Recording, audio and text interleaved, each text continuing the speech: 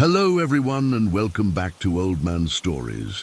I'm aware that many of you use these videos to fall asleep, so before you doze off, I thought it would be a fun idea if each of you could leave a comment letting me know which part of the world you're listening from. Also, give a like and subscribe to the channel if you're enjoying the episodes, okay? Let's get comfortable, relax, and begin.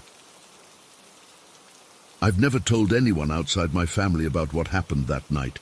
Even now, 21 years later, my hands shake as I type this.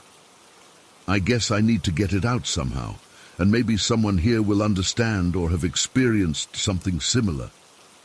I was 7 years old when my dad collapsed at my birthday party. 1 minute he was smiling, helping me blow out the candles on my cake, and the next he was on the floor. I remember my mom screaming his name, Daniel, and my 5 older sisters crowding around in panic. The ambulance came and took him away. Heart attack, they said. He fell into a coma right after. That day marked the beginning of the worst year of our lives. Our house was about 15 minutes outside of town, nestled against some hills in central California. It was pretty isolated, no neighbors for at least half a mile in any direction. After Dad went into the hospital, Mom was left alone with 6 girls, ranging from 7 to 16. She was barely keeping it together. I'd hear her crying at night when she thought we were all asleep.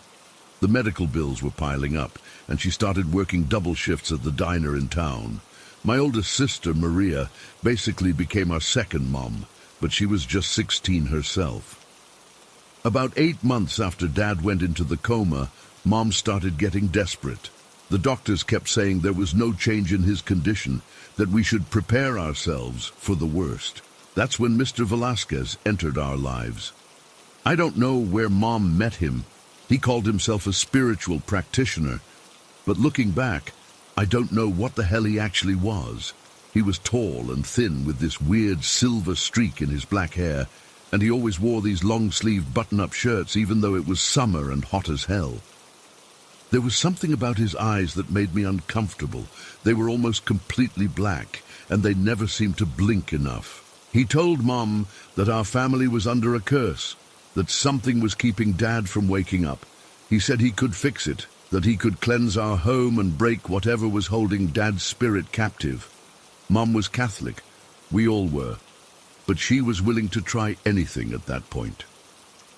Mr. Velasquez started coming to our house regularly.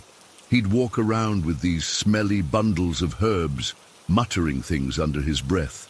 He'd place strange objects in corners, weird little figurines and bowls with stuff I couldn't identify. Mom paid him money we didn't have, convinced he was our only hope. The night it happened was in July, just before my 8th birthday. It was abnormally hot, even for California in the summer. The kind of heat that makes it hard to breathe, where the air feels thick in your lungs. Mr. Velasquez had been at our house all day, going from room to room, doing his cleansing ritual. He told us it was the final stage, that tonight would bring the breakthrough we needed. He left around 9 p.m., and Mom put us all to bed. I shared a room with my sister Anna, who was 10. The other girls were paired up in the other 2 bedrooms. Mom slept alone in the master bedroom, in the bed she used to share with Dad. I remember waking up suddenly, like someone had shaken me. The digital clock on our nightstand read 3:17 a.m. At first, I thought it was just the heat that woke me. We didn't have air conditioning, and we were relying on a single box fan that wasn't doing much. But then I heard it. A scream. Not a human scream, but not quite animal either. It was high-pitched and drawn out, like something in terrible pain. Then another one joined it, and another. It sounded like God. It's hard to describe even now, like animals being slaughtered, but wrong somehow. Too deliberate, too intelligent. Anna was already sitting up in bed, her eyes wide with fear. "Do you hear that?" she whispered. I nodded, unable to speak. The screams were coming from outside, somewhere near the house. They'd rise up and then fade, only to start again louder than before. Then we heard something else, footsteps on the porch, circling the house. Not just one person, but many, running, stopping, then running again. The wooden boards of our porch creaked under the weight. Our bedroom door flew open, and our other sisters rushed in, all talking at once. "Something's outside. Did you hear the screaming? Where's Mom?" Mom appeared in the doorway, her face pale in the dim light. "Girls, stay together," she said, her voice shaking. "I'm calling the police." We all huddled in the living room while Mom made the call. The footsteps continued circling the house, and now we could hear scratching at the windows like someone or something was trying to get in.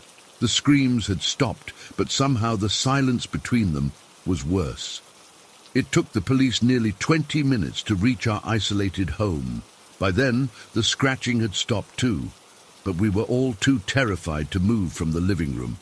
When the officers knocked on the door, Mom jumped so badly she knocked over a lamp. 2 officers came in, Officer Ramirez, a heavy-set man with a kind face, and Officer Tanner, younger and more serious. They listened to Mom's description of what we'd heard and immediately went to check the outside of the house. Officer Ramirez stayed inside with us, while Officer Tanner went around the property with his flashlight. "It's probably just coyotes," Officer Ramirez said, trying to reassure us. "They can sound awful human-like sometimes, especially when they hunt in packs." But I could tell from his face that he didn't fully believe that explanation, not with the footsteps and the scratching we'd described. The officer must have noticed how terrified we all looked. 6 girls ranging from 7 to 16, and our exhausted mother all huddled together on the couch. He walked over to the TV in the corner. "Why don't we put something on to distract you girls while we check things out?" he said, clicking on the old tube TV we had. What happened next is something I've questioned over and over in my mind for the past 21 years. Sometimes I wonder if my memory has warped it, made it worse than it was. But then I remember that everyone saw it, all my sisters, my mom, even the police officers. We all saw the same thing. The TV turned on, but instead of the usual static or late-night program, the screen filled with a swirling darkness. Not just black, but a darkness that seemed to move and pulse like it was alive. For a few seconds, we all just stared at it, confused. Then the darkness parted, and a face appeared on the screen. Not a human face, God, nothing close to human. It had horns curving up from its forehead, but not like a devil in a cartoon or movie. These were wrong somehow, asymmetrical, one larger than the other, both looking partially melted and fused with the skull.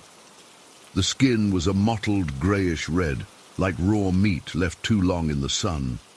But it was the eyes that have haunted my nightmares for 2 decades. Completely black, like holes cut into the screen, but with pinpricks of white light deep inside them, like distant stars. The thing on the screen didn't speak. It didn't need to.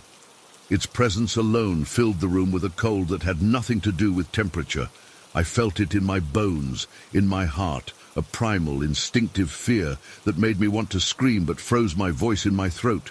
Officer Ramirez swore loudly and lurched forward, slapping at the power button until the TV clicked off. The room plunged back into the yellow glow of our living room lamp. For a moment, nobody moved or spoke. Then my youngest older sister, Carla, who was 9, started sobbing uncontrollably. Her cries seemed to break the spell, and suddenly everyone was talking at once, asking what the hell we'd just seen. "It was just interference," Officer Ramirez said, but his voice shook and he kept glancing back at the TV like he expected it to turn on by itself. "Old TV like that. Out here in the country, signals get crossed sometimes." Officer Tanner came back inside at that moment. "Nothing outside," he reported. "No footprints, no signs of anyone or anything circling the house." He must have noticed the tension in the room because he frowned and asked, "What happened?" Nobody seemed to know how to explain it. How do you tell someone you all just saw a horned monster on a TV that shouldn't have been able to show anything but static or regular channels. Mom finally spoke up. We saw something strange on the TV. A face. Officer Tanner gave his partner a questioning look, but Officer Ramirez just shook his head slightly. Probably just some interference, he repeated. Signal bouncing off the hills or something. They searched the rest of the house and found nothing. Before they left, Officer Ramirez pulled my mom aside.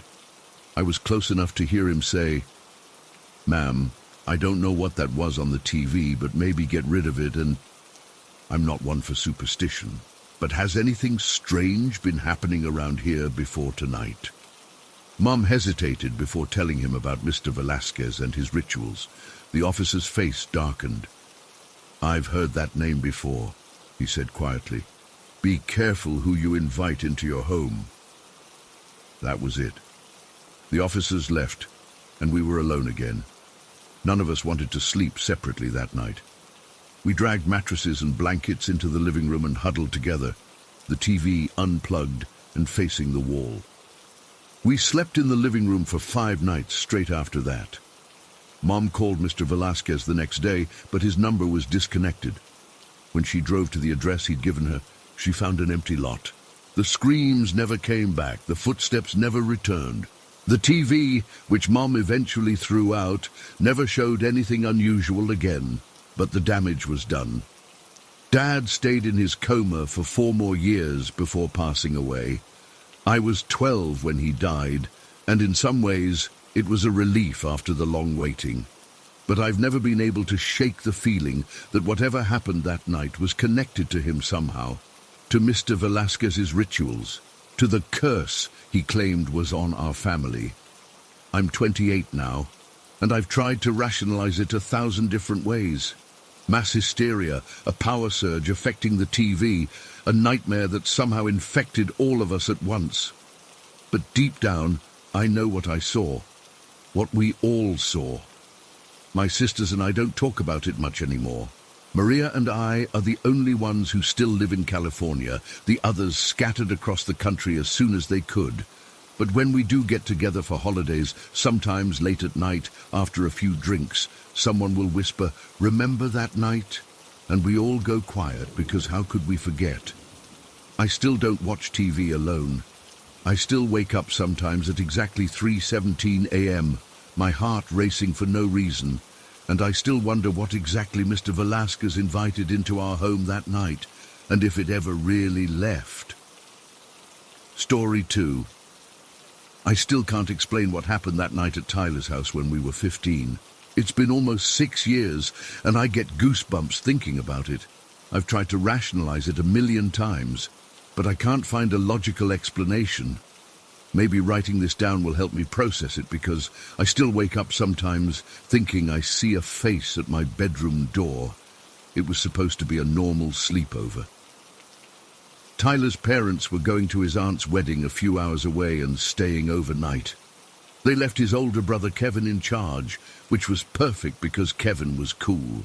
He was 19 and didn't treat us like little kids. We'd been planning this sleepover for weeks. Video games, junk food, staying up late, all the usual stuff 15-year-old guys want to do when there's minimal supervision. I arrived at Tyler's house around 5 p.m. that Friday. It was early October, and the sun was already starting to set. Tyler lived in this older 2-story house in Pinewood, a small suburb where nothing interesting ever happened. The neighborhood was one of those quiet places where everyone had lived for decades and knew each other's business. Tyler's house always felt a bit creepy to me, though I never told him that. It was built in the 70s with dark wood paneling in most rooms, and this weird layout where hallways seemed to go on longer than they should. His bedroom was upstairs, at the end of a long hallway, across from Kevin's room and opposite from his parents' room. The evening started exactly as planned. Kevin ordered us pizza, we played Call of Duty for hours, and drank way too much Mountain Dew. Kevin hung out with us for a while before retreating to his room to play some online game with his college friends. He kept his door open, though, and we could hear him talking and laughing through his headset. Around midnight, Kevin came in and told us not to stay up too much later. He wasn't strict about it, just said he was probably going to bed around 1 a.m. and we should think about sleeping soon too. We agreed, but secretly planned to keep gaming until we crashed. By 1:30 a.m. we were both actually getting tired. The Mountain Dew buzz had worn off and we'd been up since early that morning for school. We decided to call it a night. Tyler set up an air mattress on his bedroom floor for me, threw me a pillow and blanket, and we both got settled. Tyler's room was pretty typical teenage stuff. Posters of bands and video games on the walls, clothes scattered everywhere, a desk with his computer and his bed pushed against the wall opposite the door. The air mattress was positioned perpendicular to his bed, creating an L shape, with my head toward the middle of the room and my feet toward the closet. From where I was lying, I had a clear view of the door. We talked for a while in the dark about random stuff. School, girls we liked, a party coming up the next weekend, normal 15-year-old conversations. Eventually, the talking died down. I could tell Tyler was falling asleep because his responses got shorter until they stopped altogether. I heard his breathing change to that slow, steady rhythm of sleep. I was tired but having trouble drifting off in the unfamiliar room. The house made all these strange settling noises that kept startling me just as I'd start to relax. Plus, the air mattress wasn't exactly comfortable. It had this slow leak that made me sink toward the middle. I'm not sure how much time passed. Maybe 20 minutes, maybe an hour, when I noticed the door to Tyler's bedroom was slowly opening. It had been closed but not completely shut, and now it was creaking open, inch by inch. My first thought was that it was Kevin checking on us. That made sense. He was responsible for us, after all. But something felt off. The door was opening so slowly, so deliberately. The hallway behind the door was pitch black, and I couldn't see anyone there, just darkness. Then I saw a face appear in the crack of the door, just a sliver at first. An eye, part of a nose, a cheek. I froze completely. My entire body went rigid with fear. As the door opened a bit wider, I could see more of the face. It was a man, definitely not Kevin. This person had glasses, round glasses that caught a bit of the moonlight coming through Tyler's window. Kevin doesn't wear glasses, never has. The face was just watching us, not moving into the room, not saying anything, just staring. I couldn't make out many details in the darkness, but I could feel this person's eyes scanning the room, looking at Tyler sleeping, then at me. I wanted to scream, to wake Tyler up, to do something, but I was paralyzed. It was like one of those nightmares where you try to run, but your legs won't move. I remember thinking, this can't be happening. There's no one else in this house. Tyler's parents were away.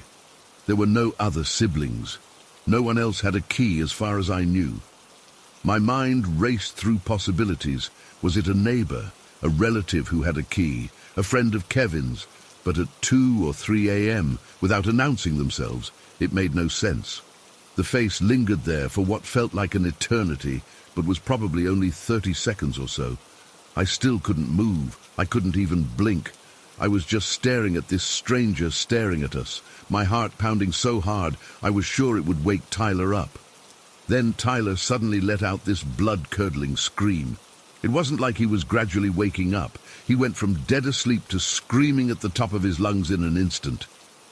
It was the most terrifying sound I've ever heard. This primal, guttural scream of pure fear. The face disappeared instantly. The door slowly, carefully closed, not slammed in panic, but deliberately eased shut. That detail still haunts me. If it was a burglar or someone who wasn't supposed to be there, wouldn't they have run? But this person just calmly closed the door. Seconds later, the hallway light flicked on. I could see the yellow glow coming through the crack under the door. Then the door burst open, and Kevin was standing there in his boxers and t-shirt, wild-eyed and confused. "What the hell is going on?" he shouted. Tyler was sitting up in bed, breathing heavily, looking absolutely terrified. I was finally able to move, and I sat up on the deflating air mattress. "There was someone at the door," I said, my voice shaking. "Someone was watching us." "What? Who?" Kevin asked, stepping further into the room and looking around. "I don't know," I said, "but it wasn't you. They had glasses." Tyler was nodding frantically. "I saw him too," he said. "I woke up and there was a face in the doorway." Kevin's expression changed from confusion to alarm. He disappeared for a moment and came back with a baseball bat from his room. "Stay here," he ordered. "Don't move." We didn't need to be told twice. Tyler got out of his bed and came to sit beside me on the air mattress. We were both shaking.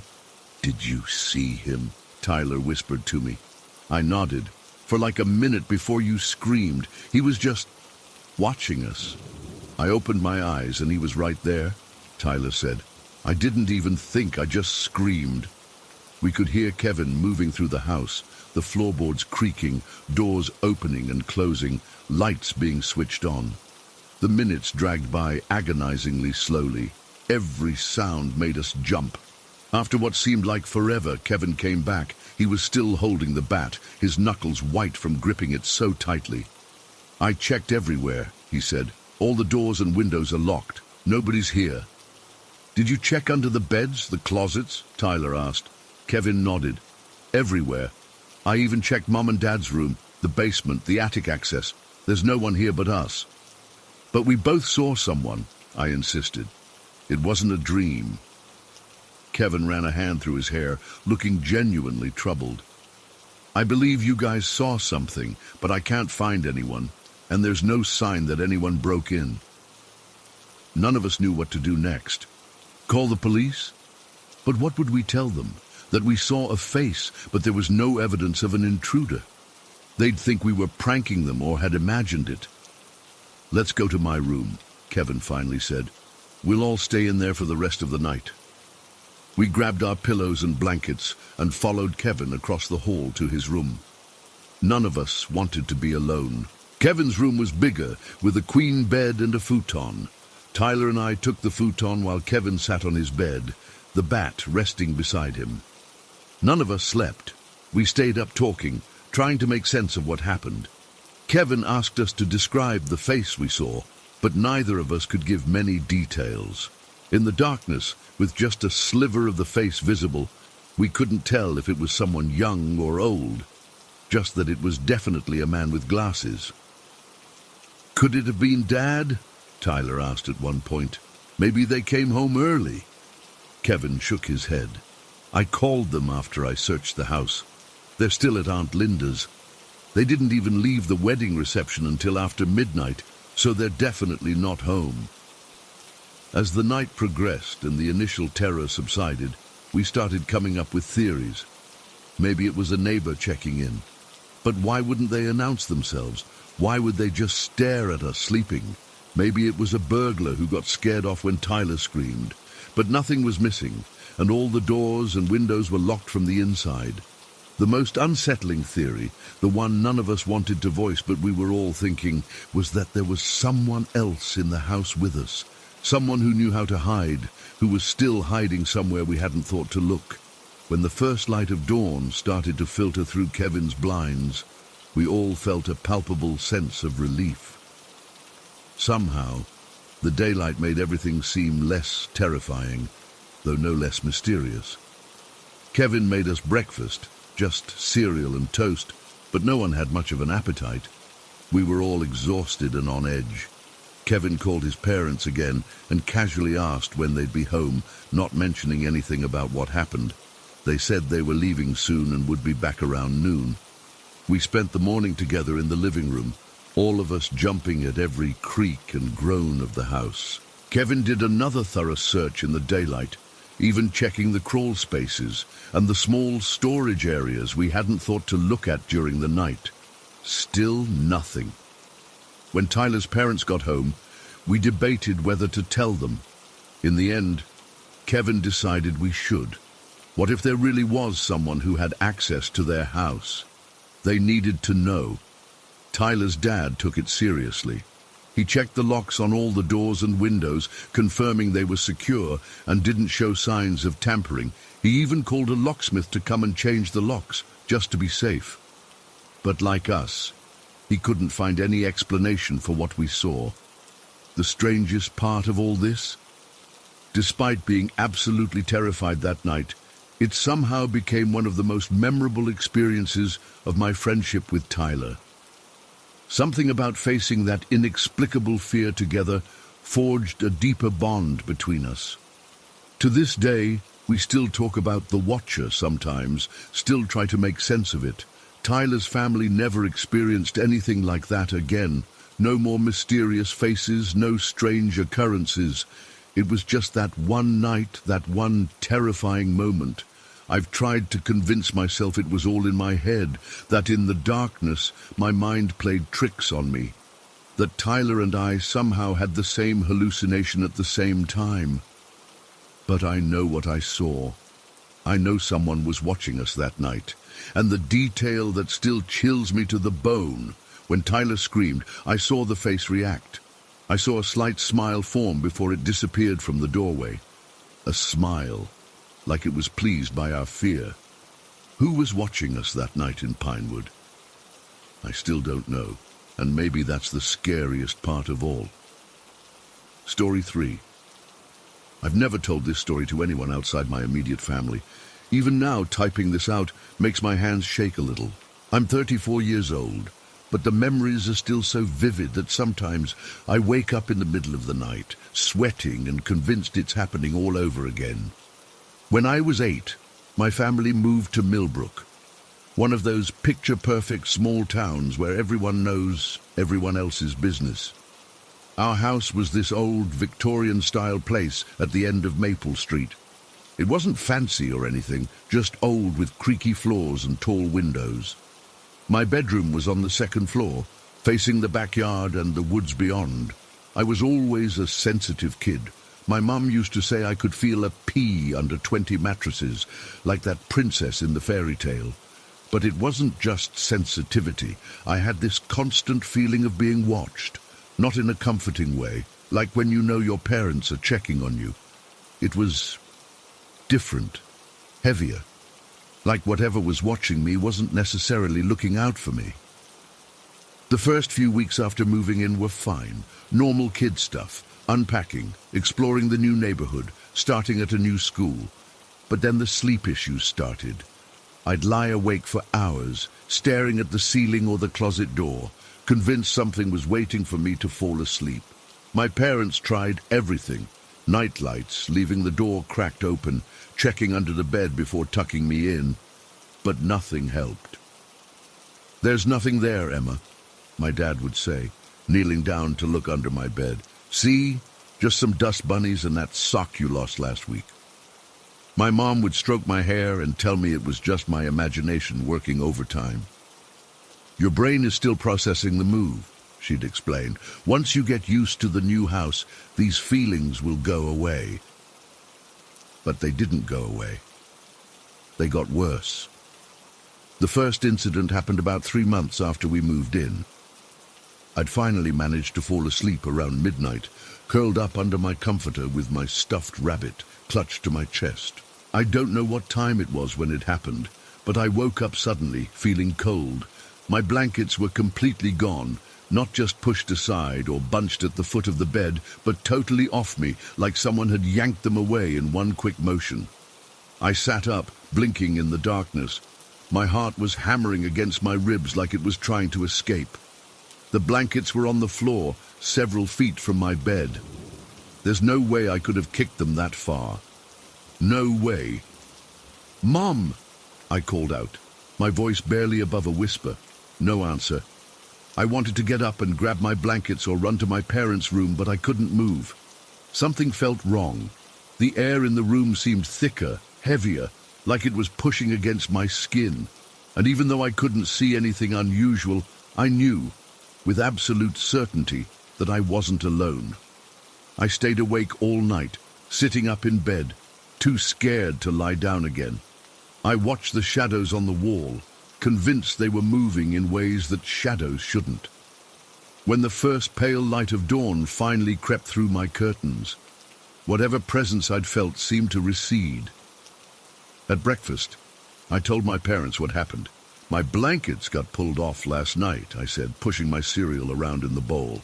My mom exchanged a look with my dad. "You probably kicked them off, sweetie. You toss and turn a lot in your sleep." "No, Mom. They were pulled, like someone grabbed them and yanked them off." My dad ruffled my hair. "That's quite an imagination you've got there, kiddo." They didn't believe me. And honestly, in the bright light of day, I almost didn't believe myself. Almost. But then it happened again. And again. Not every night, but often enough that I started dreading bedtime. I'd go to sleep with my blankets tucked tightly around me and wake up freezing cold, the covers on the floor. Sometimes it would happen right as I was drifting off, that sudden, violent yank that would jolt me back to full alertness. I started developing strategies. I'd tuck the blankets under the mattress on all sides, making it harder to pull them off. I tried sleeping with multiple layers, a sheet, then a comforter, then my old baby blanket on top, thinking that maybe whatever was pulling at my covers would be satisfied with just taking the top layer. Nothing worked. My parents were getting concerned, but not about the blankets. They were worried about me. They took me to a doctor who suggested I might be experiencing night terrors or sleep disturbances due to anxiety about the move. He prescribed some mild children's melatonin to help me sleep better. It didn't stop the sheet pulling, but it did make me sleep so deeply that sometimes I wouldn't wake up until morning, when I'd find my blankets on the floor and have no memory of them being pulled off.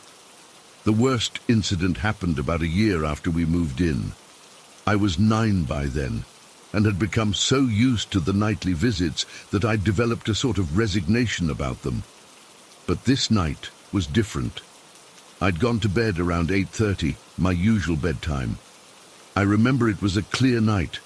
I could see the moon through my window, almost full and casting silvery light into my room. I must have fallen asleep, because the next thing I knew, I was jarred awake by that familiar yanking sensation. But this time, it wasn't just my blankets that moved. I felt something tug at my pajama bottoms too, just a quick pull at the hem. I scrambled up against my headboard, pulling my knees to my chest. The room was cold, colder than it should have been, even without blankets. My breath came out in little visible puffs, like I was outside in winter instead of in my bedroom in the middle of April. "Who's there?" I whispered, trying to sound braver than I felt. No answer, of course. Just the faint creaking of the house settling and the distant hoot of an owl outside. I couldn't stay in that room another minute. I decided to run to my parents' bedroom across the hall. Their door was always slightly open in case I needed them, and I could see the faint glow of my dad's reading lamp still on. He was probably doing the crossword puzzle like he did every night before bed. I gathered all my courage, counted to 3 in my head, and made a dash for it. I cleared the distance from my bed to my bedroom door in one desperate leap, yanked it open, and sprinted into the hallway. That's when it happened. Just as I was halfway across the hall, a blinding light flashed from the window at the end of the corridor. Not like a car's headlights or lightning. This was different. Brighter, whiter. It was so intense that it seemed to penetrate everything, making the walls and floor temporarily transparent, like I was seeing through them into some other place. And in that split second of impossible brightness, I felt completely paralyzed. Not from fear, but from something else. Like my entire body had been switched off. I couldn't move, couldn't scream, couldn't even blink. Then nothing. The next thing I remember is waking up in my parents' bed with no memory of how I got there. According to them, I'd come running into their room in the middle of the night, hysterical about a light and something pulling my blankets. They'd let me sleep with them and figured they'd sort it out in the morning. But when morning came, I couldn't explain what had happened in the hallway. Every time I tried to think about it, my mind would slide away from the memory, like trying to hold onto a wet bar of soap. All I had was the image of that light burned into my brain, and a deep, unsettling feeling that something important had happened, something I couldn't remember. After that night, things escalated. The sheet pulling became more frequent, sometimes happening 2 or 3 times a night. I'd wake up to find not just my blankets on the floor, but my pillows too, and sometimes small items from my nightstand, books, my water glass, my alarm clock, would be moved or knocked over. My parents were at their wits' end. They'd installed a baby monitor in my room, hoping to catch me in the act of kicking off my own blankets, but the footage showed nothing conclusive. Just me sleeping peacefully one minute, and the next minute my covers would be yanked off by an unseen force, too fast for the camera to capture clearly. Finally, after a particularly bad week where I barely slept at all, they made a decision. My mum's sewing room would become my new bedroom, and the old sewing supplies would move into my old room.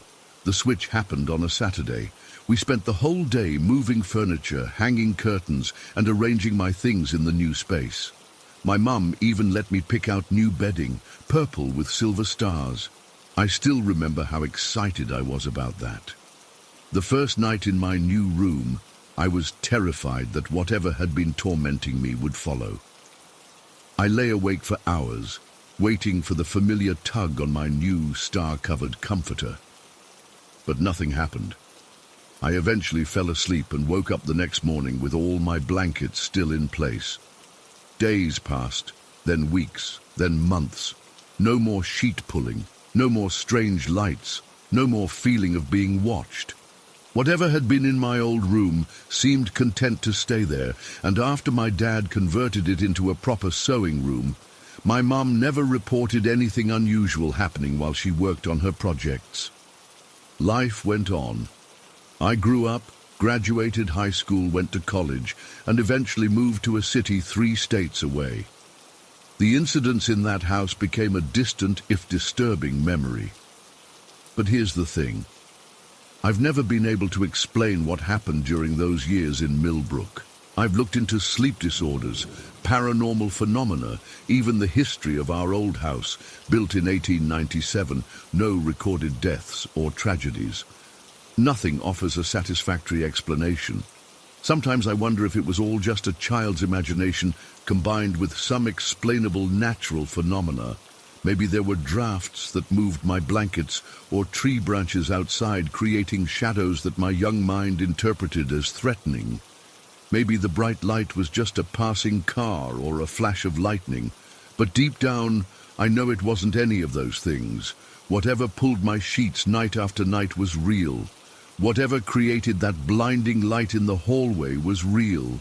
And whatever might have happened during the time I can't remember, that was real too. I'm married now, with a daughter of my own. She's 6, sensitive like I was, with the same tendency to see shapes in shadows and hear whispers in the wind.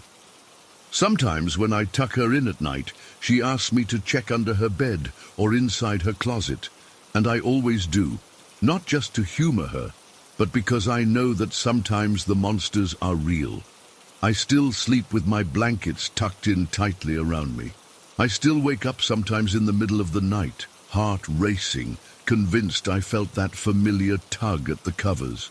And I still can't look at certain kinds of bright lights without feeling a wave of unexplainable dread wash over me. Whatever happened in that house in Millbrook all those years ago, it left its mark on me.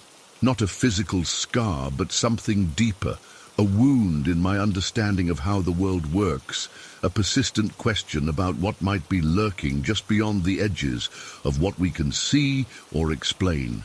And sometimes, in that space between wakefulness and sleep, I could swear I feel something watching me from the foot of my bed, waiting. Story 4. I still get goosebumps typing this out.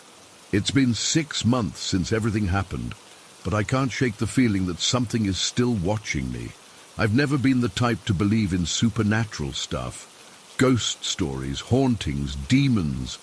I always thought it was just people letting their imaginations run wild, or trying to explain things they didn't understand.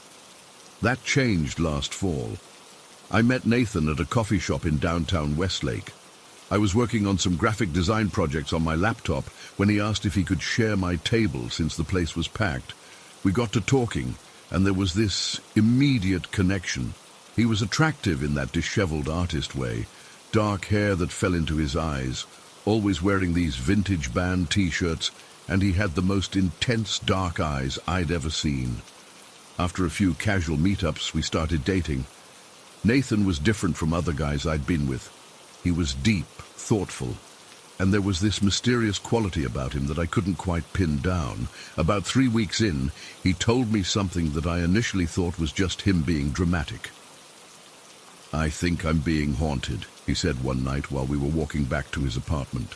We'd just had dinner at this Thai place downtown, and I laughed, thinking he was joking. "I'm serious, Olivia," he said, his voice dropping lower. "It's been happening since I was a teenager. This thing follows me." I remember rolling my eyes. "Right. Is this your way of seeming mysterious and deep, because you don't need to make up ghost stories to impress me?"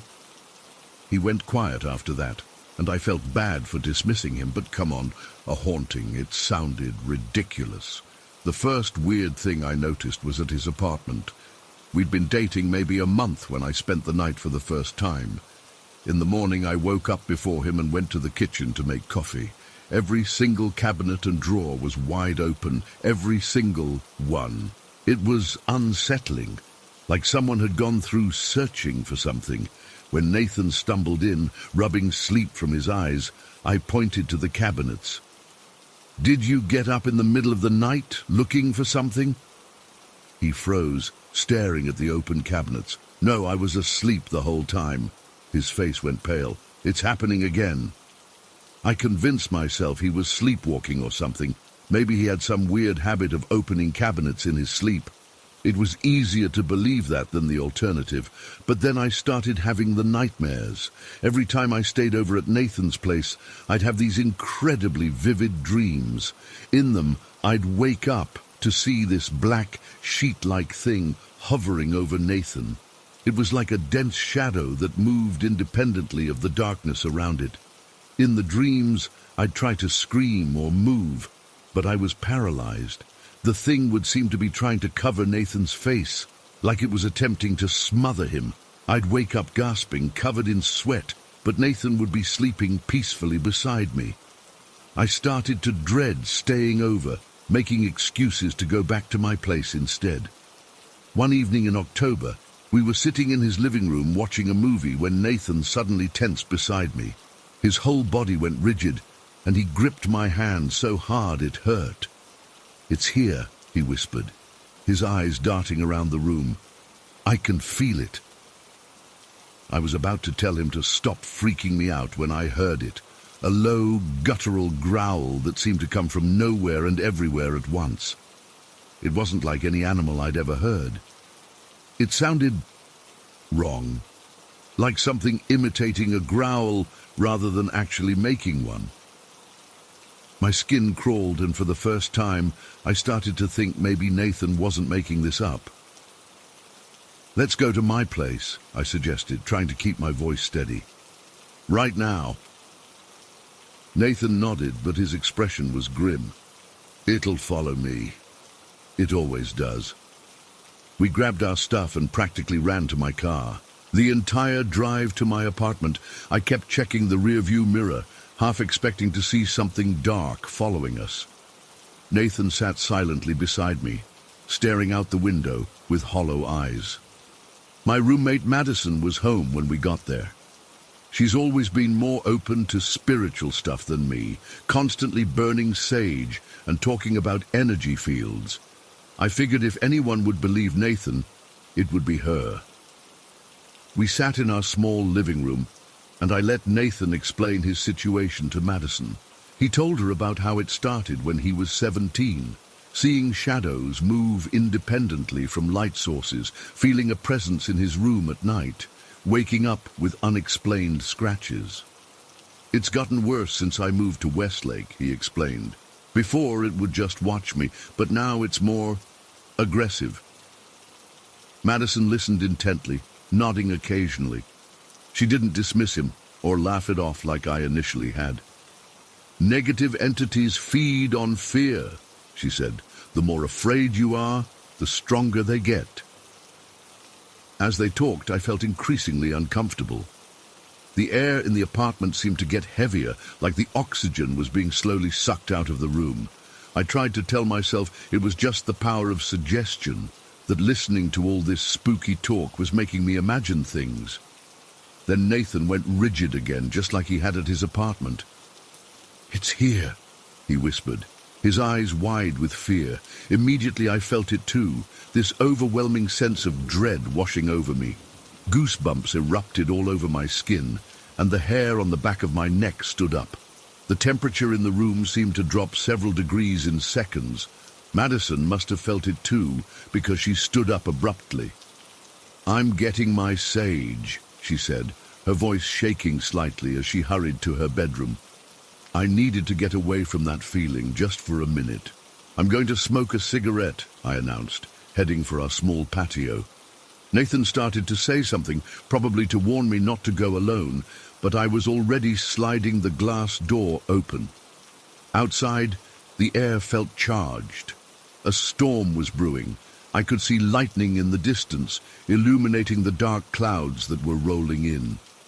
The wind had picked up, making the potted plants on our patio rattle against the concrete. I lit my cigarette with shaking hands and took a deep drag, trying to calm my nerves. Part of me was still fighting against believing any of this was real. It had to be mass hysteria or something, Nathan's stories getting into my head, making me imagine things. Standing there in the growing storm, I felt a sudden wave of defiance. If there really was some entity following Nathan, who was it to invade my life, my home? In my head, I challenged it. "If you're real, show yourself. Do something." I took one last drag of my cigarette and moved to put it out in the glass ashtray we kept on the patio table. As soon as the lit end touched the glass, there was a loud crack. The ashtray split perfectly into 3 triangular pieces, like someone had taken a hammer and precisely broken it. At the exact same moment, lightning struck somewhere close by, followed immediately by a deafening crash of thunder that shook the building. The timing was so perfect, so clearly synchronized, that I knew it couldn't be coincidence. I hadn't pressed down hard enough to break the ashtray. It was thick glass, and I'd used it hundreds of times before. There was no way I could have broken it that perfectly by just extinguishing a cigarette. My hands trembling, I gathered the 3 triangular pieces and ran back inside, sliding the door shut behind me. Madison was in the living room, waving burning sage around while Nathan sat with his eyes closed, reciting something under his breath. I held out the broken ashtray pieces. "Look at this," I said, my voice barely above a whisper. It just broke into perfect triangles. Madison stopped mid-wave, her eyes widening as she looked at the glass in my hands. Nathan opened his eyes, and I saw real fear there. "Threes are significant in demonic manifestations," Madison said quietly. 3 knocks, 3 scratches, 3 breaks. It's mocking the Holy Trinity. I'd never been religious, but a chill ran down my spine at her words. The 3 of us stayed awake all night, huddled in the living room with every light blazing. Madison kept burning sage and reciting protective prayers she'd found online. Nathan alternated between tense silence and telling us more about his experiences with the entity. I kept the 3 glass triangles on the coffee table, unable to stop staring at them. The next morning, exhausted and strung out, Nathan called his aunt in Mexico. Apparently she had experience with these kinds of situations. They spoke in rapid Spanish that I couldn't follow, but afterward, Nathan seemed a little calmer. "She gave me a ritual to try," he explained. "It involves a mirror and some special herbs she's going to mail me." A week later, the package arrived from Mexico. Nathan came over and, under his aunt's instructions, delivered via a very long WhatsApp voice note. We performed the ritual. It involved placing a mirror facing outward on my balcony, surrounding it with a mixture of herbs and salt, and reciting a prayer in Spanish that Nathan's aunt had taught him. I don't know if it worked because of the ritual itself or because we believed it would work, but after that night, the oppressive feeling seemed to lift. Nathan stopped tensing up suddenly or claiming he could sense the entity. The cabinets in his apartment stayed closed. I stopped having those horrible nightmares. Life slowly returned to normal, or as normal as it could be after experiencing something like that. Nathan and I continued dating for a couple more months before drifting apart for unrelated reasons. Sometimes I wonder if the entity is still with him, if it's just biding its time, or if it really was banished by his aunt's ritual. I still have those 3 triangular pieces of glass. I keep them in a small box at the back of my closet. Sometimes, late at night when I can't sleep, I take them out and fit them together like a puzzle, remembering that night when my entire understanding of reality shifted. I don't know if what happened was truly supernatural. Maybe there are psychological or scientific explanations for everything we experienced. But I do know that the memory of that night in Westlake, the heaviness in the air, the perfect symmetry of that broken ashtray, the synchronization with the lightning still makes my skin crawl 6 months later. And sometimes, when I'm alone in my apartment and the wind howls outside my window, I swear I can hear that same guttural growl echoing from nowhere and everywhere all at once. Story 5. I'm still having a hard time putting this into words, even though it happened over 2 years ago. I never thought I'd share this, but I need to tell someone who might actually believe me. I was 16 when I moved in with my Aunt Sophia in Riverdale. My home situation had gotten pretty bad. My mum's new boyfriend was a total nightmare, and after months of fighting, she finally agreed to let me live with her sister. Aunt Sophia and Uncle Dave had this nice house on a quiet street with their 1-year-old son, Kyle. It was isolated, like the kind where you can't see your neighbors because of all the trees, which I thought was cool at first. I'd been there about 3 weeks when it happened. Uncle Dave was away on a business trip, something he did often, usually gone Monday through Friday. Aunt Sophia worked at the hospital and had these weird shifts that sometimes left me watching Kyle for a few hours. I didn't mind. He was a good baby, and I needed to pull my weight in their house. It was a Tuesday afternoon in March. The weather was turning warmer, but there was this weird spring chill in the air. Aunt Sophia had a 12-hour shift, so she left around 6 a.m. and wouldn't be back until after 6 p.m. Nothing out of the ordinary. I spent the morning playing with Kyle, feeding him lunch, and reading those little board books that he loved. Around 1:30, he started getting fussy and rubbing his eyes. Classic nap time signals. I took him upstairs, changed his diaper, and put him down in his crib. He fell asleep almost instantly, which was a relief, because sometimes getting him down was a battle. With Kyle asleep, I finally had some time to myself. I'd been up since 6 a.m. when Aunt Sophia left and hadn't even had time to shower yet. Their house was old and creaky, so I always kept Kyle's baby monitor with me when he slept. I grabbed it, went to my bathroom and turned on the shower. I remember feeling relaxed for the first time that day as the hot water hit my back. Their water pressure was amazing compared to my mom's place. I had washed my hair and was just standing there, enjoying the steam and quiet when I heard it through the monitor.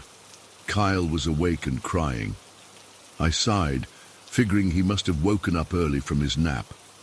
It happens sometimes.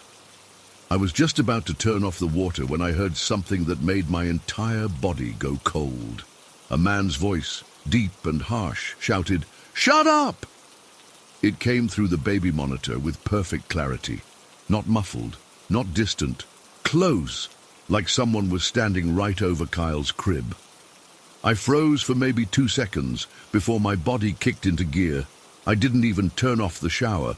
I just grabbed my towel, wrapped it around me, and ran out of the bathroom dripping wet. I was so scared I couldn't even scream. My heart was pounding so hard I could feel it in my throat. Kyle was still crying, which somehow made everything worse. I could hear him through the monitor and down the hall. I grabbed the first thing I saw, my curling iron, and held it like a weapon. It wasn't even plugged in, but it was heavy metal and better than nothing. I remember thinking I should call 911, but my phone was in my bedroom, and Kyle's room was closer. The idea of someone in there with him made me sick with fear, but I couldn't leave him. I had to get to him. The hallway to Kyle's room felt 1,000,000 miles long. Water was dripping everywhere as I clutched my towel with one hand and the curling iron with the other. My legs were shaking so badly I thought I might fall. Kyle's door was half open, just how I'd left it. I took a deep breath and pushed the door all the way open, ready to swing my pathetic weapon at whoever was in there. But the room was empty. Kyle was there, standing in his crib, crying with his little hands gripping the rails. But there was nobody else. I checked behind the door, under the crib, in the closet. Nowhere a person could hide. The window was locked from the inside, with the childproof lock still engaged. I grabbed Kyle and held him against me, not caring that I was getting him all wet. He was still crying, but seemed more confused than scared. I was terrified enough for both of us. "It's okay, buddy," I whispered, even though I knew it wasn't. My voice was shaking so badly I barely recognized it. "We're going to go somewhere safe." I didn't put him down while I frantically pulled on my robe that was hanging on my bedroom door. I didn't have time to get dressed properly. I grabbed my cell phone from my nightstand and held Kyle tight as I ran downstairs. At the bottom of the stairs, I froze again. What if whoever it was had gone downstairs while I was getting Kyle? What if they were waiting by the front door? I stood there for what felt like minutes, but was probably only seconds, listening for any sound that wasn't Kyle's whimpering or my own breathing. Nothing. I didn't bother trying to search the house. All I could think was, get out. I ran to the front door, fumbled with the lock while holding Kyle awkwardly against my hip, and finally got it open. I didn't even close it behind me as I sprinted across the street to Mr. Charles's house. He was this elderly widower who lived alone in a small bungalow. I'd only met him once when we were getting the mail, but I knew he was home because his car was in the driveway. I pounded on his door like a maniac, still holding Kyle, who had started crying again, probably because I was scaring him. Mr. Charles opened the door looking confused, then alarmed when he saw me standing there in just a bathrobe, soaking wet and holding a crying baby. "Someone's in our house," I gasped, pushing past him into his living room. "Please, I need help." Poor Mr. Charles must have been so confused. He was about 80 years old with thick glasses and a cane, but he immediately closed and locked his door. "I'll call the police," he said, reaching for his landline phone. His hands were shaking almost as badly as mine. I called Aunt Sophia while Mr. Charles was on with 911. She didn't answer her work phone, which wasn't surprising. She worked in the ICU and couldn't always pick up. I left her a frantic voicemail, then tried texting her. The police took about 15 minutes to arrive, which felt like hours. By then, Kyle had calmed down, but I was still shaking. I must have looked insane, hair dripping wet, wearing nothing but a bathrobe, clutching my baby cousin like he might disappear. I tried to explain what happened to the 2 officers who showed up, but I kept stumbling over my words. "I heard a man's voice through the baby monitor," I told them. "He yelled at Kyle to shut up. I was in the shower and Kyle was alone in his crib. No one else is supposed to be in the house." The officers exchanged this look that I'll never forget, like they didn't really believe me, but had to check anyway. One stayed with us while the other went with a backup officer who had just arrived to search the house. Mr. Charles was so kind. He made me tea that I couldn't drink and put a blanket around my shoulders. He kept telling me everything would be okay, but I could tell he was worried too. After what seemed like forever, the officers came back. They'd searched the entire house, including the attic, basement, all closets, under beds, everywhere a person could hide. "We didn't find anyone," the older officer said. He had this tired look, like he'd dealt with hysterical teenagers before. "No signs of forced entry either. All windows are locked from the inside, and the only door unlocked was the front door, which you said you left open when you ran out." "But I heard someone," I insisted, feeling tears well up. "I didn't imagine it. There was a man's voice, clear as day. He yelled right at Kyle." The officers asked if there were any men who had keys to the house, if any neighbors might have been inside for any reason, if we'd had repairmen recently. No, no, and no. Uncle Dave was the only man with keys, and he was 3 states away at a conference. Aunt Sophia finally called back and rushed home. By the time she arrived, I was dressed in clothes Mr. Charles's daughter had left at his house, way too big, but better than a wet bathrobe. The police were still there, looking increasingly skeptical of my story. When Aunt Sophia arrived, I thought she'd believe me without question. Instead, she looked almost as doubtful as the officers. She thanked them and Mr. Charles, then took Kyle and me back home. "Are you sure you heard what you think you heard?" she asked gently as we walked into the house. I could tell she was trying not to sound accusatory, but it still hurt. "Sometimes baby monitors can pick up interference from other devices. Or maybe you dozed off for a second in the shower and had a mini dream." I couldn't believe what I was hearing. I wasn't asleep. I heard a man's voice yell, "Shut up," at Kyle. It was real. She just gave me this sad little smile and said we'd figure it out. But I could tell she'd already decided I was either mistaken or making it up. The police report basically said nervous teenager overreacted to unexplained noise. They suggested it might have been radio interference on the baby monitor, or even a neighbor's voice carrying through an open window, even though our windows were closed. Case closed. Except it wasn't closed for me. I couldn't sleep that night or the next. I kept the baseball bat from the garage next to my bed. I checked on Kyle constantly. I jumped at every creak and groan the house made. Aunt Sophia started giving me these worried looks. Uncle Dave came home early from his trip and had a talk with me about stress and adjustment periods and how sometimes our minds play tricks on us when we're going through tough times. But I know what I heard. For weeks afterward, I refused to shower unless someone else was home and awake. I wouldn't babysit Kyle alone. I'd make excuses to go to the library or a friend's house whenever Aunt Sophia needed me to watch him. Eventually, she arranged for a different sitter, probably thinking I was just trying to get out of responsibilities. Time passed, and I stopped bringing it up because I could see how it made everyone uncomfortable. They'd exchanged those looks, the ones that said, "Just humor her."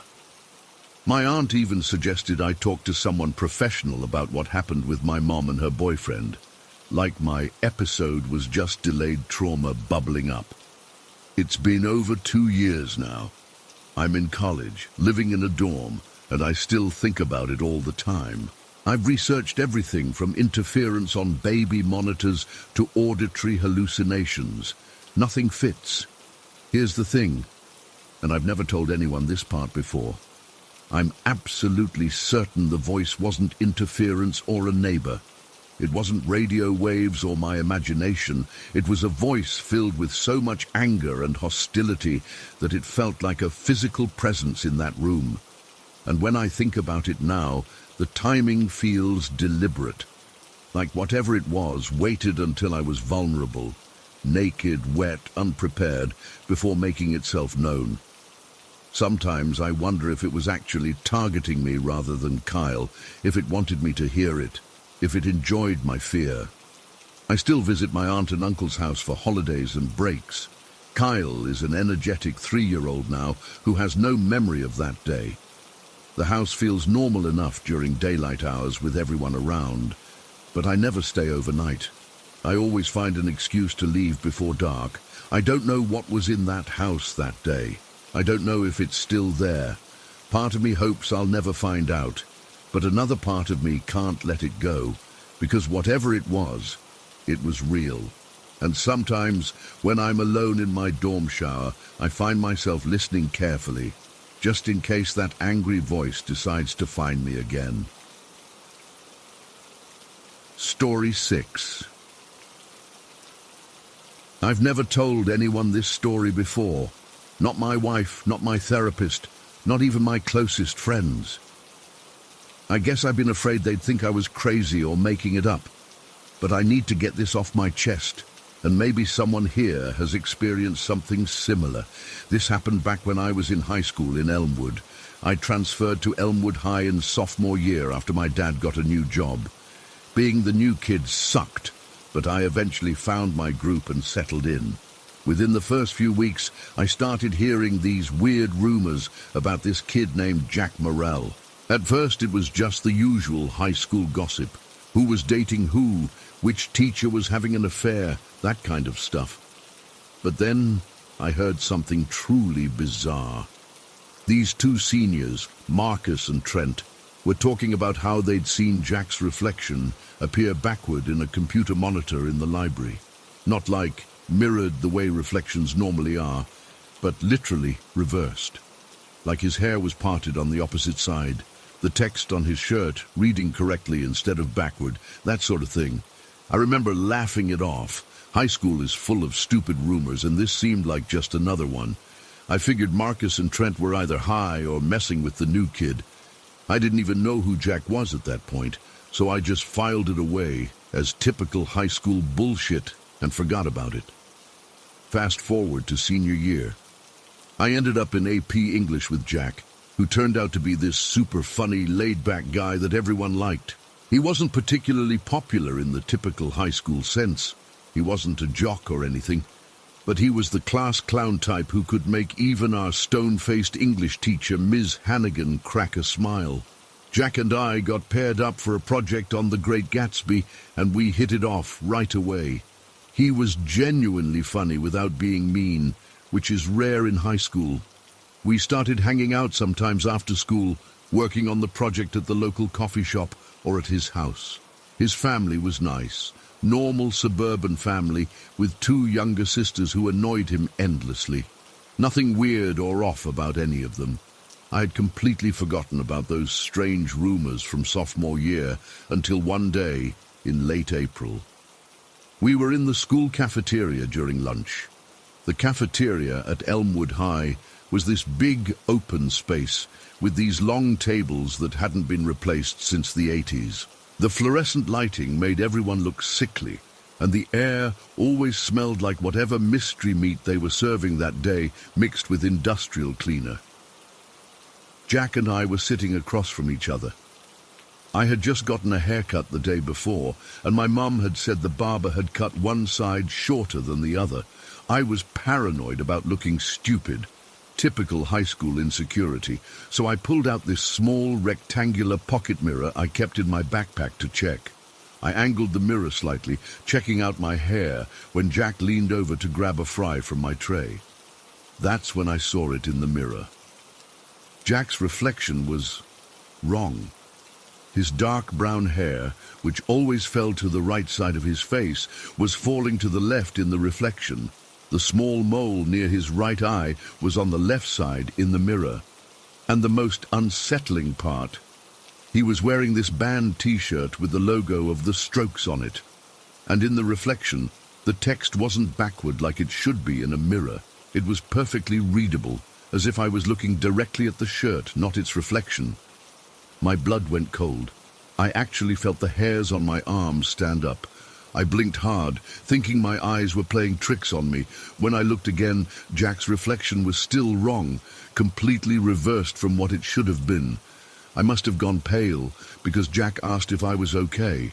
I mumbled something about feeling a little sick and shoved the mirror back in my bag. My hands were shaking so bad I almost dropped it. Jack offered to walk me to the nurse, but I said I just needed some air. For the rest of lunch, I couldn't look directly at him. My mind was racing, trying to process what I'd just seen. Was I hallucinating? Was there something wrong with the mirror? But deep down, I knew what I'd seen, and I remembered those rumors from years ago. After a few minutes of me acting weird, Jack went to throw away his trash. I took out the mirror again, my heart pounding so hard I could feel it in my throat. When he came back and sat down, I angled the mirror to catch his reflection again. This time, everything looked normal. His hair fell the right way, the text on his shirt was backward like it should be, the mole was on the correct side, just a normal reflection. I spent the rest of the day in a daze. I kept replaying what I'd seen over and over, wondering if I had imagined it.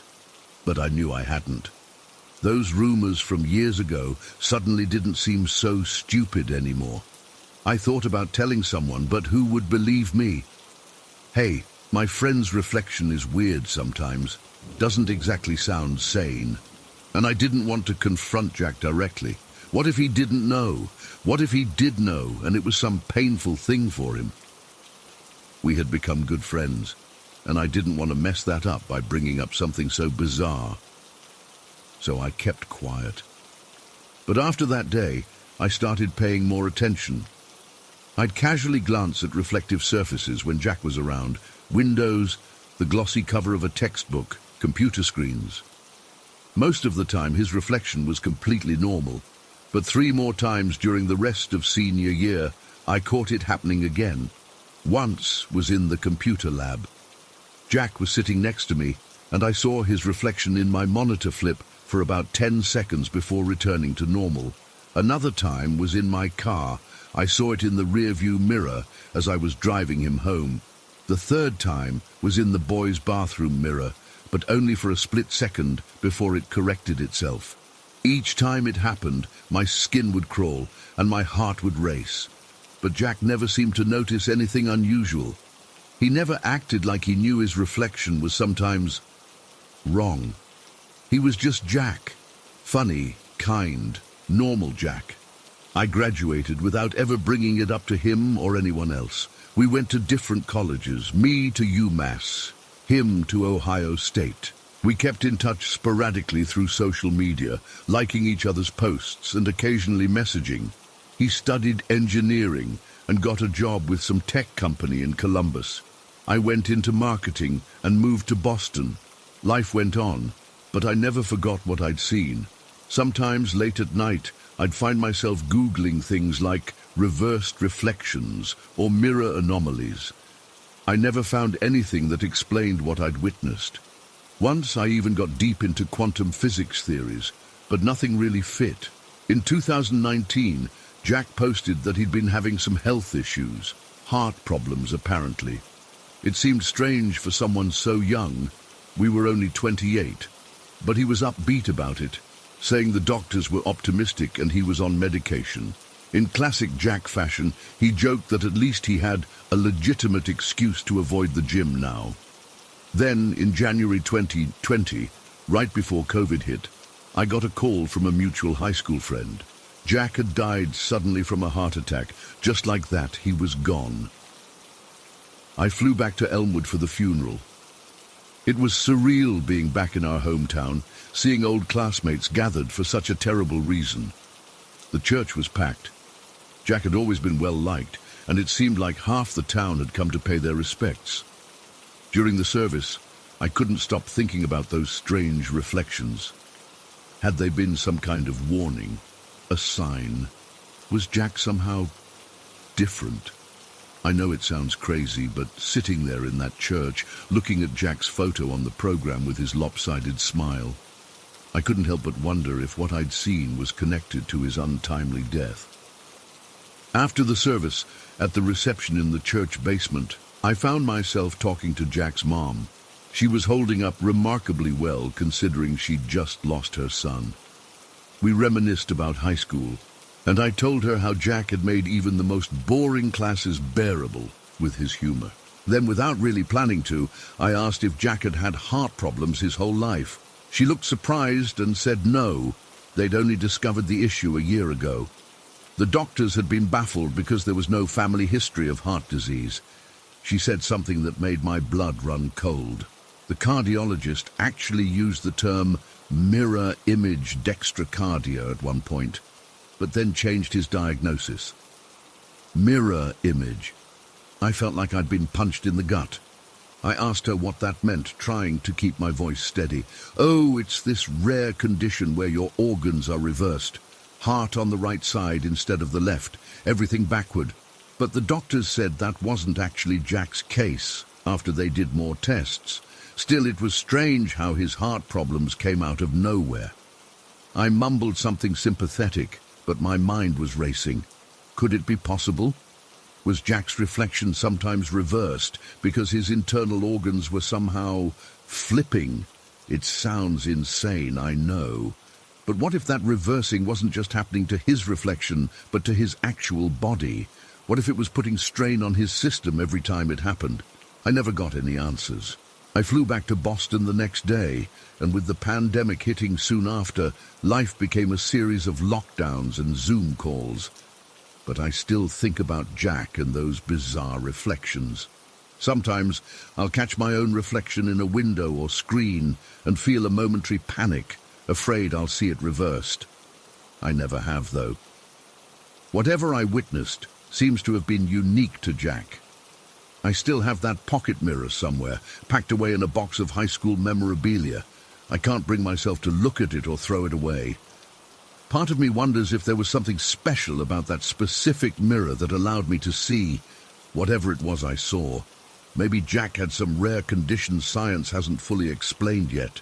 Maybe there was something supernatural going on. Or maybe I was just an anxious teenager who saw something strange once and convinced myself it happened multiple times. But I know what I saw. And sometimes, late at night when I can't sleep, I wonder if there are others out there with reversed reflections, walking among us, their time running out as their bodies struggle with their own reversed nature. I miss Jack. He was a good friend, one of the best people I knew in high school. Whatever was happening with his reflection, it didn't change who he was. But I can't help wondering, if I had said something, if I had pushed him to see a doctor years earlier because of what I saw in that cafeteria mirror, would he still be alive today? That's the thought that haunts me the most. Story 7. I never thought I'd share this with anyone.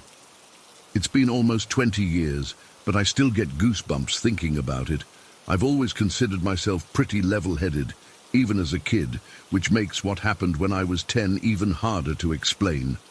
We lived in Pinecrest back then, just a tiny dot on the map with more pine trees than people. Our house wasn't anything special, a 2-story with 3 bedrooms upstairs, mine at the end of the hallway facing the backyard. My sister Mia had the room next to mine, and my parents were across the hall. I was that kid who needed a nightlight until an embarrassingly late age. Nyctophobia, the doctors called it, fear of the dark. But it wasn't just being afraid, it was this overwhelming sense that the darkness wasn't empty. I couldn't sleep most nights. I'd lie there, eyes wide open, staring at the ceiling until exhaustion finally took over, usually around dawn. My mum would check on me throughout the night, which helped a little. But she couldn't stay up with me forever. My dad thought I was just being dramatic. "Everyone's afraid of the dark sometimes, Sophia," he'd say. But it wasn't sometimes for me. It was every single night, and it was getting worse. I was falling asleep in class, my grades were slipping, and I was constantly irritable from exhaustion. The night it first happened was in October. The wind was making the old oak tree scratch against my window, and I remember thinking how the branches looked like fingers trying to get in. I must have finally started drifting off around 2 a.m. when something made me open my eyes. There was someone standing by my window. At first I thought it was Mom checking on me again. I was about to say something when I realized the shape was all wrong. Mom had this short pixie cut at the time, but this figure had long hair that seemed to float slightly, like it was underwater. My breath caught in my throat and I froze, completely paralyzed. Then it turned to look at me. I expected to scream. I expected to feel terror rip through me. But what hit me instead was this wave of kindness. It's so hard to explain. This figure, this person or whatever it was, radiated concern, like finding a stranger helping you after you've fallen down. That feeling of, I'm here to help, just washed over me. But I was still terrified. Nothing made sense. There was a stranger in my bedroom in the middle of the night, and somehow they were projecting feelings at me. I yanked my blanket over my head and counted to 50, my heart hammering so hard I thought it might break my ribs. When I finally gathered enough courage to peek out, the figure was gone. I convinced myself it had to be a dream, or maybe a hallucination from being so sleep-deprived. I'd read somewhere that if you don't sleep enough, your brain starts to play tricks on you. That had to be it. I was just seeing things because I was exhausted. The next day, I was a zombie at school. My teacher, Mrs. Hannigan, asked if I was feeling okay, and I just nodded. How could I explain what had happened? I barely understood it myself. That night I tried to stay awake on purpose. I thought if I could catch myself hallucinating, I'd know for sure it wasn't real. I sat up in bed with my reading lamp on, flipping through a Goosebumps book. Ironic, I know. Around midnight, my eyes started getting heavy, and I must have dozed off. When I woke up, there were two of them. One was by the window again, the same one from before, with the long floating hair. The other was standing at the foot of my bed. This one was shorter, with what looked like a hat or some kind of head covering. They weren't looking at me. They were looking at each other.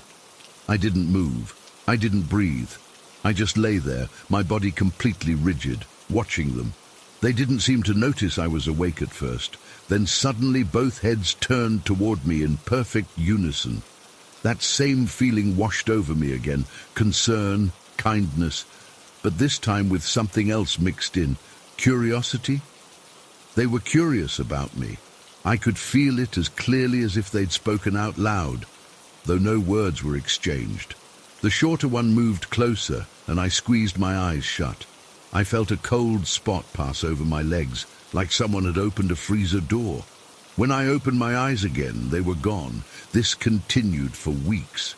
Different figures would appear in my room at night, sometimes one, sometimes 3 or 4. They never tried to touch me or harm me. They just watched, always with that same feeling of benevolent concern. I started keeping a journal, trying to document what was happening. Looking back at it now, my descriptions are pretty vague. The tall one came tonight, or the one with the hat stood by my dresser for a long time. I was too scared to turn on my light to get a better look, and they always seemed to vanish if I made any sudden movements. About a month into these visitations, something changed. I woke up to find one of them, a new one I hadn't seen before, standing right next to my bed. This one was different. It didn't have that same warm feeling. Instead, I sensed irritation, annoyance, and it was directed at me. I remember lying there, my whole body trembling, as this thought pushed into my mind. It's obviously not good for you to spend the night on this route. Not a voice, exactly. More like the idea just appeared in my head, fully formed. Route? What route? I didn't understand. The figure raised what I assumed was an arm, pointing toward my door. The message was clear. I shouldn't be in this room. That was the most frightening night of all, not because the figure seemed threatening, but because for the first time, one of them had communicated directly with me. This wasn't a hallucination. This wasn't a dream. Whatever these things were, they were real, and they knew I could see them. The next morning, I was a mess. I'd barely slept, and my mum noticed immediately. "Honey, you look awful," she said, feeling my forehead. "Are you coming down with something?" I almost told her then. I almost spilled everything about the nocturnal visitors who'd been watching me for weeks. But I knew how it would sound. I knew they'd think I was either making it up for attention or that something was seriously wrong with me. So I just blamed it on bad dreams. As luck would have it, around this time, my parents had been discussing rearranging the bedrooms anyway.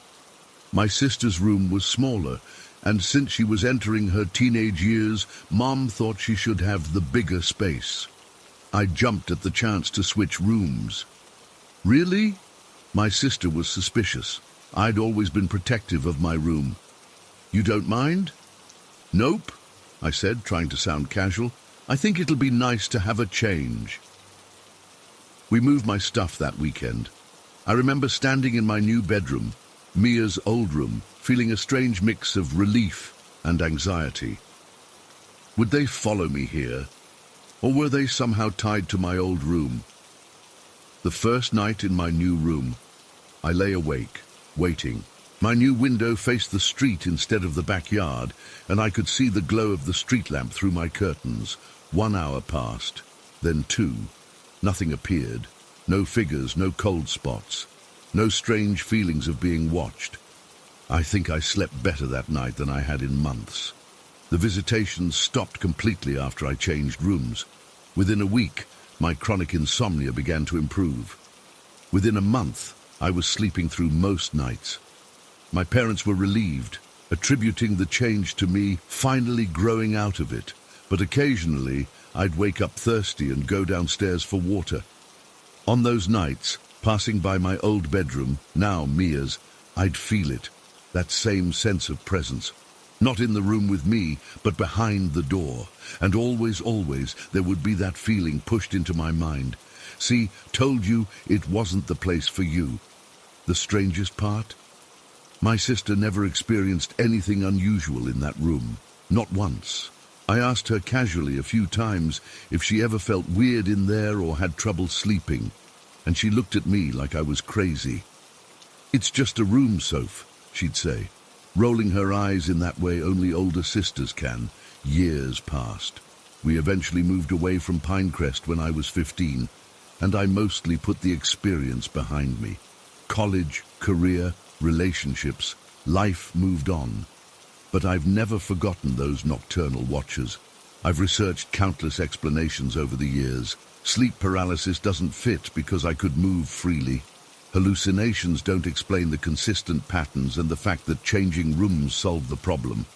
Carbon monoxide poisoning would have affected my whole family, not just me in one specific room. The explanation I keep coming back to, as irrational as it sounds, is exactly what that figure told me. My bedroom was on some kind of route, a pathway for something. Spirits, entities, interdimensional travelers. I don't know what to call them. But they were passing through my room every night, and for some reason I could see them when others couldn't. They weren't malevolent. If anything, they seemed concerned that I was being affected by their presence. Like hikers who realize their trail goes through someone's campsite. Inconvenient for both parties, but not intentionally harmful. Last year, curiosity got the better of me. I was driving through that part of the state and took a detour to Pinecrest. Our old house had been painted a different color, but it was unmistakably the same place. I sat in my car across the street, staring up at what had been my bedroom window, wondering if they were still using that route, and if the current occupant could see them too. Part of me wanted to knock on the door to ask the new owners if they'd experienced anything strange in that upstairs bedroom. But what would I even say? "Excuse me, but do you ever see benevolent entities watching you while you sleep?" I'd sound insane, so I drove away, leaving the mystery unsolved. To this day, I don't know what those figures were or why they appeared to me. I don't know why they used my bedroom as a pathway, or why they couldn't simply go around it. I don't know why I could see them when my sister couldn't. What I do know is that they were real as the keyboard I'm typing on right now. And sometimes, on particularly quiet nights, I still get that feeling of being watched with benevolent concern, like someone making sure I finally found the right room to sleep in. Story 8. I've never been the type to believe in ghosts or anything supernatural. I was always the rational one in my friend group, the person who could explain away the weird sounds or strange feelings with logical explanations. That changed about 7 months ago, and I still can't make sense of what happened that night. My husband Daniel works overnight shifts at a manufacturing plant about 20 minutes from our apartment in Oakwood. It's a nice suburban community, nothing special, but safe enough that I never felt uncomfortable being alone with our son Lucas while Daniel worked his 5 p.m. to 5 a.m. shift. Lucas was only 8 months old at the time, and I'd gotten into a pretty good routine with him during those long nights alone. That evening started like any other. Daniel kissed me and Lucas goodbye around 4:30, grabbed his lunch from the fridge, and headed out. I remember it was a Wednesday because I had just done laundry that morning, and Wednesday was always laundry day. I was folding clothes in the living room with Lucas, playing on his activity mat next to me, when the first weird thing happened. I had a small stack of towels on top of the laundry basket, and as I reached for one, a hand towel suddenly slid off the pile and landed on the floor about 2 feet away from the basket. It wasn't like it just fell, it literally moved horizontally before dropping. I remember staring at it for a second, confused, before rationalizing that I must have created some air movement when I reached for the towels, or maybe the air conditioning vent had kicked on. I picked it up, finished the folding, and honestly didn't think much more about it. After dinner, I was playing with Lucas in his nursery. We were sitting on the floor with some of his toys when I heard what sounded like plates or cups being moved around in the kitchen. It was a distinct sound, like ceramic sliding against ceramic. Our apartment isn't huge, so the kitchen is only about 20 feet from the nursery. I froze for a second listening, and then quickly picked up Lucas and went to check. The kitchen was exactly how I'd left it after cleaning up from dinner. Dishes washed and in the rack, counters wiped down, nothing out of place. I stood there for a minute looking around and trying to figure out what I'd heard. Eventually, I decided it must have been one of our neighbors. The walls in our apartment building aren't exactly soundproof, and sometimes you can hear things from the units next door. I went back to playing with Lucas, but I remember feeling slightly uneasy. Lucas's bedtime is 8 and he went down without any problems that night. I did his usual routine, bath, pajamas, book, bottle, and then placed him in his crib. He fell asleep almost immediately, which was a blessing. Some nights he'd fight sleep and I'd be in there rocking him for an hour. By 8:30 I was in our bedroom trying to relax a bit before going to sleep myself. I was sitting up in bed scrolling through my phone when the bedroom door, which had been mostly closed but not latched, slowly swung open about halfway. It didn't swing open quickly like there was a draft. It was a slow, deliberate movement. I remember my heart rate picking up slightly, but I told myself it was just air pressure changes from the ventilation system. Our apartment had those old forced air vents that would sometimes cause doors to move when they kicked on. I got up and closed the door, making sure it latched this time, and went back to bed. Around 9:15 p.m., I decided to try to get some sleep while Lucas was sleeping soundly. I turned off the lamp beside the bed and closed my eyes. I don't know if I actually fell asleep or was just drifting, but about 40 minutes later, I was jarred fully awake by Lucas screaming. This wasn't his normal cry. Lucas was a pretty chill baby most of the time, and even when he did cry, it was usually just fussing. This was different. It was a high-pitched, terrified scream that made my stomach drop. I jumped out of bed and ran to his room, flipping on lights as I went. When I got to his room, he was standing up in his crib, face red and tear-streaked, screaming at the top of his lungs. I picked him up immediately and he clung to me, his little body shaking with sobs. I checked him over, thinking maybe he was hurt somehow, but couldn't find anything wrong. No fever, no wet diaper, nothing visibly wrong, but he wouldn't stop crying.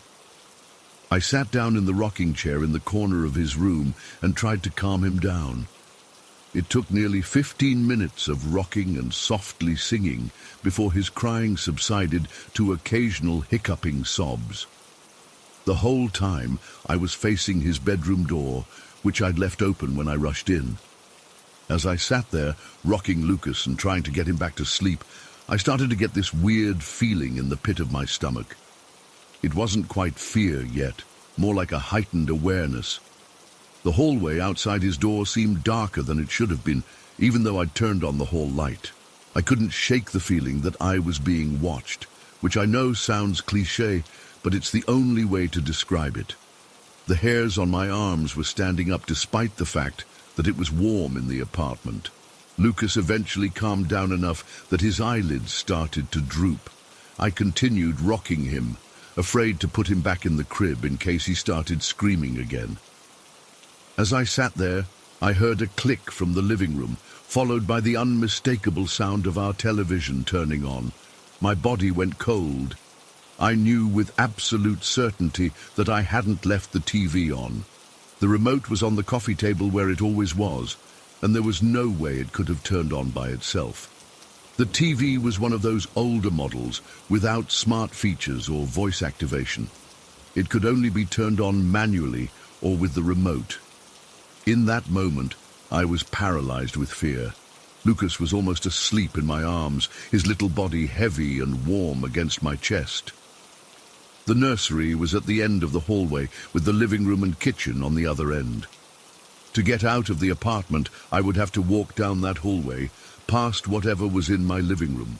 Tears started running down my face as I sat frozen in that rocking chair. My mind was racing with horrible images. A stranger who had somehow gotten into our apartment, or something worse.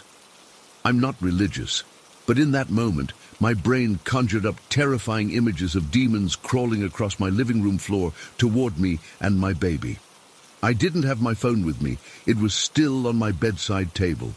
Daniel was at work and wouldn't be home for hours. It was after midnight, and even if I screamed, I wasn't sure my neighbors would hear me through the walls clearly enough to realize I needed help. For what felt like hours, but was probably only minutes, I sat in that chair, crying silently, trying not to wake Lucas. I was trying to decide what to do. Should I make a run for the front door? Should I barricade myself in the nursery? Would whatever was out there try to hurt my baby? Finally, when Lucas was completely asleep, I knew I had to do something. I couldn't sit in that chair all night. I gently placed him back in his crib, my hands shaking so badly I was afraid I would drop him. He stirred slightly but didn't wake up. I stood over his crib for a minute, gathering my courage, and then turned to face the open doorway. I could see the flickering blue light of the TV reflecting on the walls of the hallway. The sound was low, but I could hear it. Some late-night infomercial about kitchen gadgets. The cheerful voice of the host seemed so incongruous with the terror I was feeling that it almost felt surreal. I took a deep breath and stepped out into the hallway. My legs felt like they were made of lead as I forced myself to walk toward the living room.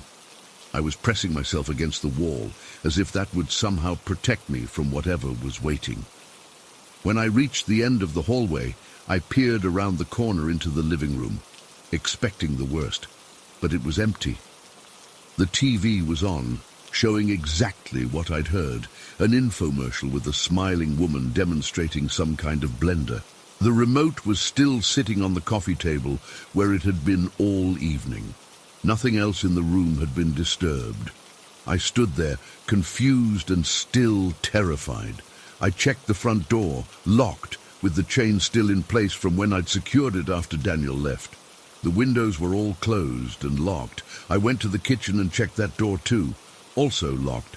There was no way anyone could have gotten in, but the TV had turned on by itself. There was no rational explanation for that. It wasn't an old TV that sometimes had wiring issues. It was only a few years old and had never malfunctioned before. I don't know why I did what I did next. It was pure instinct, I guess. I spoke out loud to the empty room. "I'm leaving the TV on for you. Please don't scare me anymore." Then I retreated to my bedroom, shut the door firmly, and pushed my dresser in front of it. I crawled into bed, pulled the covers up, and stared at the door until morning, jumping at every creak of the building and every distant sound from outside. Nothing else happened that night. The TV stayed on, playing infomercial after infomercial. Lucas slept peacefully for the rest of the night, which was unusual for him. He typically woke up at least once for a bottle. When Daniel got home at 5:30 a.m., I was still awake, sitting up in bed. He found me with the dresser pushed against the door and the TV on in the living room. He thought I'd gone crazy until I explained what had happened. He checked the entire apartment, looked for any signs of entry, examined the TV for mechanical issues, but found nothing wrong. We never experienced anything like that again in that apartment. No more items moving on their own, no unexplained sounds, no TV turning on by itself. But I never felt comfortable being alone there at night again.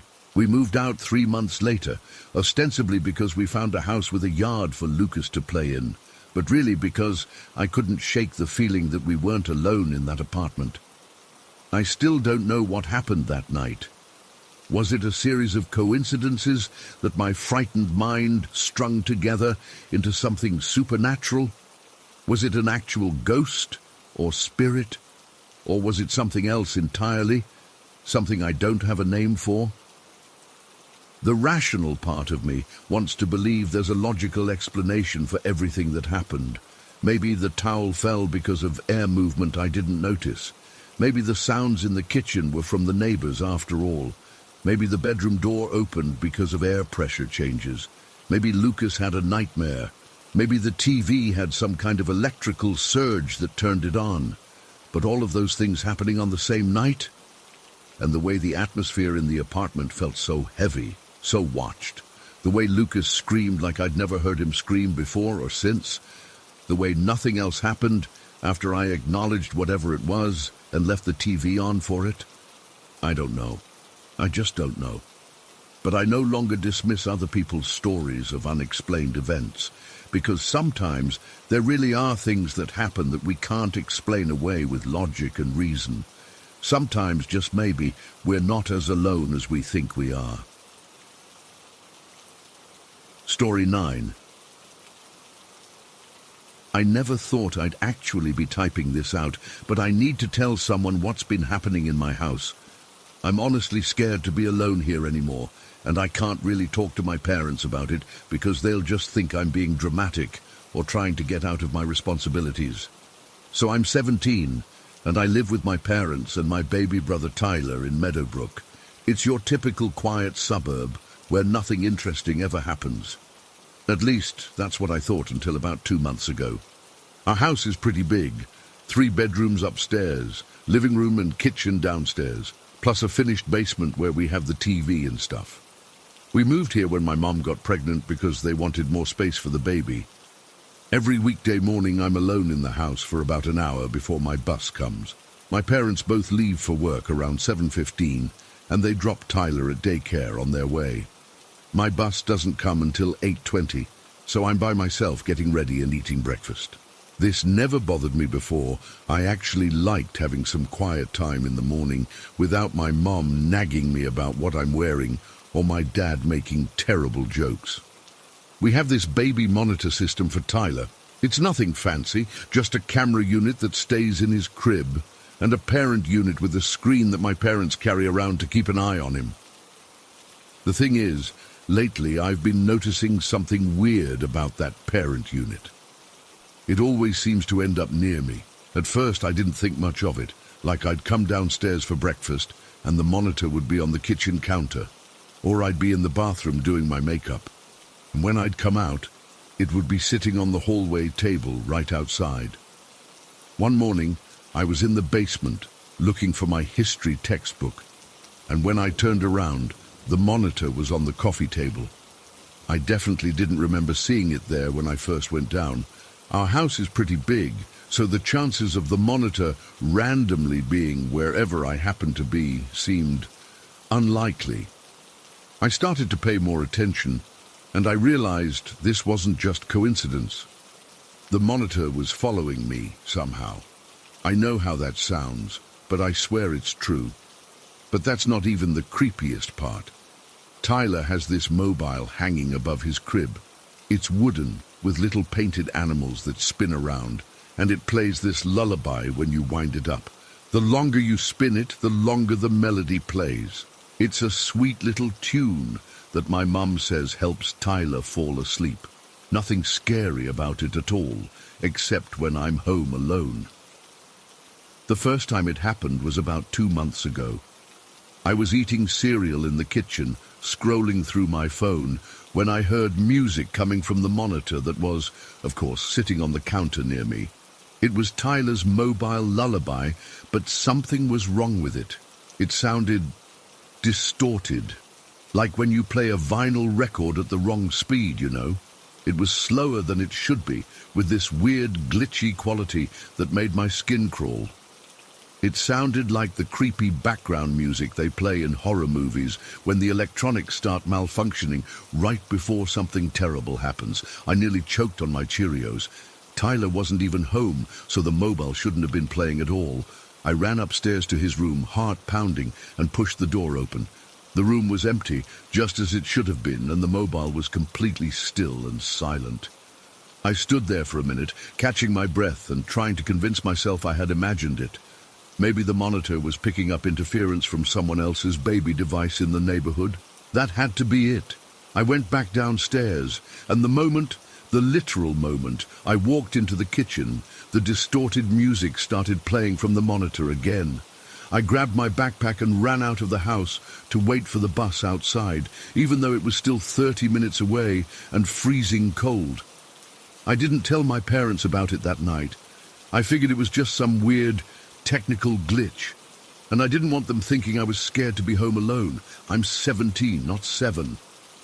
But then it happened again the next morning, and the morning after that. Always the same pattern. The distorted, slow, creepy version of Tyler's lullaby would play through the monitor when I was alone in the house.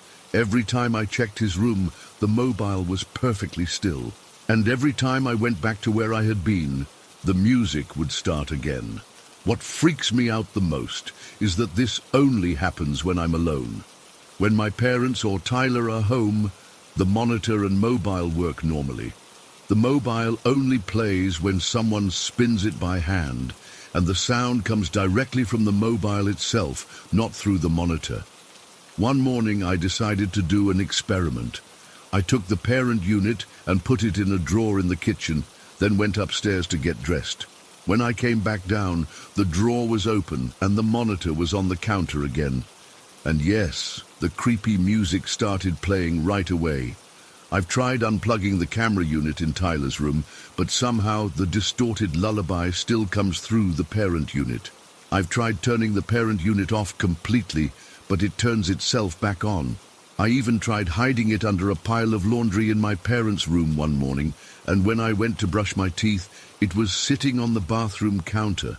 Last week I got really freaked out and tried to leave the house early, but I couldn't find my house key anywhere. I searched everywhere for 20 minutes while that awful music played non-stop from the monitor that kept appearing wherever I went. When I finally gave up and sat down on the couch, I found my key sitting right next to me in plain sight on a cushion I'd already checked multiple times. I've started waiting outside for the bus, no matter what the weather is like. I'd rather stand in the pouring rain than be in that house with that monitor and its distorted lullaby. My mum asked me why I'd been going outside so early, and I just made up something about wanting fresh air before school. I can't tell her what's really happening. She already thinks I spend too much time watching horror movies. The thing is, I'm not making this up and I'm not imagining it. I've recorded the sound on my phone to prove it to myself that I wasn't going crazy. When I played it back later, the recording was just static, but I know what I heard. Yesterday was the worst it's ever been. My parents had a doctor's appointment for Tyler, so they left even earlier than usual, around 6:30. As soon as their car pulled out of the driveway, the monitor appeared on my nightstand and the music started. But this time, it was even slower and more distorted, with these weird pauses between notes that made it sound like it was struggling to play. And it was loud. Louder than it had ever been before. I jumped out of bed and ran to the bathroom to get ready as fast as I could. The monitor was sitting on the edge of the sink. I knocked it off deliberately, hoping maybe it would break, but when it hit the tile floor, the music just got louder. I threw on some clothes and ran downstairs, and the monitor was already there on the kitchen table. The music was so loud now, that it was distorting the speaker, creating this horrible static crackling underneath the melody. I couldn't take it anymore, so I grabbed the monitor and shoved it in the freezer, slamming the door shut. For a few seconds, there was blessed silence. Then my phone started playing the lullaby, the same distorted, slow, creepy version. I hadn't even connected my phone to the baby monitor system. That shouldn't be possible. I turned my phone off completely and ran to the front door, but it wouldn't open. The deadbolt was locked, which was weird because my parents always leave it unlocked when they go to work. I went to get my key from my backpack, but my backpack wasn't where I'd left it the night before. I was in full panic mode at this point. The lullaby started playing from the TV in the living room, even though it wasn't turned on. I ran to the back door, but it was locked too. I was about to break a window when I heard the bus honking outside. Immediately, everything stopped. The music cut off, my phone turned itself back on with no lullaby playing, and when I tried the front door again, it opened easily. My backpack was sitting right by the door where I always leave it. The monitor was on the little table by the door, not in the freezer where I'd put it. I ran to the bus without looking back. I haven't told anyone about this until now. I don't know what to do. I'm terrified of being alone in that house again tomorrow morning, but I don't know how to explain this to my parents without sounding completely insane. The worst part is, I feel like whatever is happening is getting stronger. At first, it was just the monitor following me and playing that creepy music. Now it's affecting my phone, the TV, the doors. I have this horrible feeling that it's building up to something, like something is using that innocent little lullaby to communicate, and it's getting impatient with me for not understanding what it wants. Last night, for the first time ever, I heard the distorted lullaby very faintly coming from the monitor in my parents' room, even though they were home. It was barely audible, but I know I heard it. When I mentioned it to my mom, she said she didn't hear anything. I don't know what to do. I'm writing this at school because I'm too scared to be alone with my laptop at home. Tomorrow morning, I'm planning to leave for school as soon as my parents pull out of the driveway, even if it means waiting at the bus stop for an hour. Has anyone else ever experienced anything like this? I'm desperate for advice, or at least to know I'm not going crazy. I used to love our house, but now I'm counting the days until I graduate and can move out. I'd leave today if I could. I've tried to think of any reason why this would be happening. We're not the first family to live in this house, but my parents said the previous owners were an elderly couple who moved to Florida, not some tragic ghost story origin. The baby monitor was brand new when we got it. The mobile was a gift from my grandmother. The only thing I can think of is that about 3 months ago, I was watching Tyler while my mom showered, and I accidentally bumped into his crib pretty hard. The mobile started spinning fast, and Tyler got scared and cried. I didn't tell my mom about it because I felt bad. Could that somehow have triggered this? It seems ridiculous, but I'm grasping at anything that might explain what's happening. All I know is that innocent little lullaby that's supposed to soothe my baby brother has become the most terrifying sound in the world to me. And right now, I'd give anything to never hear it again. Story 10. I've always been the type of person who gets that weird feeling of being watched. You know what I mean? That prickle on the back of your neck when you're alone but don't feel alone? For years, I just brushed it off. I mean, everyone gets spooked sometimes, right? Especially at night when your brain starts playing tricks on you. At least that's what I kept telling myself. I'm 19 now, and we live in this house my dad built back in 2007 on the outskirts of Cedar Crest. It's not that old, which is why what's been happening makes even less sense. There's no history here, no tragic deaths or anything like that. Just a normal house surrounded by woods. Last night was different, and I need to write this down while it's fresh because I honestly don't know what to make of it. So I've been having these weird experiences for a while now. The first really concrete thing happened a few months ago. I was in bed scrolling through my phone. You know how you do when you should be sleeping, but you're not tired yet. It was around midnight, and the house was completely silent. My parents were asleep, and my brother's room is on the other side of the house. That's when I heard it. Footsteps. Clear as day, right by my closet. The sound of weight on the floorboards, that distinctive creak our house makes when someone walks across it. I froze, my heart instantly racing. I looked up from my phone, expecting to see someone standing there, but nothing. Just my dark room with the closet door shut like always. I tried to convince myself it was just the house settling, or maybe the wind outside making the structure shift. Old houses make noises all the time, right? Except ours isn't even that old. I put down my phone and tried to sleep, but I kept staring at that closet. I swear I could feel something staring back at me through the door. After that night, I started hearing scratching sounds. They always came from inside my closet, usually when I was already in bed with the lights off. It wasn't loud, more like fingernails lightly dragging across the inside of the door. The first time it happened, I jumped out of bed and flipped on the light so fast I nearly tripped. I yanked open the closet door, half expecting to find, I don't even know what. There was nothing there, just my clothes and some boxes of old stuff. I checked for mice or maybe a bird that had somehow gotten trapped in there. Nothing, no holes, no droppings, no explanation. I even moved all my clothes aside and tapped on the walls to see if there was a hollow space where an animal could be hiding. Nothing made sense. The scratching continued for weeks, always at night, always when I was trying to sleep. I started leaving my TV on just to drown out the sound. My parents thought I was being ridiculous when I mentioned it. Dad even set up some mouse traps, but they never caught anything. Then, just as suddenly as it started, the scratching stopped. For almost 2 months, nothing happened. I started sleeping better, thinking whatever it was had moved on. I was wrong. About 3 weeks ago, I was walking to the bus stop with my brother and cousin. It was early morning, still a bit dark, and we were all half asleep. That's when I heard my grandfather call my name, clear as day, right behind me. Dylan. Just like that, in his distinctive voice. I turned around saying, "Yeah?" automatically, but there was no one there, just the empty road behind us. My grandfather lives 2 hours away, and there was absolutely no reason for him to be standing on our rural road at 6:30 in the morning. "What are you looking at?" my brother asked. "Didn't you hear that? Someone called my name," I said.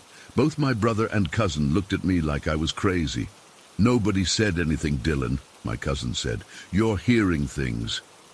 That freaked me out more than the scratching. It was one thing to hear weird noises that could be explained away, but hearing my grandfather's voice so clearly and specifically, that was different. I tried to forget about it. I really did. But then last week, something else happened. I was sitting on our back porch steps around dusk. My parents were inside making dinner, and I was just getting some fresh air, scrolling through my phone. The woods behind our house were getting dark, shadows stretching between the trees. That's when I heard the scream. It was a woman's scream, coming from somewhere in the forest. Not just any scream, this was primal, agonized, the kind of sound that makes your blood turn to ice. It echoed through the trees and then stopped abruptly. I stood up, staring into the woods, trying to see something, anything that could explain it. My first thought was that someone was hurt out there, maybe a hiker or someone who lived nearby. "Hello?" I called out. "Is anyone there? Do you need help?" Nothing, just silence and the normal sounds of birds and insects. I told myself it must have been a fox. They make these horrific screaming sounds sometimes that sound almost human, but this wasn't that. I know what foxes sound like. This was a human woman's voice, filled with pain or terror or both. I went inside and told my dad. He grabbed a flashlight and we walked the edge of our property, calling out, but found nothing. No signs of anyone having been there. Dad eventually said it was probably just an animal, and we went back inside, but I could tell even he was unsettled. After that, I started having trouble sleeping again.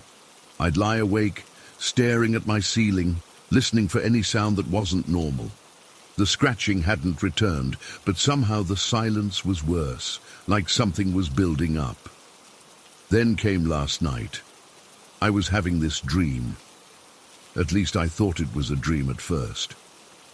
I was outside our house at the bottom of the exterior staircase that leads up to our second floor. It was nighttime in the dream, but everything was weirdly clear, like I could see perfectly despite the darkness. I started climbing the stairs, and with each step I felt this growing sense of dread. Something was waiting for me at the top. I knew it, but I couldn't stop climbing. My body just kept moving upward, one step at a time. When I reached the top landing, I saw it, this thing. It was shaped like a person but completely black, like a shadow except three-dimensional and solid. No features except for its eyes, these glowing red points of light that seemed to burn right through me. We just stared at each other for what felt like forever. I couldn't move, couldn't speak, couldn't breathe. Then it opened what I guess was its mouth, just a darker hole in its face, and let out this scream. The exact same scream I'd heard in the woods. It lunged at me, and that's when I woke up, or at least I thought I woke up. I was in my bed, heart pounding, covered in sweat. My room was dark except for the faint glow of my phone charger. I reached over to turn on my bedside lamp, desperate for light. The lamp clicked, but nothing happened. I tried again. Nothing. Power outage, I thought. Great timing. I grabbed my phone to use its flashlight, but as I turned it on, and the beam cut through the darkness, I saw something that made my heart stop. My closet door was wide open. I always keep that door closed at night, ever since the scratching started. And now it was standing open, showing nothing but blackness inside. As I stared at it, phone light trembling in my hand, I heard a sound from inside the closet. That same soft scratching, but slower now, more deliberate. Like whatever was making the sound knew I was listening. "Who's there?" I managed to say, my voice barely above a whisper. The scratching stopped. Complete silence filled the room. Then, from the depths of my closet, I heard my grandfather's voice again. "Dylan!" I couldn't move, couldn't scream. My entire body was frozen with a kind of terror I've never felt before.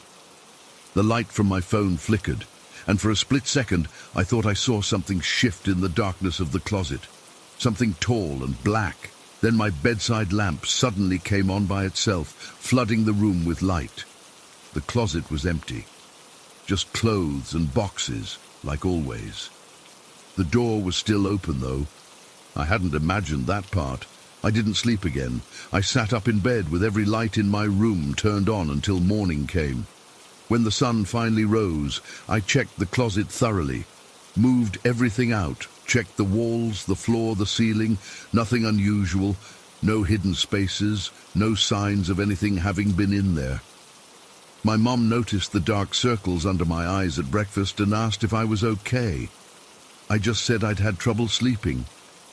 What was I supposed to tell her? That I think something is living in my closet? That it knows my name and can mimic my grandfather's voice? That it might be the same thing that was screaming in our woods? I'm not crazy. I'm not on drugs. I don't have a history of hallucinations or sleep paralysis or anything like that. I'm actually a pretty light sleeper, which is why all these noises wake me up in the first place. The thing is, I've never believed in ghosts or demons or whatever. I've always been the skeptical type. But I don't know how to explain what's happening. Our house isn't built on an ancient burial ground or the site of some horrible murder. It's just a normal house my dad built when I was a kid. So why do I feel like something has attached itself to me? Or to this place? Why do I constantly feel watched when I'm in my room? The scratching, the footsteps, the voice, the scream, that thing in my dream. They're all connected somehow. I'm sure of it. Tonight I'm setting up my laptop to record my room while I sleep. I've already checked all the vents, the attic access, everything.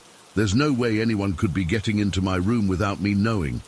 Which means whatever this is, it's not natural. I don't know what else to do. I can't tell my parents everything. They already think I'm being paranoid about the scratching. My friends would just laugh it off. But I know what I heard. I know what I saw. Right now, it's afternoon and everything feels normal.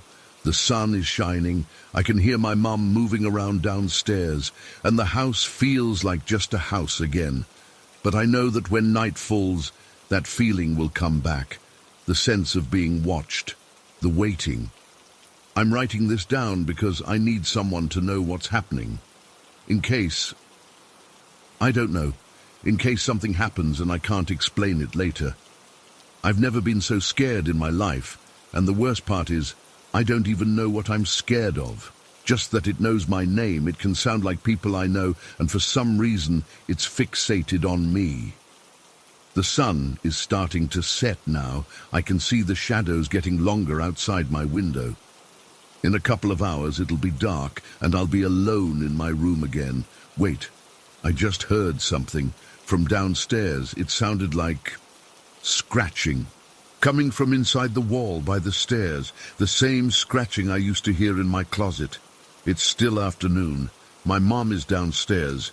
This has never happened during the day before. I'm going to go check it out. Maybe there really are mice or something. And this whole time I've been freaking myself out over nothing. I hope that's it. God, I hope that's it. I'll update this later after I've checked the walls and set up my laptop to record. Hang on. I just heard my name again. Not my grandfather's voice this time. It was that scream, but somehow it formed my name from inside the wall. Daylan. No one else is reacting. Can they not hear it? How can they not hear that? I'm going downstairs right now. I need to see if anyone else heard it. Oh God, I just looked out my bedroom window. There's something at the edge of the woods, standing perfectly still, just staring at our house. It looks like a person, but wrong somehow. Too tall, too thin, it's not moving, just watching, and I swear, even from this distance, I can see 2 points of red light where its eyes should be. Story 11. I never believed in the supernatural, not really. I was always the first person to roll my eyes at ghost stories or explain away hauntings with drafty windows and overactive imaginations. That changed last year when I moved into my first apartment in the historic district of Ravenwood. I was so excited about finally having my own place. After years of living with roommates in college, I couldn't wait to have a space that was completely mine. The apartment was in this gorgeous old building from the 1920s. High ceilings, crown molding, hardwood floors. Exactly what I dreamed of. It was a bit pricier than I wanted, but the landlord seemed desperate to rent it and knocked $200 off the monthly rate when I showed interest. I should have questioned why. The day I moved in, I noticed this massive mirror hanging in the hallway between the living room and bedroom. It was honestly kind of beautiful in a creepy way, about 6 feet tall, with this elaborate carved wooden frame that looked like twisted vines and flowers. When I asked the landlord about it, he just shrugged and said, "Previous tenant left it. Too heavy to move, so we kept it. It's yours now if you want it." I wasn't crazy about the style, a bit too gothic for my taste. But moving is expensive, and I figured I could always replace it later when I had more money. Plus, it was actually kind of convenient having a full-length mirror to check my outfits before heading out. The first weird thing I noticed was the temperature. I'd been living there about 3 days when I realized the hallway where the mirror hung was consistently colder than the rest of the apartment. Not just slightly cooler, I'm talking a good 10-15 degrees colder. You could feel it the moment you stepped into that hallway. I checked for drafts, looked at the vents, even had maintenance come check the insulation, but there was no explanation. The guy just scratched his head and said the HVAC system looked fine. I tried to ignore it. I told myself old buildings have temperature fluctuations. I started keeping a sweater on my coat rack specifically for walking through that hallway. Looking back now, I can't believe how hard I worked to normalize what was happening. About 2 weeks after moving in, I woke up around 3 a.m. needing to use the bathroom. I remember distinctly because I checked my phone, annoyed at being awake. As I walked past the mirror to get to the bathroom, I swear I saw something move in the reflection. Not clearly, just a shadow or a shift in the darkness that didn't match my movements. I froze, staring at it, but everything looked normal.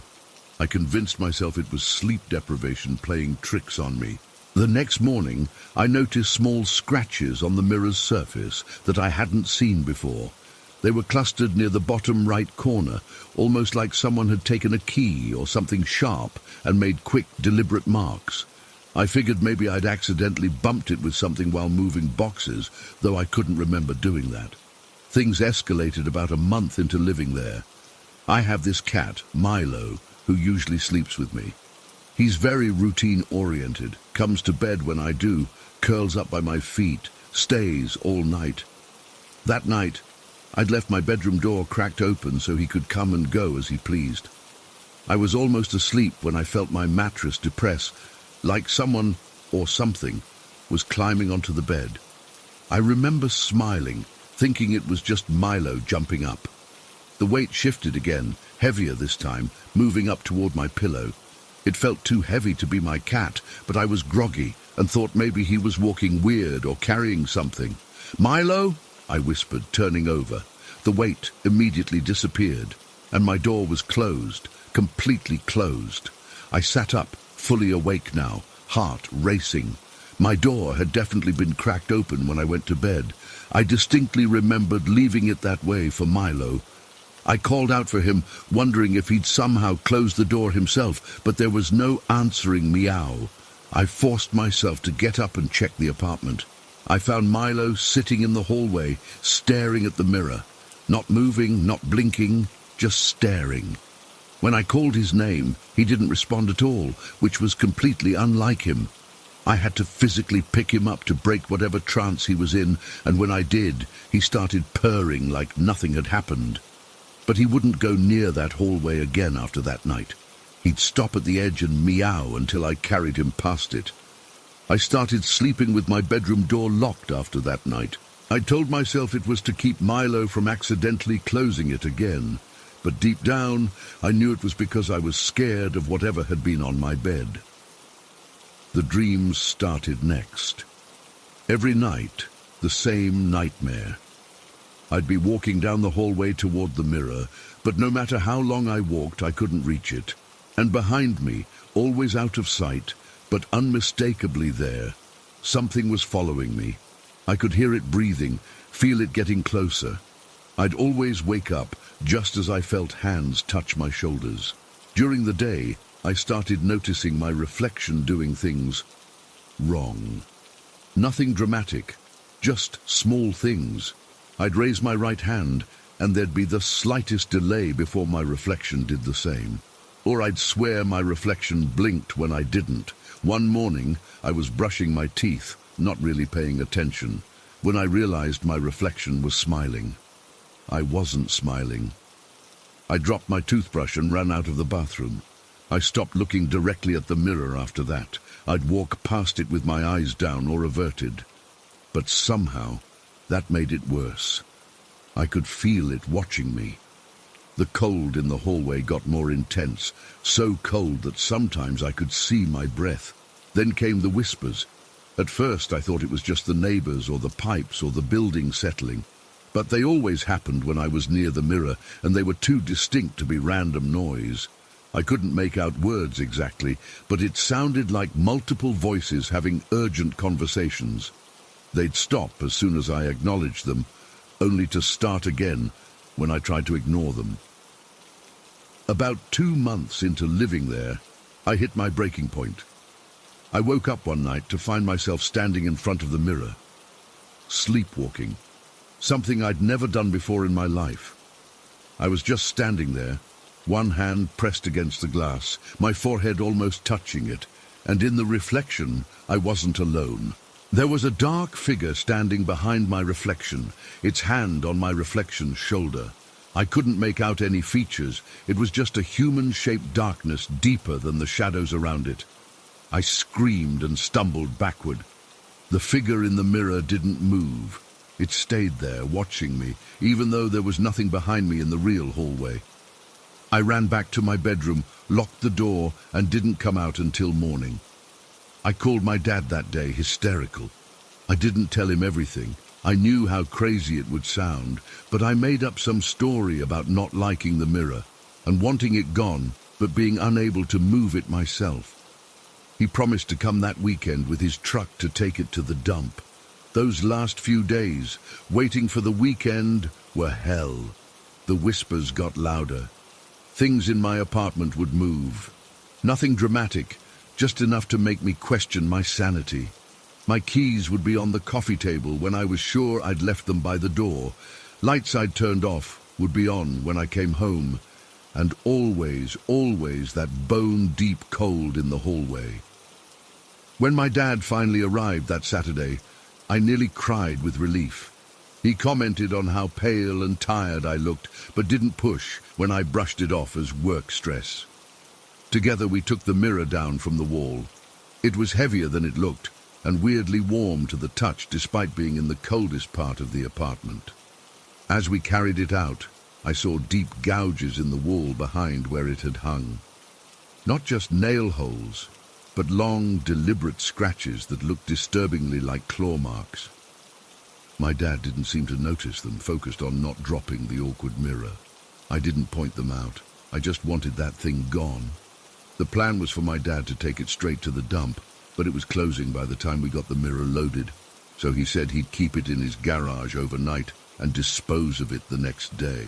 I wanted to protest, but couldn't think of a reasonable explanation for my urgency, so I reluctantly agreed. The next morning, my mom called me unusually early. She sounded shaken. She told me that around midnight, she'd gotten up to use the bathroom as she always did. When she came back, their dog, this super friendly golden retriever, who's literally never met a person he didn't love, was standing rigidly at their bedroom doorway, staring down the hall toward the garage. He was completely silent, which was weird for him. He usually barks at every little noise. Mum said she tried to call him back to bed, but he wouldn't move, just kept staring, hackles raised, at something she couldn't see. She went to check what had him so alert and felt this overwhelming dread as she approached the garage door. She didn't go in, couldn't make herself open that door, but she swears she heard something moving around inside, something heavy sliding across the floor. And the dog wouldn't leave that doorway for hours, not until the sun came up. My mum isn't someone who spooks easily. She's always been the first to dismiss my dad's ghost stories or paranormal TV shows. But she was genuinely frightened. She insisted my dad take the mirror to the dump first thing that morning. He did, though he teased her about being superstitious. He told me later that when he opened the garage, the mirror had somehow shifted position overnight, no longer leaning against the wall where he'd placed it, but standing upright in the middle of the garage floor. He assumed it had just fallen that way. Since the mirror's been gone, my apartment feels normal again. The cold spot disappeared. Milo uses the hallway without issue. The scratches on the wall mysteriously vanished within a week. I came home one day and they were just gone, spackled over and painted, though I know for certain no one from maintenance came by. Sometimes I still dream about that hallway and the mirror. In my dreams, I can see things moving in its reflection, people I don't recognize going about their lives, in what looks like my apartment, but isn't quite right. Sometimes they look out, directly at me, and their eyes widen in surprise or fear, as if they can see me watching them just as clearly as I can see them. I've researched the building's history since then. Turns out there was a murder-suicide in my unit back in the 1950s. A man killed his wife and then himself, supposedly after weeks of claiming his wife was changing, becoming someone he didn't recognize. I don't know what that mirror was or where it came from originally. I don't know if it was haunted or cursed, or just a conduit to somewhere else, but I do know that every mirror I own now faces the wall when I sleep, and I've developed a habit of avoiding my reflection whenever possible. because sometimes, just sometimes, I catch something moving wrong in the corner of my eye, and I can't help but wonder if whatever was in that mirror found a way to follow me after all. Story 12. I still don't sleep well. It's been almost 3 months since everything happened, but I wake up constantly during the night, checking the corners of our bedroom for that damn red glow. James says I need to let it go, that whatever it was is gone now. He's probably right, but I can't shake the feeling that it's still here, watching us, waiting. We moved to Pinewood about 2 years ago. The property was a steal, a historic farmhouse on 6 acres of land for less than what we paid for our tiny apartment back in the city. It needed work, sure, but James is handy, and I was sick of sharing walls with neighbors who thought 3 a.m. was an appropriate time to practice their DJ skills. The isolation was actually a selling point for us. The nearest neighbor is about a mile down the road, and the house is set back from the main road, surrounded by pine trees, hence the town name, I guess. There's something peaceful about hearing nothing but wind and birds when you step outside. At least, that's what I thought before. The house made noise from day one, creaking, settling, the occasional thump from the attic that we chalked up to squirrels or raccoons. Old houses do that. Everyone says so. Sometimes we'd hear knocking sounds, like someone tapping on a wall, but we'd check and find nothing. Once, I swear I heard footsteps upstairs when we were both in the kitchen, but James said it was just the wind making the floorboards expand and contract. Then there were the mimicking sounds. That's what really started to get to me. I'd be washing dishes and then walk into the living room, only to hear the sound of water running and dishes clinking together coming from the now empty kitchen. Or James would be hammering in a nail to hang a picture, and minutes later we'd hear the exact same pattern of hammer strikes coming from somewhere else in the house. We joked about it at first. The house likes us so much it's copying us, James would say, but there's only so many times you can hear sounds that shouldn't be possible before it starts to wear on you. Still, we managed. We'd get used to one weird thing and it would become background noise. Part of living in an old house in the middle of nowhere, we told ourselves. And really, it was manageable until that first night with the red light. It happened on a Tuesday night in January. It was freezing outside, one of those bitter cold winter nights where you pile on extra blankets and curl up against each other for warmth. We went to bed around 11, and I fell asleep almost immediately. I don't know what woke me up. There wasn't a sound or anything that startled me. I just woke up. The first thing I noticed was that James was already awake beside me, his body tense. The second thing I noticed was the red light. It wasn't bright like a fire alarm or something electronic. It was a soft, almost pulsing red glow that seemed to fill the entire room without actually illuminating anything. I could see it reflecting off the dresser mirror and casting a faint red tint over our bedspread, but I couldn't find the source. It wasn't coming from outside. Our bedroom faces the back of the property, where there's nothing but trees for miles. It wasn't from any of our devices. We don't keep anything electronic in the bedroom besides our phones, which were face down on the nightstands. James and I both sat up at the same time, not saying anything. The light vanished as suddenly as it had appeared, plunging us back into darkness. The whole thing lasted maybe 5 seconds. "Did you see that?" James whispered. "The red light."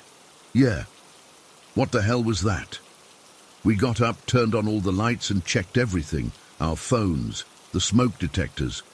We even went outside with flashlights to see if someone was playing a prank, though that seemed impossible given how far we are from everyone. There was nothing, no explanation. We tried to rationalize it the next day. Maybe it was a reflection from a passing car. Impossible given our location and the fact that all blinds were closed. Maybe it was the northern lights in Tennessee, unlikely. Maybe one of us had a weird dream and somehow infected the other with the same dream imagery. We were both fully awake. Both saw the exact same thing. Eventually, we settled on the explanation that it was probably some weird atmospheric phenomenon or something we'd never figure out. a one-time thing that didn't really matter in the grand scheme of things. For a few weeks after that, things actually seemed quieter.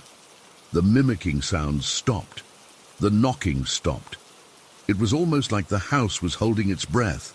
Then came the night that changed everything. It was a Saturday evening, about 3 weeks after the bedroom incident. The weather was nasty, sleet and freezing rain, so we decided to stay in and play some video games on our old PlayStation. We had all the blinds drawn and curtains closed because the wind was making the windows rattle. James had made a fire in the fireplace, and we were comfortably sprawled on the couch with snacks and beer, taking turns playing some racing game. It was around 9 p.m. I remember because I had just looked at my phone to check a text from my sister. I put my phone down and was reaching for my beer when I saw it. A pinpoint of red light, like a laser pointer, dancing in the corner of the room near the ceiling. "James," I said, my voice catching. He was focused on the game but looked up when he heard the tension in my voice. The light wasn't moving erratically like someone playing with a laser pointer. It was making deliberate patterns, almost like it was writing something in a language I couldn't understand. Quick, precise movements that seemed intentional. "What the hell is that?" James stood up, dropping the controller. As soon as he moved toward it, the light vanished, just like in the bedroom. There 1 second, gone the next. We did the same routine as before, checking everything, looking outside, in the freezing rain this time, examining all our electronics. Nothing could have produced that light, nothing. That's when the real fear set in. 1 unexplained light could be dismissed. 2, with completely different characteristics, but the same impossible red color could not. I spent the next few days researching online. I found a few obscure forums where people described similar experiences. Unexplained red lights appearing in homes, often in rural areas. Some people connected it to folklore about spirit lights or will-o'-the-wisps. Others had more sinister theories about entities that use light to manifest or communicate. I found references to something called the Red Man in Appalachian folklore, a malevolent spirit that appears as a red light before taking human form. There were stories about red orbs documented by paranormal investigators, supposedly indicating a powerful supernatural presence. None of it was particularly scientific, but at that point, I was desperate for any explanation. James thought I was overreacting. "It's probably just some weird electrical thing," he said, but I could tell he was unnerved too.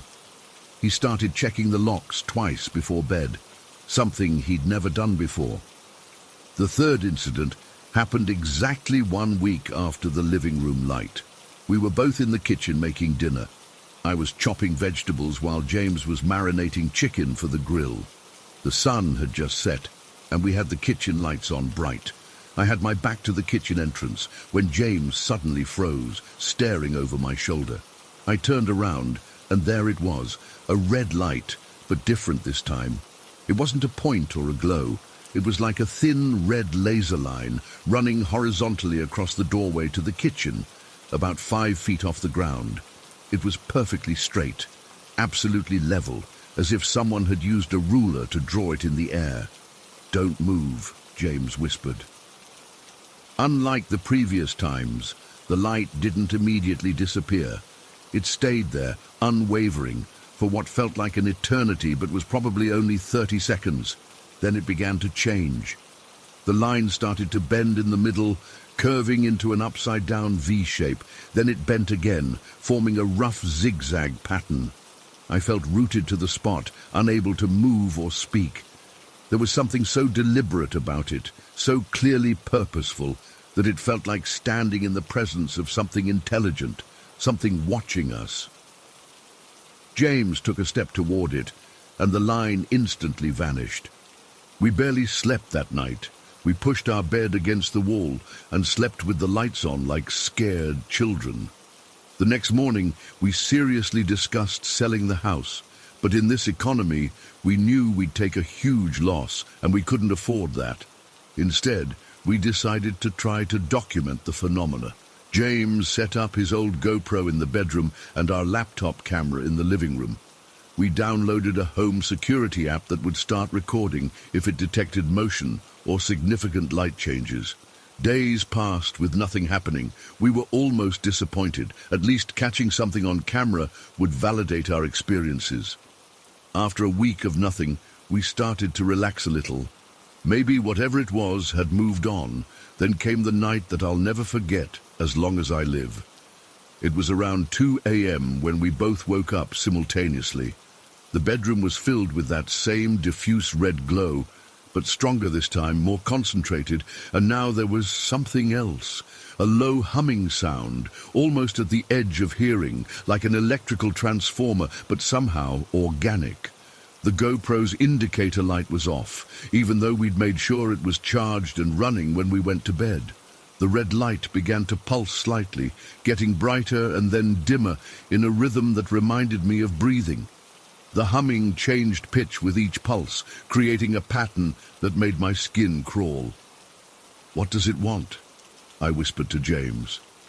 As if in response, the red light began to coalesce, gathering itself into a more defined shape in the corner of our room. It was no longer just a diffuse glow, but was taking form.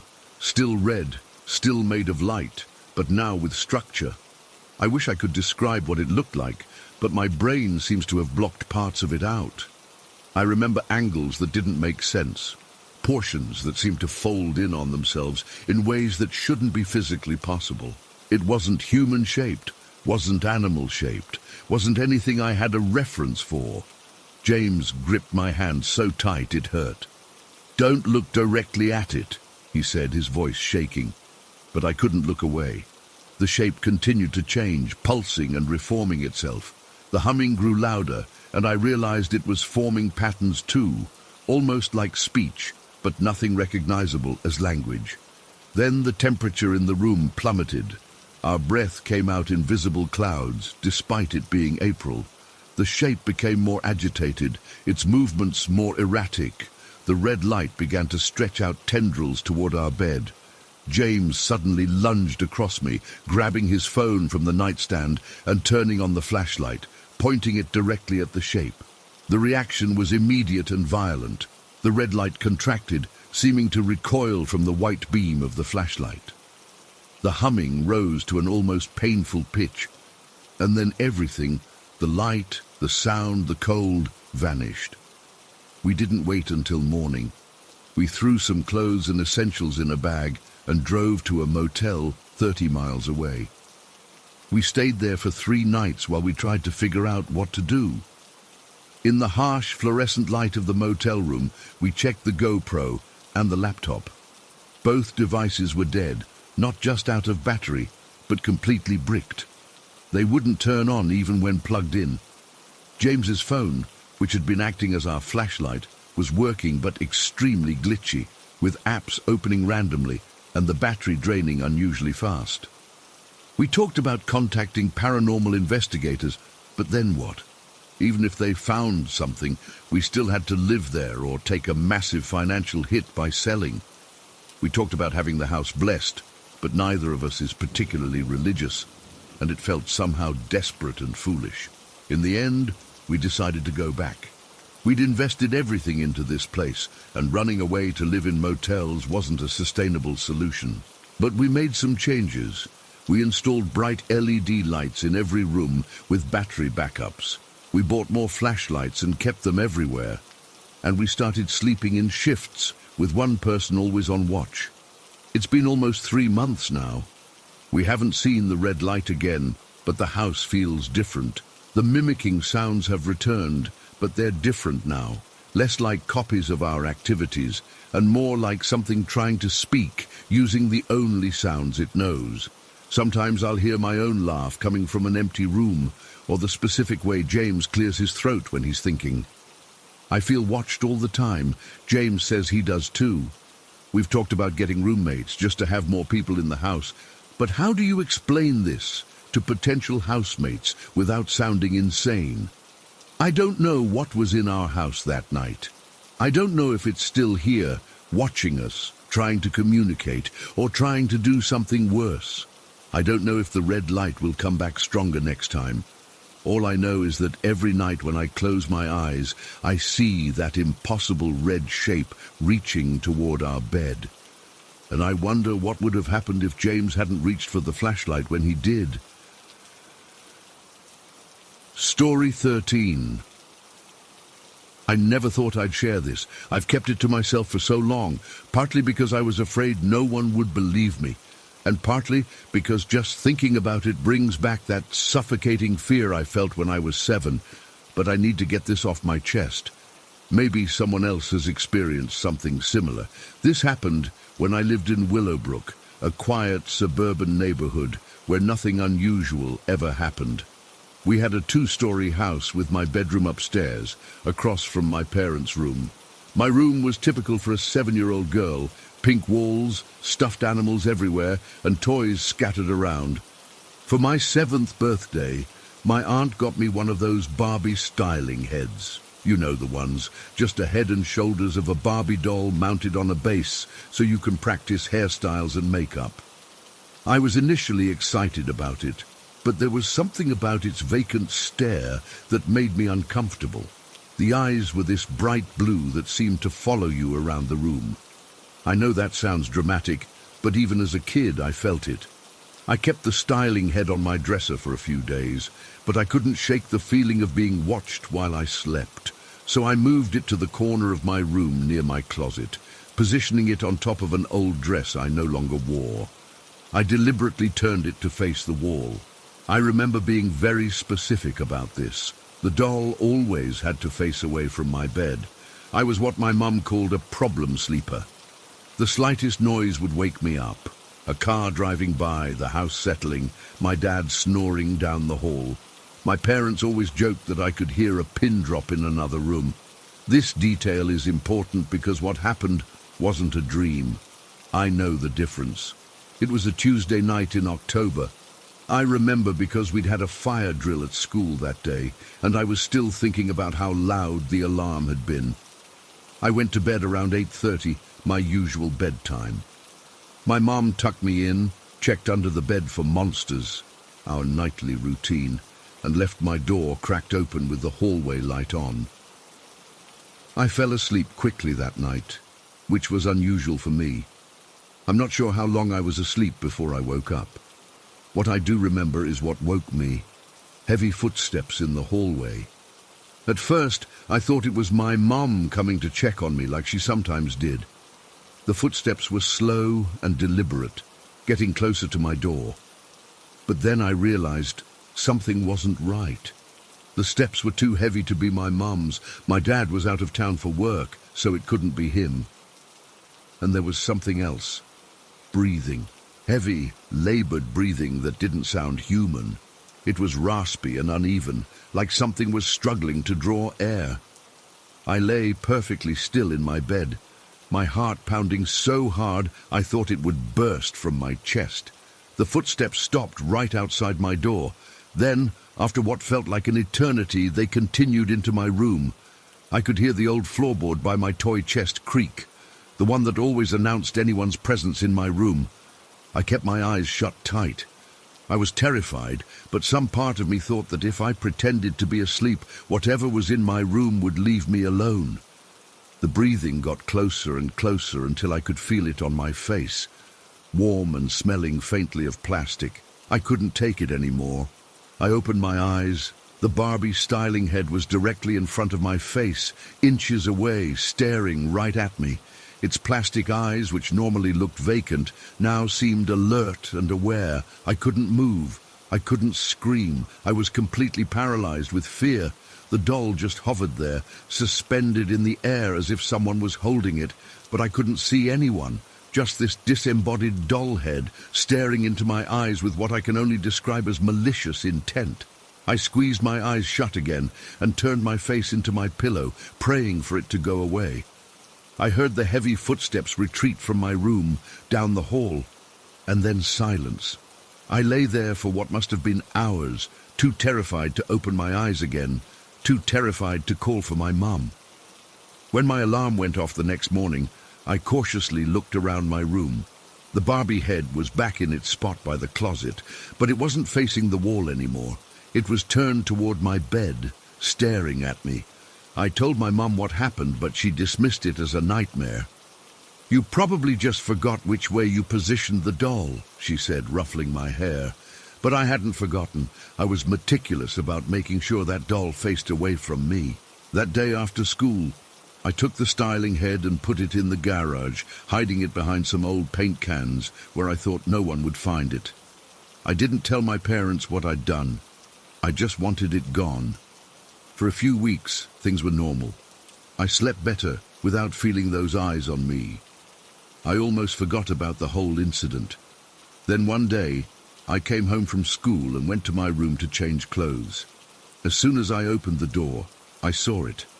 The Barbie styling head was back in its original spot near my closet. This time, it was positioned in the center of the room, directly facing my bed. I ran downstairs to find my mom, who was cooking dinner. "Did you bring my doll back from the garage?" I asked, trying to keep my voice from shaking. She looked confused. "What doll? What are you talking about?" "The Barbie styling head. I put it in the garage, but it's back in my room." My mom stopped stirring the pasta sauce and looked at me. "Madeline, that doll has always been in your room. I never saw it in the garage." "But I put it there," I insisted, "behind the paint cans." My dad came in from the living room, having overheard our conversation.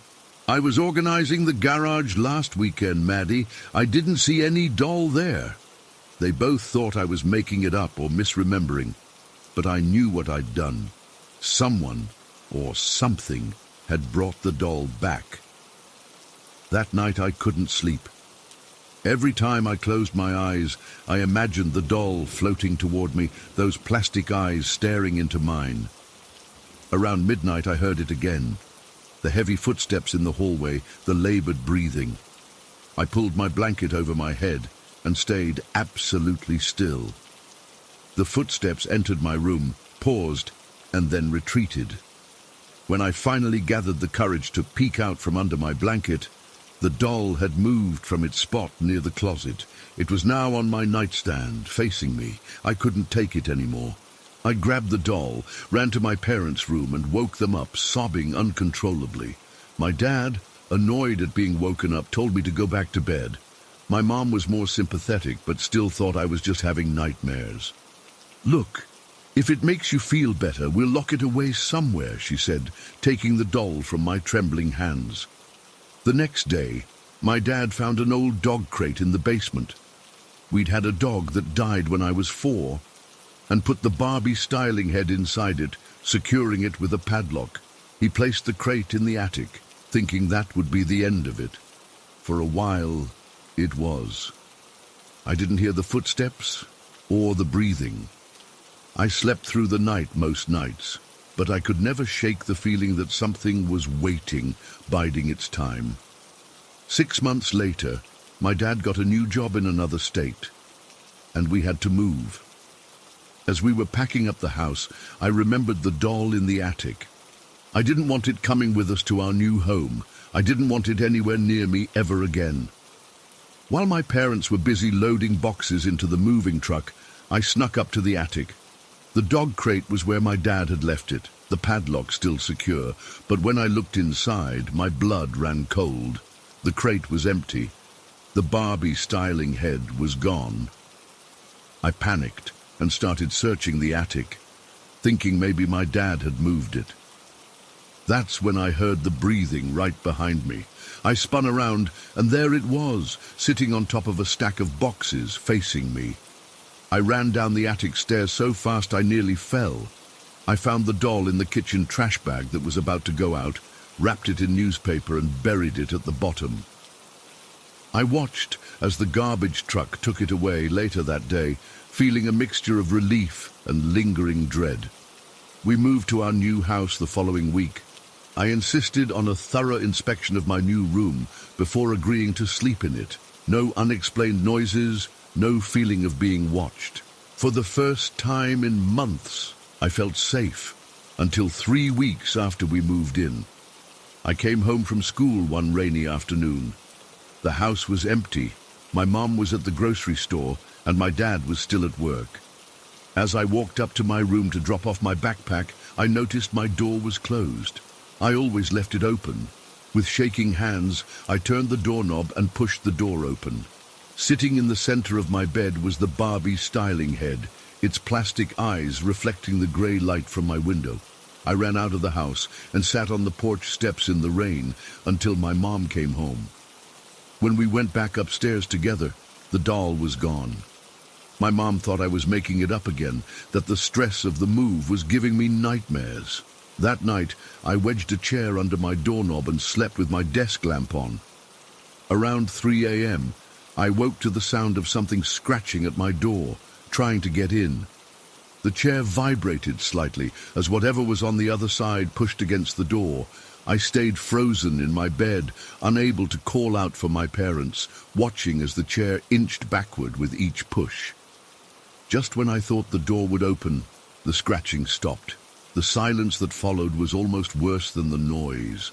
The next morning I found the Barbie styling head in our garbage can outside. I took it, walked 3 blocks to a storm drain, and dropped it in. Watching as it was swept away by the current, I never saw the doll again after that. As I got older, I tried to rationalize what happened. Maybe I sleepwalked and moved the doll myself. Maybe one of my parents was playing an elaborate, cruel prank. But deep down, I know none of these explanations make sense. I'm 32 now, with a daughter of my own. When her aunt recently gifted her a similar styling head doll, I immediately donated it to charity. My husband thought I was overreacting, but some fears stay with you for life. To this day, I sleep with a nightlight. I can't stand dolls or mannequins. And sometimes when the house is quiet and I'm alone, I think I hear those heavy footsteps and that labored breathing, just outside my door, waiting. Story 14. I still can't shake what happened to me 3 days ago. I'm not usually the type to get freaked out by stupid stuff, but this was different. My buddy Marcus had just moved into this old house in Oak Ridge. You know, that historic neighborhood with all those Victorian-style homes that real estate agents describe as full of character, when they really mean old as hell and probably haunted. We've been friends since college, both computer science majors, and he'd invited me over to check out his new place and help set up his gaming rig. The house itself was pretty cool. High ceilings, wooden floors that creaked with every step, built sometime in the early 1900s according to Marcus. The previous owners had left it in decent shape, but there were still these weird little quirks that come with any old house. Light switches in odd places, doors that didn't quite close right, that kind of thing. We spent most of the afternoon unpacking his tech equipment and arguing about the best place to position his desk for optimal gaming. That's when we hit a snag. Marcus needed these old VGA adapters for his second monitor setup. He's weirdly attached to some ancient monitor he's had since forever.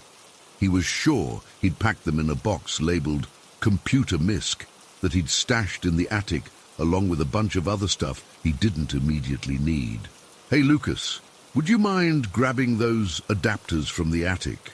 Marcus asked while fiddling with cables under his desk. "I'd go myself, but I'm in the middle of connecting all this." "Sure, no problem," I replied, not thinking much of it. "Where's the attic access?" He pointed to a rectangular outline in the hallway ceiling. "Pull that cord hanging down and the ladder should unfold." So I walked out to the hallway, grabbed the cord and gave it a firm tug. The attic door slid down with a cloud of dust, unfolding a rickety wooden ladder that looked about as old as the house itself. I tested the first rung with my foot, and when it didn't immediately collapse under my weight, I figured it was probably safe enough. The climb up wasn't too bad, though each step made this concerning creaking sound that had me wondering if I was about to crash through the ceiling.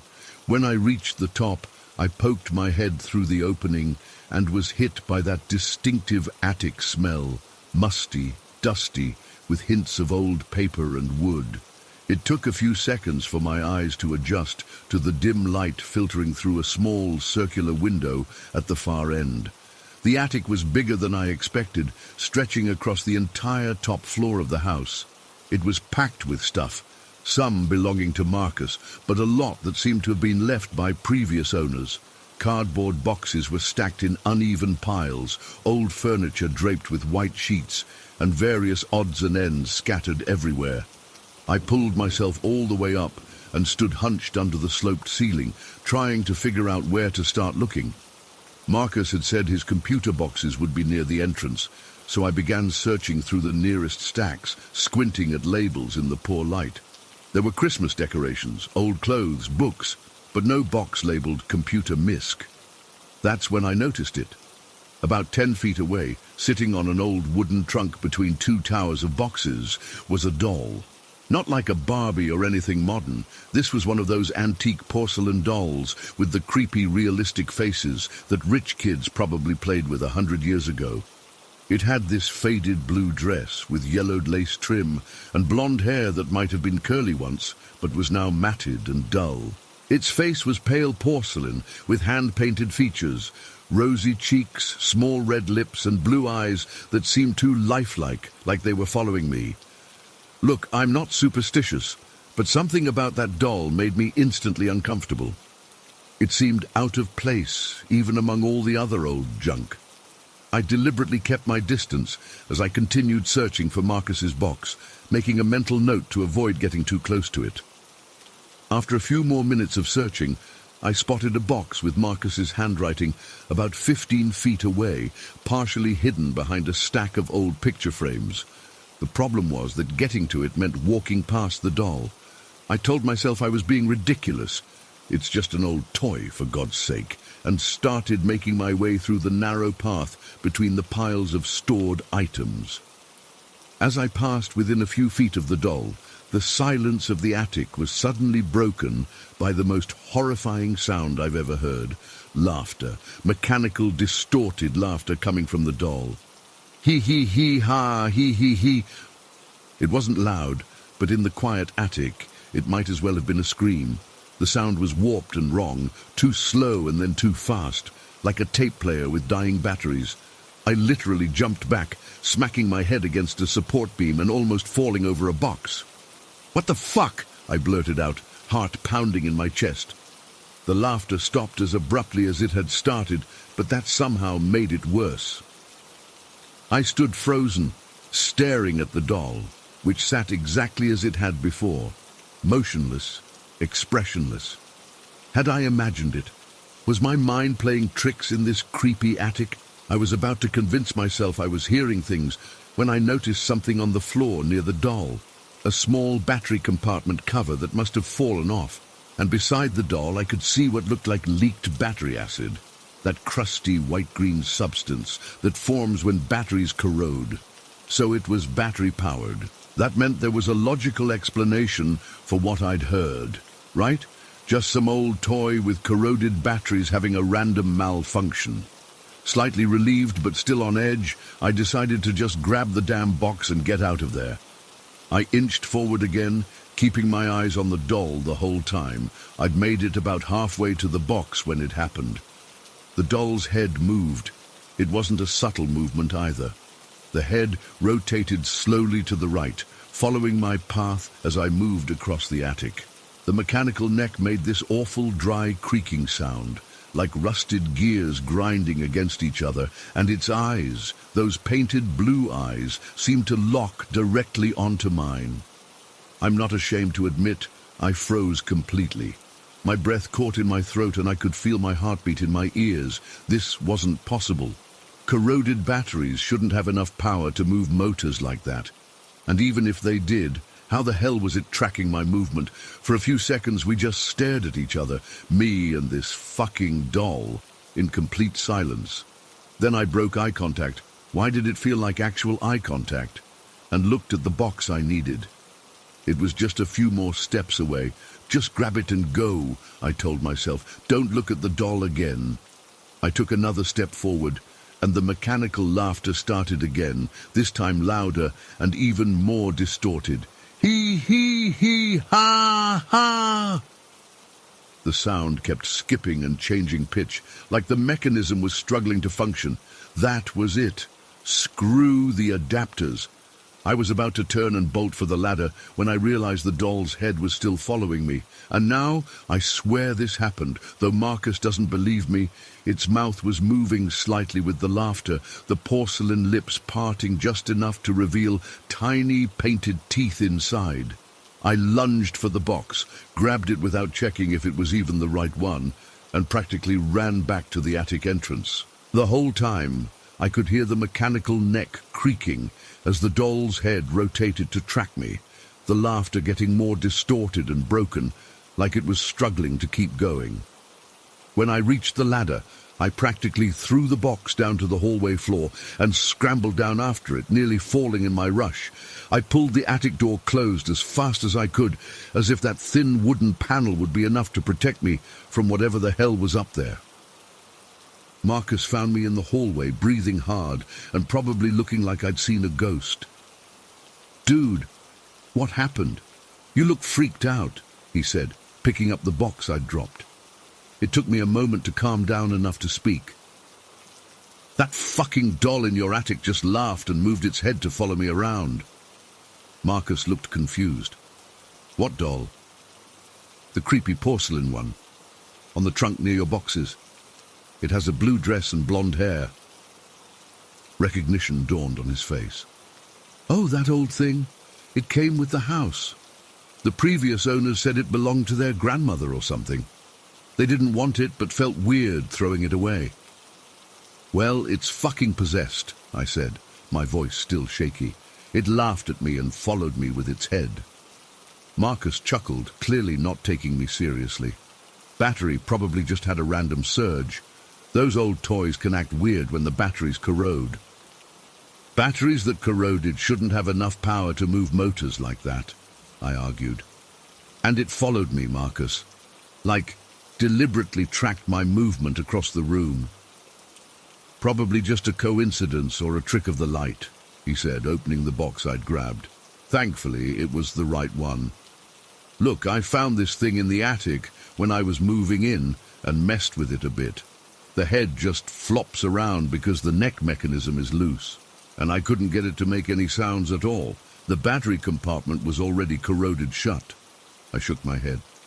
"I know what I saw, man. And what I heard." Marcus gave me one of those "my friend is losing it" looks and pulled out the adapters from the box. "You've been watching too many horror movies. Come on, let's finish setting up my computer." I tried to put it out of my mind as we went back to work, but I couldn't shake the image of that doll's head turning to follow me, or the sound of that broken laughter. When we finished setting up his system, Marcus wanted to show me some new game he'd bought, but I made an excuse about needing to get home early. The truth was, I couldn't stand being in that house anymore, knowing that thing was up there. Before I left, I had to ask one more thing. "Marcus, has anything else weird happened since you moved in? Any strange noises or things moving?" He thought for a moment. "Not really. The house makes normal old house noises, but nothing out of the ordinary." Then he grinned. "Why? You worried about me living with a haunted doll?" I didn't smile back. "Just maybe lock the attic, okay?" He laughed and walked me to the door. "I'll protect myself from the big bad doll. Don't worry." It's been 3 days, and I still can't stop thinking about it. I've tried researching online about old mechanical dolls, battery corrosion, anything that might explain what happened logically. The closest I've come is that sometimes battery acid can create enough of a chemical reaction to briefly power a circuit, but that doesn't explain the purposeful movement, the timing, or why it happened exactly when I was there alone. Marcus texted me yesterday asking if I wanted to come over again for a movie night. I made up an excuse. I know he thinks I'm being ridiculous, but there's no way I'm going back to that house. And I definitely, absolutely am never going into that attic again. I keep telling myself there's a rational explanation. The dolls don't just decide to activate themselves and track people around rooms. that it's just an old toy with faulty wiring. But then I remember those eyes following me, that broken laughter, and I'm not so sure anymore. What bothers me most is the timing of it all. Why did it happen right then? Had it been sitting silently for years until I walked into that attic? Was it just coincidence, or did it wake up because of me? I don't know. But I do know one thing for certain. I'm never going near another antique doll as long as I live. Story 15. I still get goosebumps when I think about what happened that summer night when I was 13. It's been 21 years, and I've never been able to explain it. Never will, probably. I grew up in this tiny village about 3 miles from Blackwater Forest. Our house was nothing special, just an old 2-story place my parents had bought cheap when I was little. It was the kind of house where you could hear everything. Every footstep, every door closing, every creak in the floorboards. The insulation was crap, and the wooden stairs would announce anyone going up or down with these loud creaking noises. You literally couldn't sneak around that house if you tried. That night, I had my 3 best friends over, Mark, Danny, and Pete. My parents were out at some dinner thing and said they wouldn't be back until late, so we were just hanging out in my room on the 2nd floor playing PlayStation. It was probably around 9:30 p.m. when we got bored of gaming and decided to head outside to kick a ball around in the yard while it was still light enough to see. We all went downstairs together, and I was already halfway out the door when Danny said, "Oh wait, I left my phone on your desk." Without thinking much about it, I said I'd grab it since it was my house. The guys stayed by the front door while I ran back upstairs. I didn't even bother turning on the light since I knew exactly where Danny had left his phone. My room wasn't that big, and the last bits of evening light were still coming through the window, casting this weird bluish glow across everything. I grabbed the phone off my desk, and that's when it happened. I felt something touch my back. It wasn't aggressive or anything, just this light pressure right between my shoulder blades, like someone gently pressing their hand against me. But I was alone. I knew I was alone. My stomach dropped instantly. It was that feeling where your body reacts before your brain even processes what's happening. Every hair on my neck stood up, and I felt this cold wave wash over me. I didn't even think. I just bolted. I practically flew down those stairs 3 at a time, not even touching most of them. When I got to the bottom, I was breathing so hard I could barely speak. I burst outside where my friends were waiting and immediately started accusing them. Which one of you idiots was upstairs? I was furious, convinced one of them had somehow snuck up to scare me, but all 3 of them looked genuinely confused. They all swore they hadn't moved from the front door. I didn't believe them at first. I mean, what else could explain what I'd felt? But then I started thinking about those stairs. There's no way anyone could have run down after me without me hearing or seeing them. Those stairs were so damn loud, my mum could tell who was walking on them just by the specific way they creaked, and I would have had time to see whoever it was right behind me. "Dude, you're being weird. We were all right here the whole time," Mark said, looking at me like I was crazy. Pete laughed it off. "You probably just felt a draft or something. That old house of yours is full of them." I tried to convince myself they were right. Maybe I was just jumpy. Maybe it was nothing. We decided to forget about it and went to the yard to mess around with a soccer ball for a while. The sun was almost completely down by then, but we still had enough light to see. After about an hour of playing, I went to lock the gate to our yard. It was this tall wooden thing that my dad always insisted had to be locked at night. I had my back to my friends as I was struggling with the rusty padlock when I noticed they'd gone quiet. When I turned around, all 3 of them were staring at me with these weird expressions. "What?" I asked, getting annoyed. Danny pointed at my back. "Dude, what the hell is that on your shirt?" I tried to look over my shoulder, but couldn't see anything. "What are you talking about?" Pete pulled out his flip phone. It had this crappy little flashlight. and shined it on my back while Danny took a picture with his phone. When they showed it to me, I felt like someone had dumped ice water down my spine. There, perfectly visible on my dark blue t-shirt, was a handprint. Not just any handprint, a massive one. It looked like someone had pressed their hand against my back with chalk or flour or something white. It was exactly where I'd felt that pressure in my room. The handprint was huge, way bigger than any of our hands. I made each of my friends put their hands up against it to compare, and none of them even came close. Pete had the biggest hands among us, and his fingers only reached about halfway up the fingers on the print. "Did you lean against something?" Mark asked, but his voice was shaky. He knew I hadn't. I hadn't leaned on anything. I hadn't touched anything white or powdery. The handprint wasn't there before I went upstairs. I'd been wearing that shirt all evening. We tried everything to explain it. Maybe it was paint from my room, but there was no wet paint in my house. Maybe it was plaster dust from the ceiling, but the ceiling was intact, and the handprint was too perfectly formed. It wasn't a smudge or an accidental transfer. It was a deliberate handprint, like someone had purposely placed their white-covered hand directly on my back.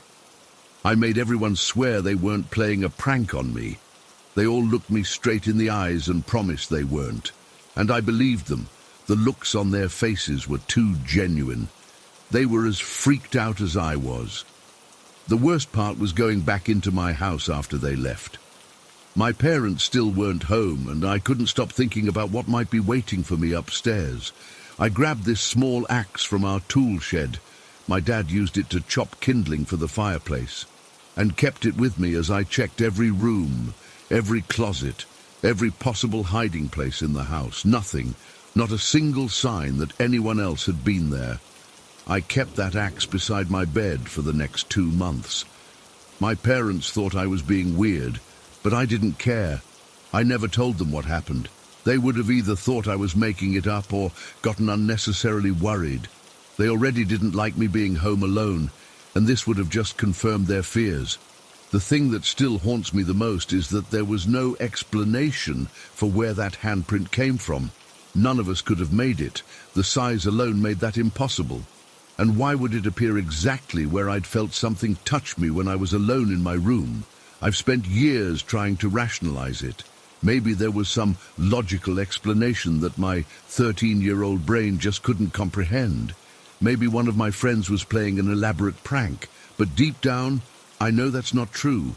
Something was in my room that night. Something touched me and left its mark.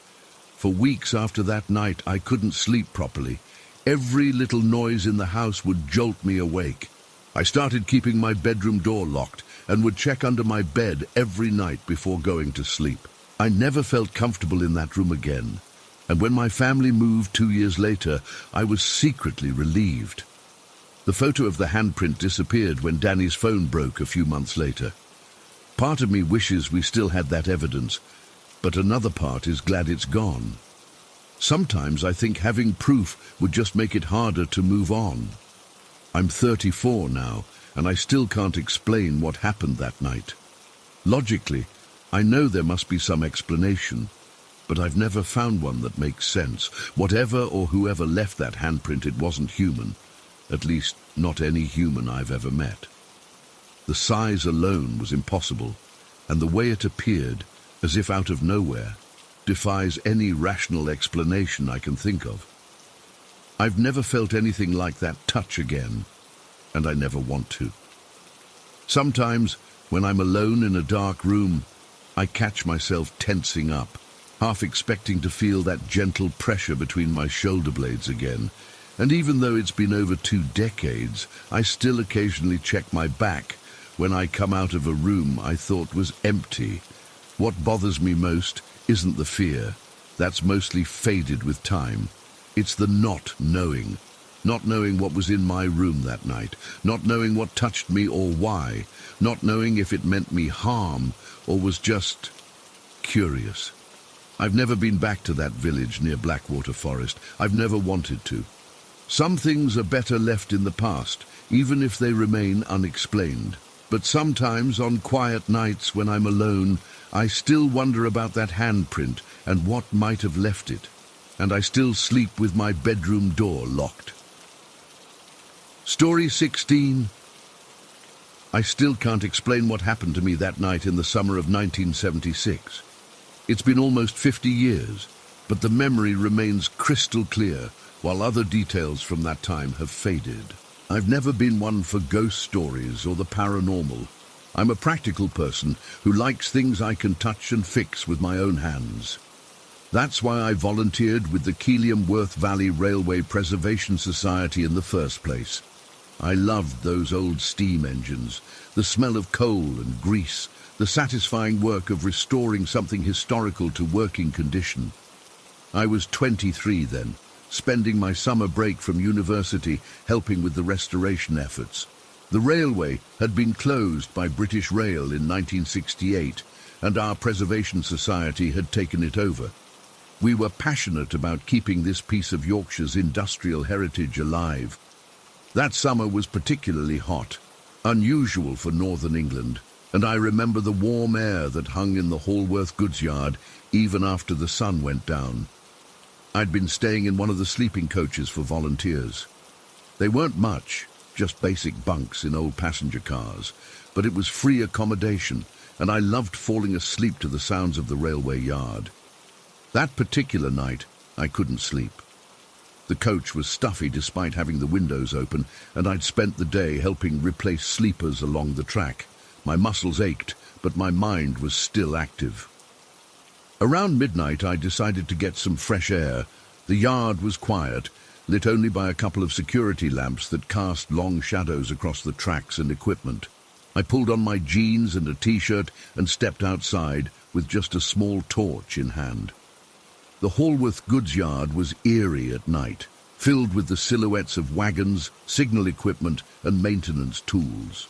During the day it bustled with volunteers, but at night it felt forgotten, like stepping back in time. I enjoyed these quiet moments, imagining what the yard must have been like in its heyday. I walked along the main line, past the water tower, heading towards the old coal merchants building.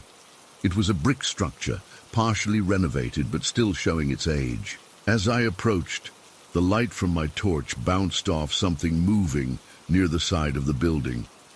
At first, I thought it was another volunteer, maybe someone else who couldn't sleep. I called out a quiet hello, not wanting to wake anyone in the sleeping coaches. No response. I moved closer, sweeping my torch across the area. That's when I saw him. About 20 yards away stood a man, an older fellow with a full white beard and weathered face. He wore what looked like period clothing, dark trousers, a waistcoat, and a cap pulled low over his eyes. In his hand was a long pole, the kind used for shunting wagons. But what struck me most wasn't his appearance, but the quality of his presence. He seemed solid enough, but surrounded by a strange haze, like looking at him through frosted glass. The strangest part was that the background behind him seemed different. Not the goods yard as it was that night in 1976, but how it might have looked decades earlier. The coal merchant's building behind him appeared newer, with smoke coming from a chimney that I knew had been blocked up years ago. I froze, my torch beam fixed on him. He didn't acknowledge the light or seem to notice me at all. Instead, he was focused on something beyond my view, gesturing with his pole as if directing shunting operations that weren't happening. I've never felt anything like what I experienced in that moment. The air around me seemed to thicken and cool dramatically. The hair on my arm stood up, and I felt a pressure in my ears like when you're descending quickly in an airplane. Time seemed to stretch and compress simultaneously. My rational mind tried to make sense of what I was seeing. Was it a prank by another volunteer, a trick of the light? But the deep, primal part of my brain knew I was seeing something that shouldn't be possible. I remember taking a step forward, my curiosity temporarily overcoming my fear. As I did, the figure turned slightly, and for a brief moment I thought he looked directly at me. His eyes were pale, almost colorless in the strange light, and his expression was one of irritation, as if I was interrupting important work. Then, as suddenly as I'd spotted him, he was gone. Not like someone walking away or hiding, he simply dissolved into the darkness. One moment there, the next gone, taking with him that strange atmospheric distortion. The night snapped back to normal. Just me, standing alone in the goods yard with my torch, heart pounding in my chest. I remember standing rooted to that spot for what felt like ages, unable to process what I'd just witnessed. Eventually, I backed away slowly, then turned and hurried back to the sleeping coach. I didn't run. Something in me felt that would make the experience too real, but I walked quickly, constantly glancing over my shoulder. I barely slept that night. Every sound, the natural settling and creaking of the old coach, the distant hooting of an owl, made me tense.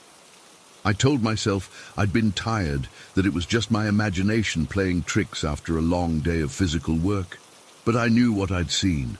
The next morning, over breakfast, in the small canteen we'd set up, I mentioned it casually to Jim, one of the older volunteers who'd been with the Preservation Society since the beginning. I was expecting him to laugh it off. Instead, he nodded thoughtfully and said, "So, you've seen old Binns, have you?" I nearly choked on my tea. "Who?" "Binns Bancroft," Jim explained, buttering his toast with the calm of someone discussing the weather. He was a coal merchant back in the late 1800s, had premises right here in the goods yard. According to Jim, Bancroft was notorious among the railway workers of his time. He was always interfering with coal deliveries, waving his shunting pole and shouting instructions at workers who just wanted to do their jobs without his constant supervision. The railway staff considered him a nuisance, always underfoot, always certain he knew better than the professionals. Jim suggested I talk to Walter Priestley, an elderly gentleman who lived in the village and whose father had worked on the railway during its commercial operation. Walter occasionally volunteered as a guide, sharing historical information with visitors.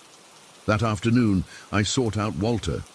He was in his late 70s then, with a sharp mind and an encyclopedic knowledge of the railway's history. When I described what I'd seen, his eyes widened slightly, but he didn't seem surprised. "Binns Bancroft," he nodded. "My father told me about him. Terrible accident, that was." Walter explained that in 1882, during a particularly windy day in October, Binns was doing what he always did, supervising the shunting of coal wagons near his premises. The strong wind meant he didn't hear the guards' warnings. He was caught between two wagons and crushed. He died on the spot. "The inquest ruled it death by misadventure," Walter said. "My father said everyone felt terrible about it, even though Binns was such a troublesome character. No one wanted him dead, they just wanted him out of the way." I asked Walter if others had seen what I'd seen. "Oh, yes," he replied. "Since the Preservation Society started up in '68, there have been reports. Always from the volunteers staying in the sleeping coaches, always at night. Some see his figure with the pole, like you did. Others have reported strange lights like oil lamps in the old coal merchants' building. Many have heard footsteps when no one was there. That night, I couldn't bring myself to stay in the sleeping coach. I made an excuse about needing to run some errands and drove to a small hotel in the nearest town. I felt foolish, a grown man scared of a ghost story, but the memory of that figure, so solid yet so impossible, kept me away. The next day, I returned to my volunteer work, but I avoided the goods yard after dusk. I finished my scheduled 2 weeks with the Preservation Society and returned to university. I came back several times over the years.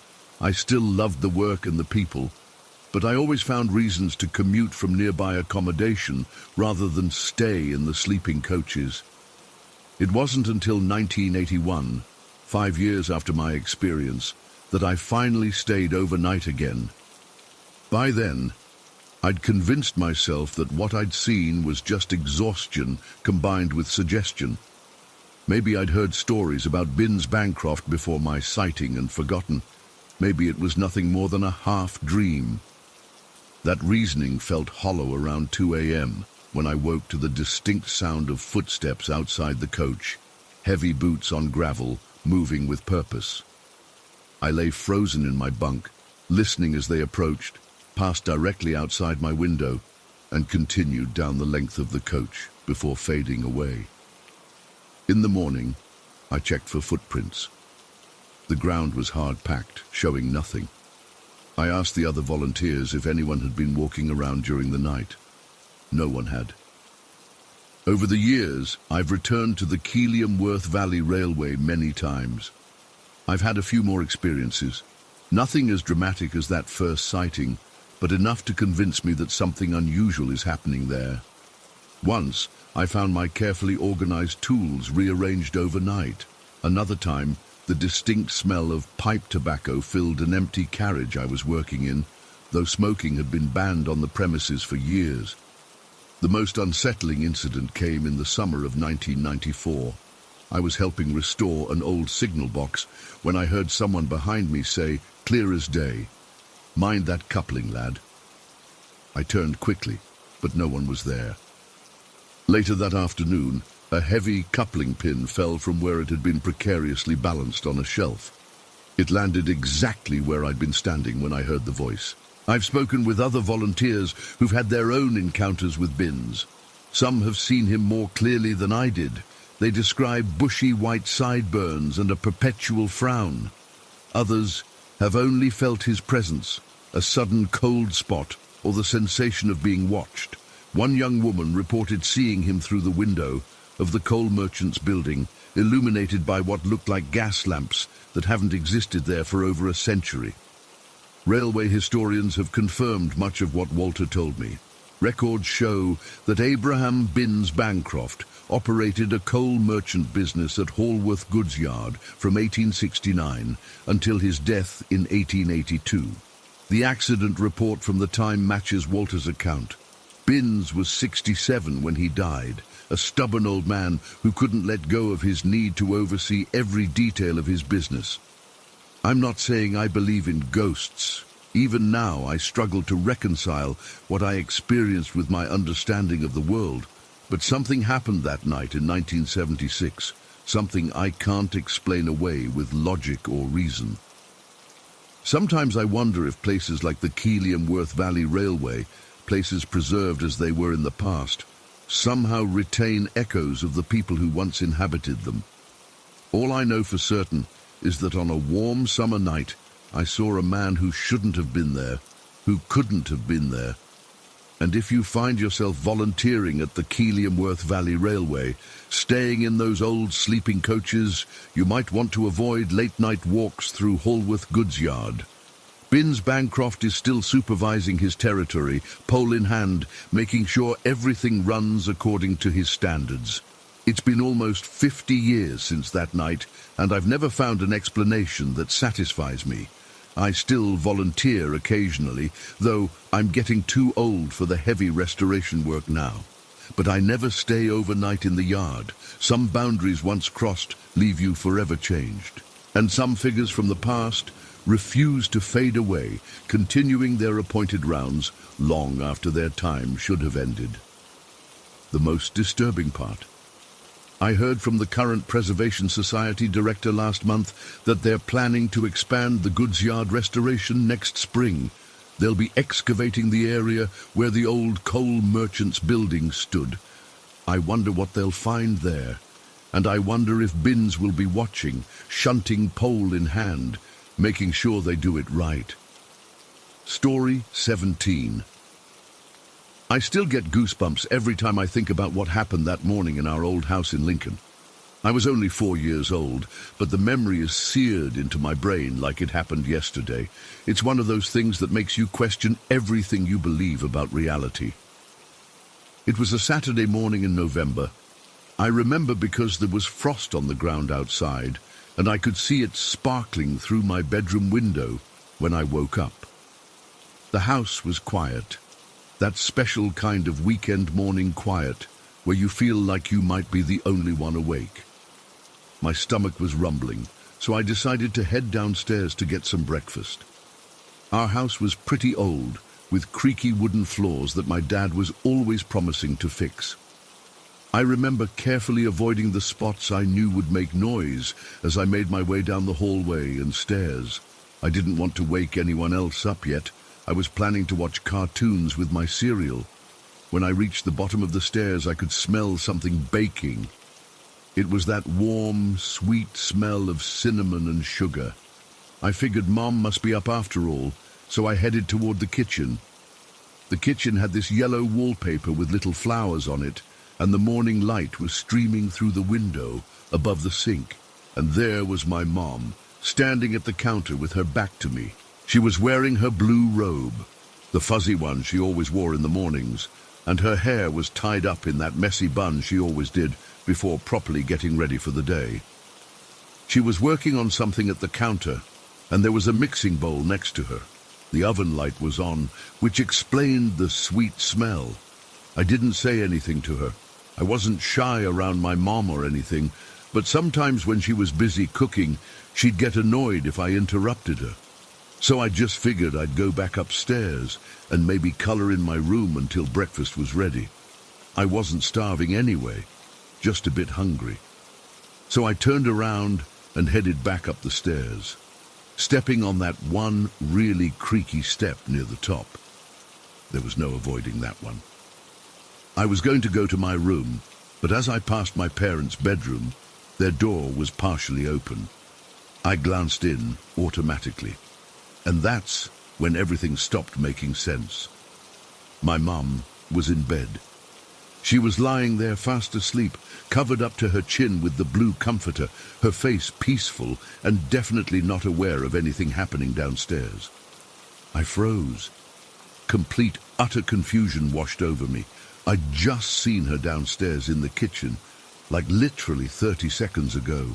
There was no way, absolutely no way, she could have gotten back upstairs and into bed that quickly. It was impossible. Our kitchen had two exits, one that led to the dining room, which connected to the hallway where I'd just come from, and another door that led outside to the backyard. But even if she'd somehow sprinted out that back door the moment I turned away, she would have had to run all the way around the house, come in through the front door, race upstairs and jump into bed, all without making a sound, all in less than a minute. It wasn't just unlikely, it was physically impossible. I stood there staring, trying to make sense of what I was seeing. Maybe I'd imagined seeing her in the kitchen. But no, the smell of baking was still in the air. I could still picture her blue robe, her messy bun, the mixing bowl on the counter. I hadn't imagined it. I approached the bed, my heart thumping weirdly in my chest. I reached out and touched my mom's shoulder. "Mom," I whispered, then louder, "Mom!" She stirred, making that little grunting noise she always made when she was being woken up. Her eyes fluttered open, and she looked confused to see me standing there. "What's wrong, sweetie?" she asked, her voice thick with sleep. "How did you get up here so fast?" I asked. She blinked at me, pushing herself up on her elbows. "What do you mean?" "You were just in the kitchen," I said. "You were baking something. I saw you." A strange look crossed her face. "Honey, I've been asleep. I haven't been downstairs yet today." "But I just saw you," I insisted. "You were wearing your blue robe and making something. The oven is on." Mom sat fully upright now, pushing her hair back from her face. I could tell from her expression that she was trying to figure out if I was playing some kind of game or having a weird dream. "The oven is on?" she repeated. I nodded emphatically. I could smell it, something sweet, like cinnamon. Mum swung her legs out of bed and reached for her robe, her blue robe, which was hanging on the back of the bedroom door. The same robe I'd just seen her wearing downstairs. She put it on and tied it around her waist. "Let's go see," she said, taking my hand. We walked downstairs together, me clinging tightly to her fingers. I kept looking up at her face, trying to read her expression. She didn't seem scared, just confused, maybe a little concerned. When we got to the bottom of the stairs, the smell was definitely still there, stronger now, sweet and warm and unmistakable. Mum hesitated at the kitchen doorway. I peeked around her legs. The kitchen wasn't empty. There was a mixing bowl on the counter with a wooden spoon resting against its side. The oven light was on, and through the little window in the oven door, I could see something baking inside. A tray of cinnamon rolls, it looked like. Mom's hand tightened around mine so hard it almost hurt. "Stay here," she said, her voice different somehow. Tight, controlled. She pushed me gently back toward the hallway. "Just stay right here for a minute." I stood in the doorway while she walked slowly into the kitchen. She approached the counter like she was afraid the mixing bowl might jump at her. She touched it with one finger and then drew back. I could see batter or dough or whatever it was clinging to the sides of the bowl. It was real. Someone had been mixing something. Mum opened the oven door a crack and peered inside, then closed it quickly. She looked in the sink, where there were a few measuring cups and a whisk that I hadn't noticed before. She opened the refrigerator, checked inside, and then closed it again. Finally, she turned to me. Her face was pale, her eyes wide. "Did you see anyone else in here?" she asked. Besides who you thought was me?" I shook my head. "No, just you. I mean, whoever it was." Mum nodded slowly. She seemed to be thinking hard about something. Then she walked over to me and knelt down so she was at my eye level. "I need you to go upstairs and play in your room for a little while," she said. "I'm going to call Daddy." "But what about the stuff in the oven?" I asked. "Won't it burn?" "I'll take care of it," she said, kissing my forehead. "Go on up now." I went back upstairs, confused and a little scared. From my room I could hear Mom on the phone, talking in that hushed, urgent way adults do when they don't want kids to hear. I couldn't make out the words, but her tone made my stomach feel funny. A little while later, the smell of cinnamon got stronger, and I figured she must have taken whatever it was out of the oven. I waited for her to call me down for breakfast, but she never did. When I finally went back downstairs around lunchtime, there was no sign of any baking. The kitchen was spotless, no mixing bowl, no measuring cups, nothing in the oven. When I asked Mom about it, she just smiled and said sometimes people see things that aren't really there when they're still sleepy, but I wasn't sleepy, and I know what I saw. Dad came home early that day, which was unusual for a Saturday. He normally played golf with his friends. He and Mom had a long conversation in their bedroom with the door closed. I could hear the murmur of their voices, but not what they were saying. That night, Mom slept in my room with me. She said it was because I wasn't feeling well, but I felt fine. She pushed my bed against the wall and slept on a mattress on the floor beside me. She'd never done that before. The next morning, Sunday, Dad went to the hardware store and came back with new locks for all the doors and windows. He spent the whole day installing them.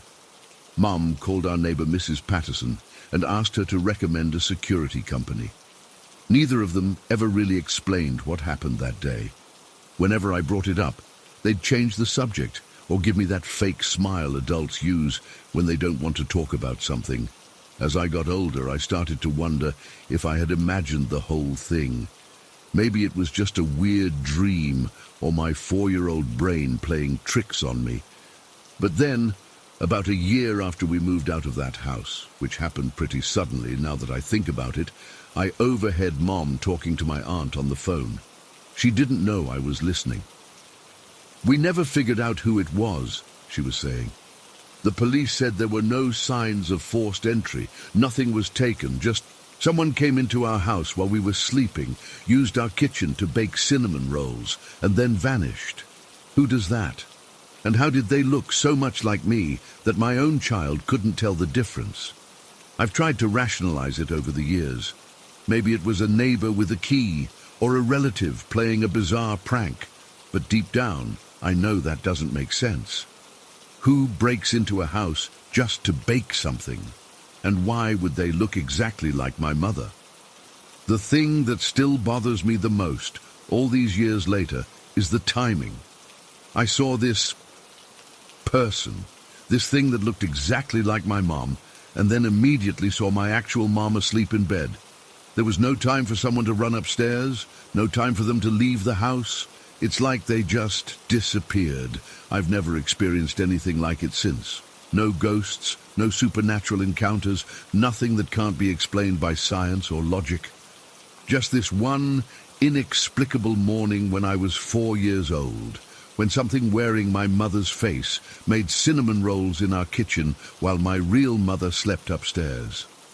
Sometimes I wonder if it was trying to lure me. If I had stayed in the kitchen instead of going back upstairs, what would have happened? Would it have turned around and shown me a different face? Would it have tried to take me somewhere? Or maybe it was completely benign. Maybe it was just making breakfast, which is somehow even more unsettling. I've researched local history, looked for similar stories, tried to find any explanation that makes sense. But there's nothing. Just this one bizarre incident that I can't explain, and that my parents never wanted to discuss. The house is still there in Lincoln. I drove by it a few years ago, just to see. A family lives there now. I could see kids' toys in the yard and bicycles on the porch. I thought about knocking on the door, asking if they'd ever experienced anything strange, but I couldn't bring myself to do it. What would I even say? "Excuse me, but have you ever seen a phantom baker who looks exactly like someone in your family?" They'd think I was crazy.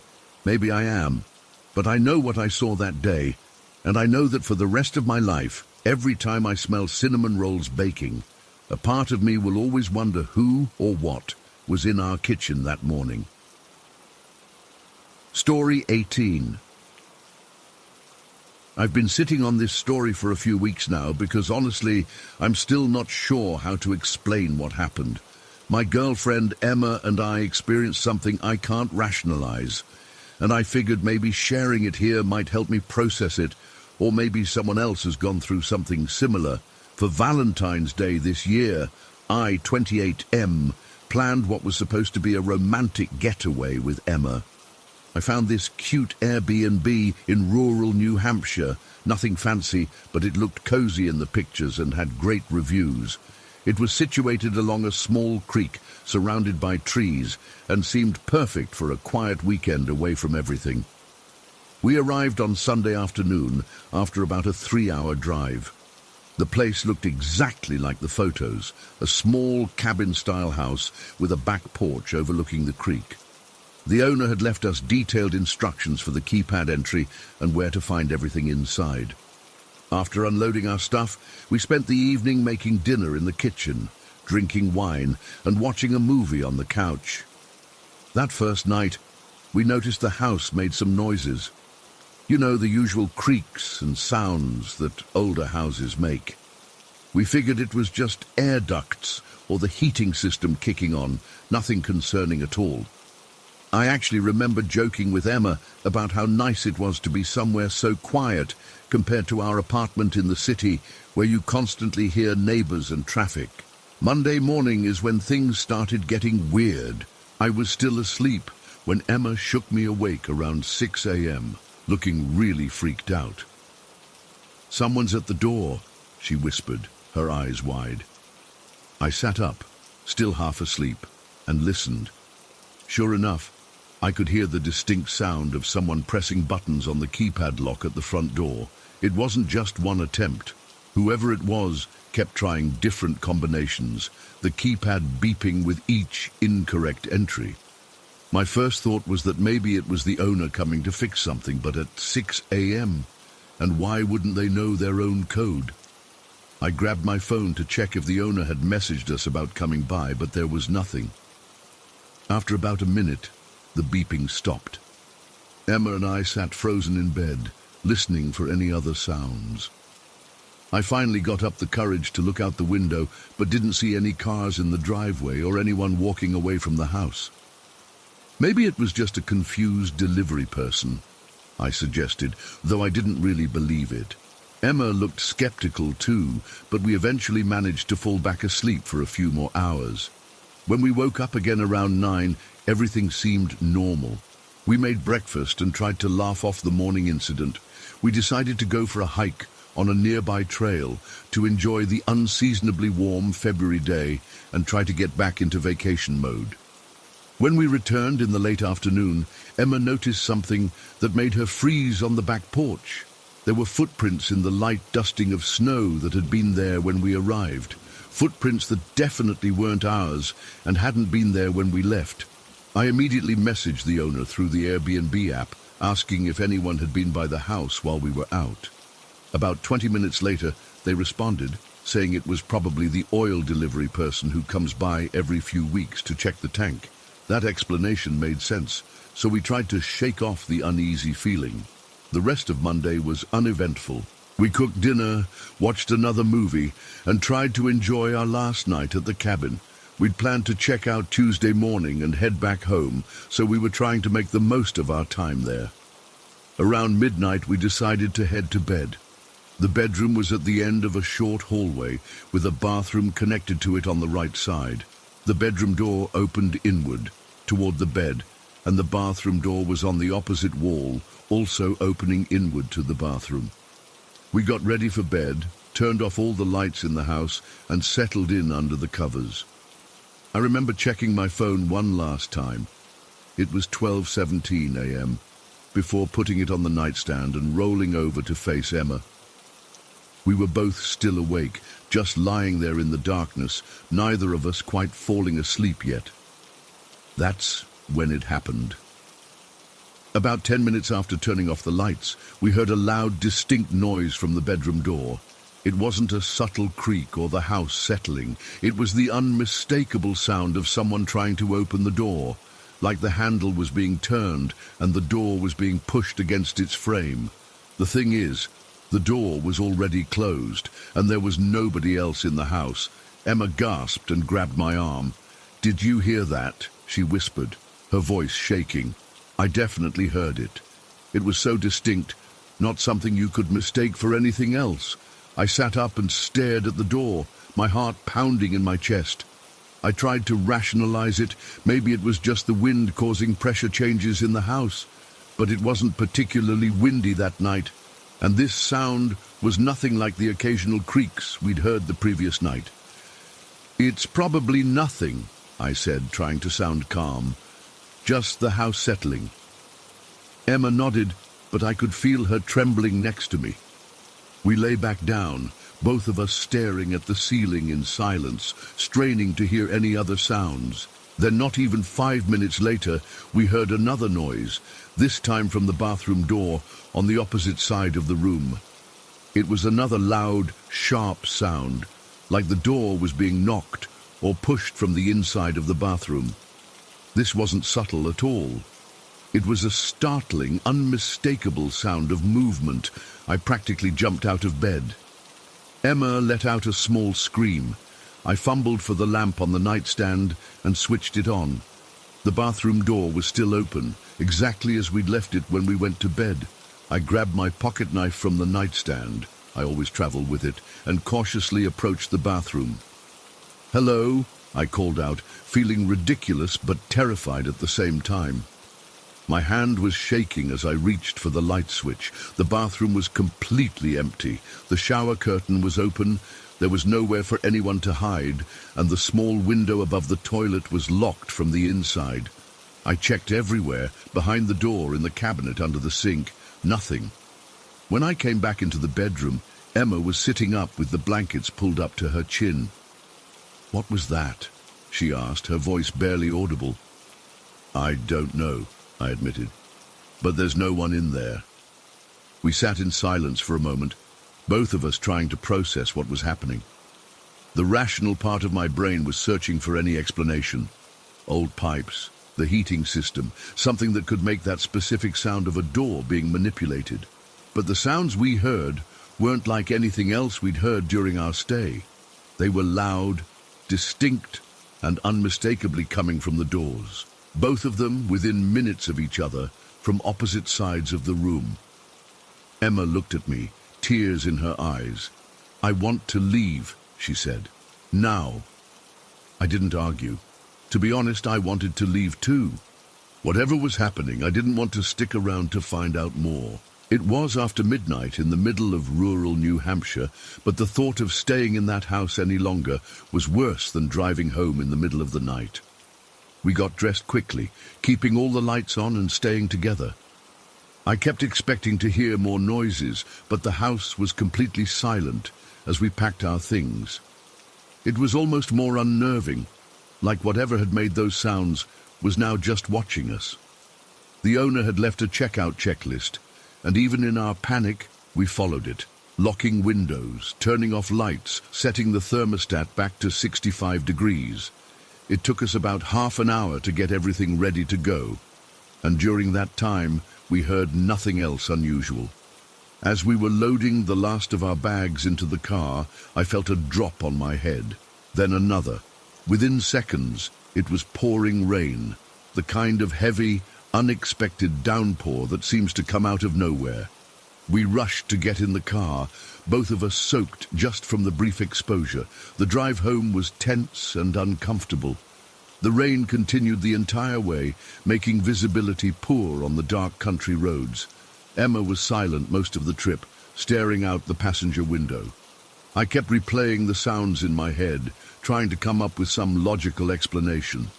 To make matters worse, I got a call from my mom the next morning saying my childhood dog had suffered a stroke overnight and had to be put down. I had to drive to my parents' house to say goodbye to him. It was like the universe was piling on more emotional weight to an already disturbing experience. It's been a few weeks now, and Emma and I have talked about that night many times. We're both still convinced that what we experienced wasn't wind or typical house noises. The sounds were completely different from anything else we'd heard during our stay. They were purposeful, directed, as if someone or something was trying to get our attention. I left a carefully worded review for the Airbnb, not mentioning anything paranormal, but saying we had to leave unexpectedly due to disturbances in the night. The owner responded politely, saying they were sorry our stay was cut short, but not addressing what those disturbances might have been.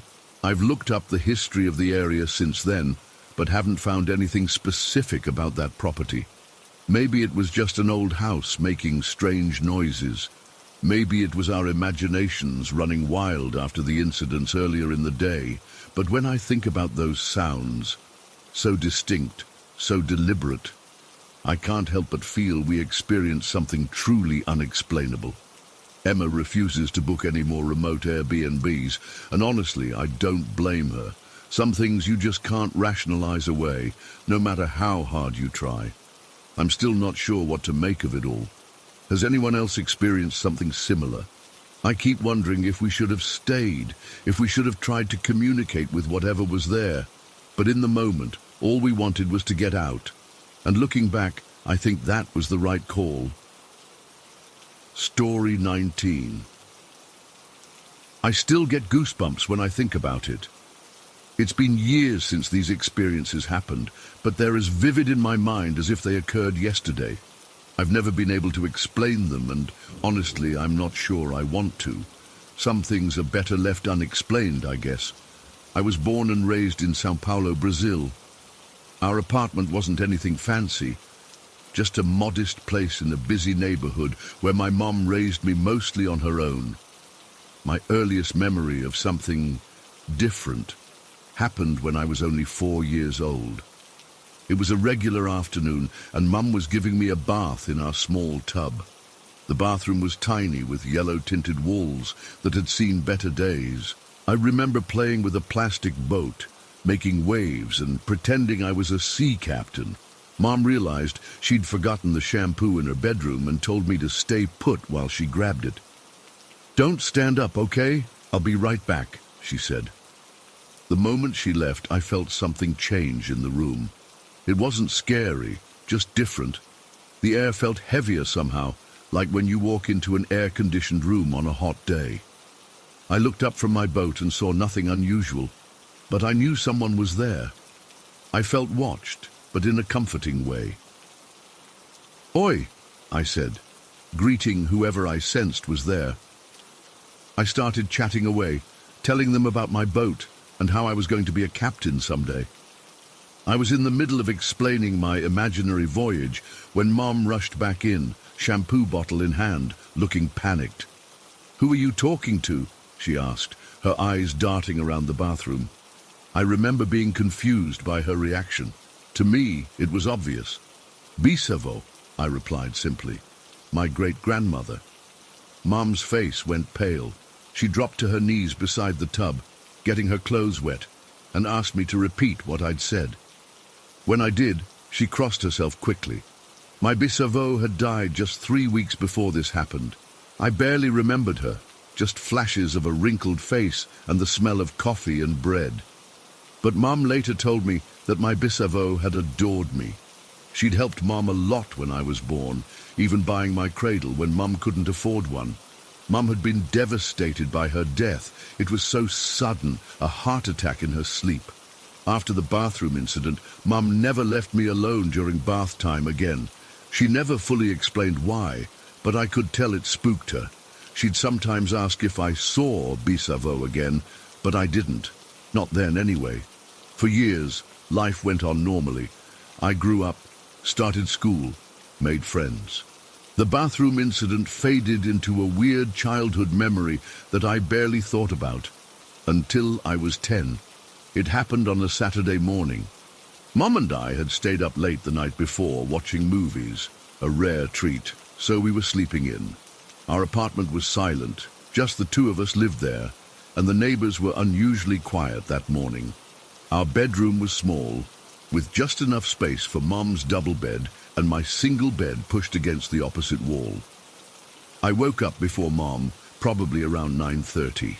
I was hungry, so I decided to go to the kitchen to grab some cereal. As I sat up in bed, I noticed something at the foot of my bed that made my blood freeze. There was a figure standing there, not a person, not exactly.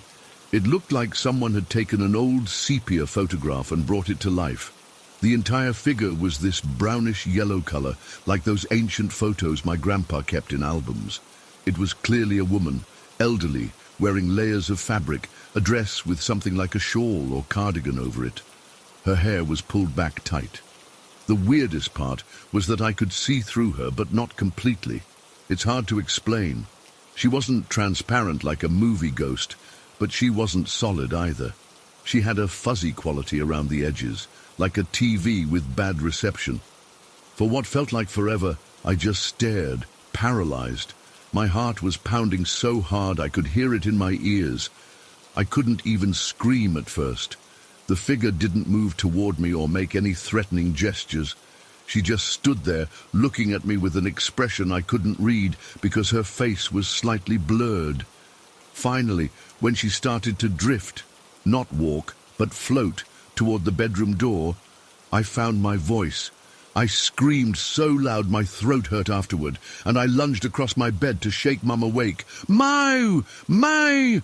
Accorda!" I screamed, shaking her shoulder violently. Mum jolted awake, disoriented. "What? What's happening?" I pointed frantically toward the door where the sepia figure was now hovering. "There, look, look!" Mum grabbed me and pulled me close as she sat up. By then, the figure was passing through the doorway, not bothering to open the door, and disappearing into the hallway. I was trembling uncontrollably, tears streaming down my face. "What did you see?" Mum asked, her voice shaking. Between sobs, I described the sepia woman. Mum's face changed as I spoke, her fear giving way to something else. Recognition. She held me tight and started praying the Ave Maria over and over. I didn't understand why she was praying instead of calling the police or running away. When I finally calmed down enough to ask, she just said, "Some things can't be explained, meu amor, but you're safe. I promise you're safe." She never outright told me who the sepia woman was, but later that day I overheard her on the phone with my aunt. It was exactly how Mama described Bisavo in her later years. She whispered when she thought I couldn't hear. The clothes, everything. How would he know that? He never saw those photos. It took weeks before I could sleep in my own bed again, and even then, I'd wake up multiple times during the night to check that the sepia woman wasn't there. Mom put a small religious statue on my bedside table, saying it would keep me safe, though she never specified from what. 4 years passed. I was 14 in middle school, dealing with the usual teenage stuff. The sepia woman incident had become something we never discussed, like a secret we both silently agreed to keep. I still thought about it sometimes, especially at night, but I'd convinced myself it was just a vivid nightmare or my imagination. Then came the third incident, the one that changed everything because I wasn't the only one who saw it. It was a regular Tuesday morning. I had school and Mom had already left for work. I was staying with my grandparents that week because Mom had early shifts. Their apartment was in the same building, just 2 floors down. Vovo, my grandfather, was a creature of habit. Every morning he'd watch the news while drinking coffee with too much sugar. Vovo would prepare breakfast and remind me to brush my teeth at least 3 times before we left the house. That morning was no different. The 3 of us were in their living room. It was about 7:15 a.m. I remember checking the time because I was worried about being late. The sun was already bright, streaming through the large windows that faced east. Vovo was in his armchair. I was on the sofa, finishing a piece of toast, and Vovo was standing near the balcony door, watering her plants. That's when it happened. A ball of white light, about the size of a tennis ball, entered through the window. Not through the glass, through the open part where Vovo had cracked it for fresh air. The light wasn't blinding, but it was definitely bright, like a concentrated flashlight beam, but formed into a perfect sphere. It moved with purpose. That's the only way I can describe it. It wasn't floating aimlessly or drifting with the breeze. It flew into the room, hovered for a moment, then darted between the 3 of us, first passing by Vovo, then me, then Vovo, before exiting through the balcony door. The whole thing lasted maybe 5 seconds. When it passed by me, I felt a strange warmth, like standing next to a heater, but it wasn't hot, just warm, comforting almost.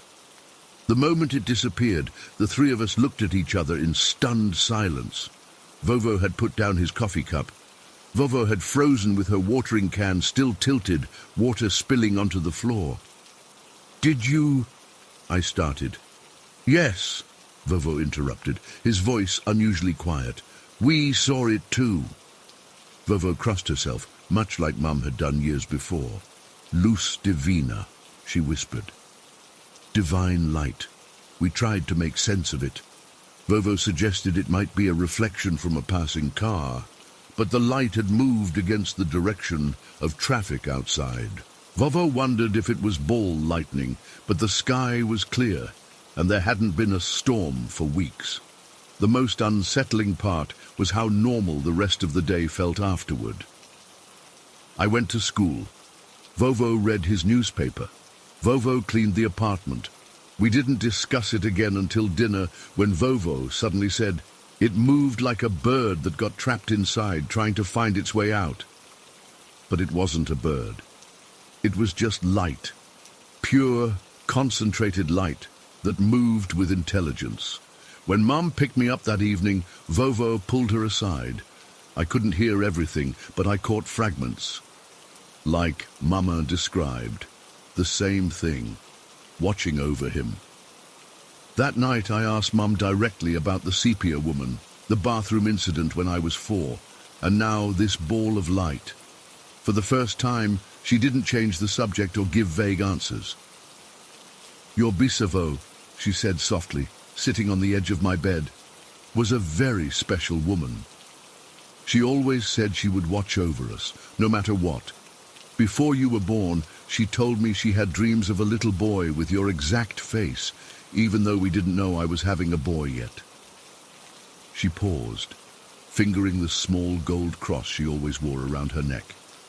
When she was dying, the last thing she said to me was, "I'll check on him from time to time." A chill ran down my spine. "So all these things, it was her?" Mom shrugged, but her eyes said more than her words. "I don't know for certain, but your Bisava was always one to keep her promises." It's been years since that ball of light flew through my grandparents' living room. I'm an adult now, living in a different city, with my own life and problems. But sometimes, especially during difficult moments, I feel that same comforting warmth I felt when the light passed by me. My grandparents still remember that morning clearly. We talked about it last Christmas, and Vovo, now in his 80s, swears he's seen similar lights twice more since then, always when something significant was about to happen in our family. As for me, I haven't seen the sepia woman again, nor have I heard Bisavo's voice like I apparently did in that bathtub years ago.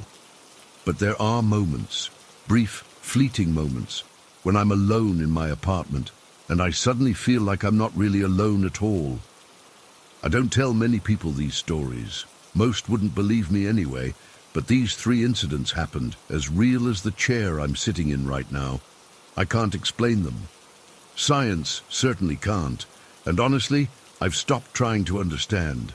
Some connections, it seems, don't end when someone dies. They just change form into sepia figures, into balls of light, into the feeling of being watched over, even when you're alone. I still don't know what any of it means. But I take comfort in knowing that whatever it was, whoever it was, they never meant me harm, quite the opposite. And in this unpredictable world, maybe that's explanation enough. Story 20. I still get goosebumps talking about this, even though it happened over 20 years ago when I was 8. I've never been able to explain it, and honestly, I'm not sure I want to. It was summer break, and I was visiting my aunt on Oahu.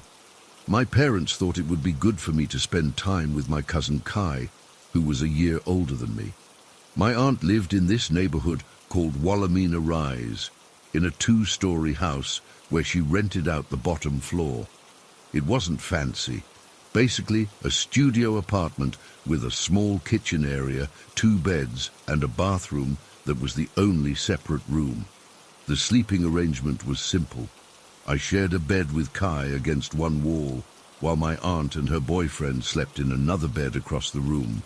The place always felt a bit cramped, especially with the humidity making everything feel sticky and close. But I was having fun, spending days at the beach, eating shave ice, and staying up later than my parents would ever allow at home. That night had been completely normal. We'd had a barbecue in the small yard behind the house, and I remember feeling exhausted from playing in the sun all day. My aunt had put on a movie, but I fell asleep before it ended, with the ceiling fan whirring above us in a futile attempt to circulate the warm air. I'm not sure what woke me up. There wasn't any noise that I can recall. But suddenly, I was wide awake, that kind of instant alertness that doesn't feel natural. The digital clock on the microwave showed it was 1:37 a.m. The apartment was mostly dark, except for the small light above the stove that my aunt always left on at night. As I propped myself up on my elbow, trying to figure out why I was awake, I saw it. There was someone, or something, standing in the kitchen area, maybe 6 feet away from the bed. At first, my brain tried to make sense of it. Maybe my aunt was getting water.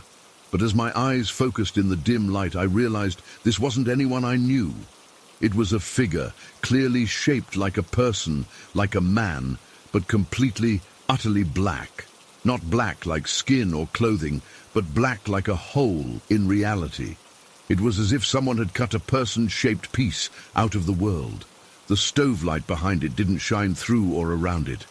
The figure just absorbed the light completely. I remember thinking, I must be seeing things because I was half asleep.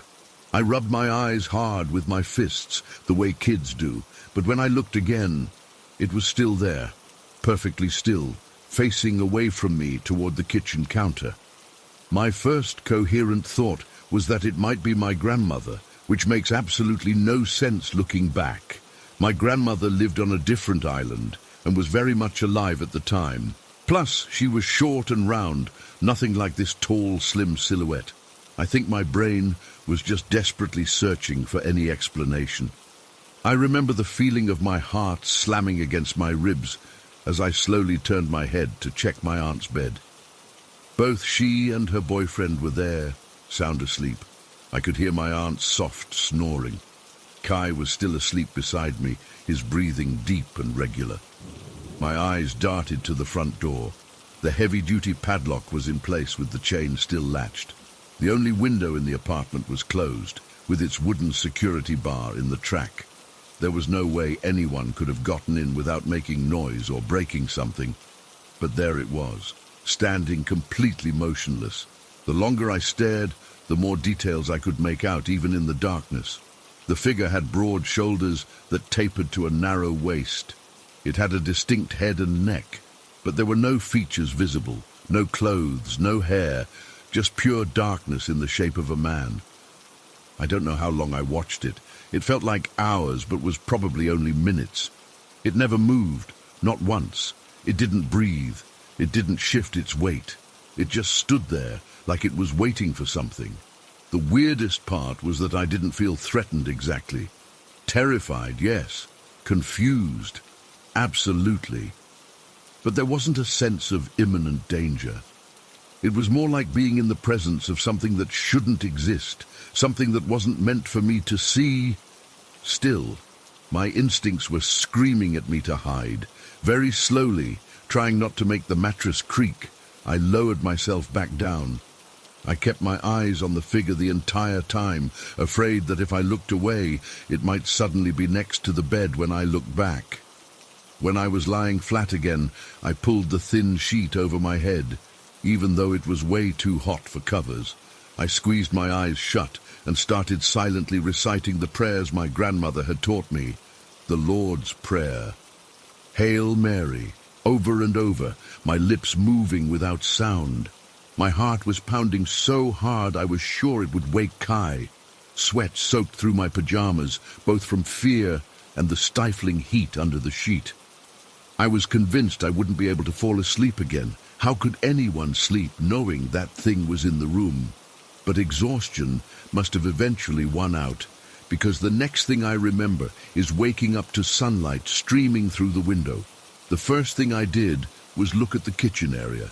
There was nothing there, of course, nothing out of place, no sign that anything unusual had happened. I didn't say anything at breakfast. What would I say? Did anyone else see the shadow person in the kitchen last night? I was afraid they'd think I was making it up for attention, or that I'd had a nightmare.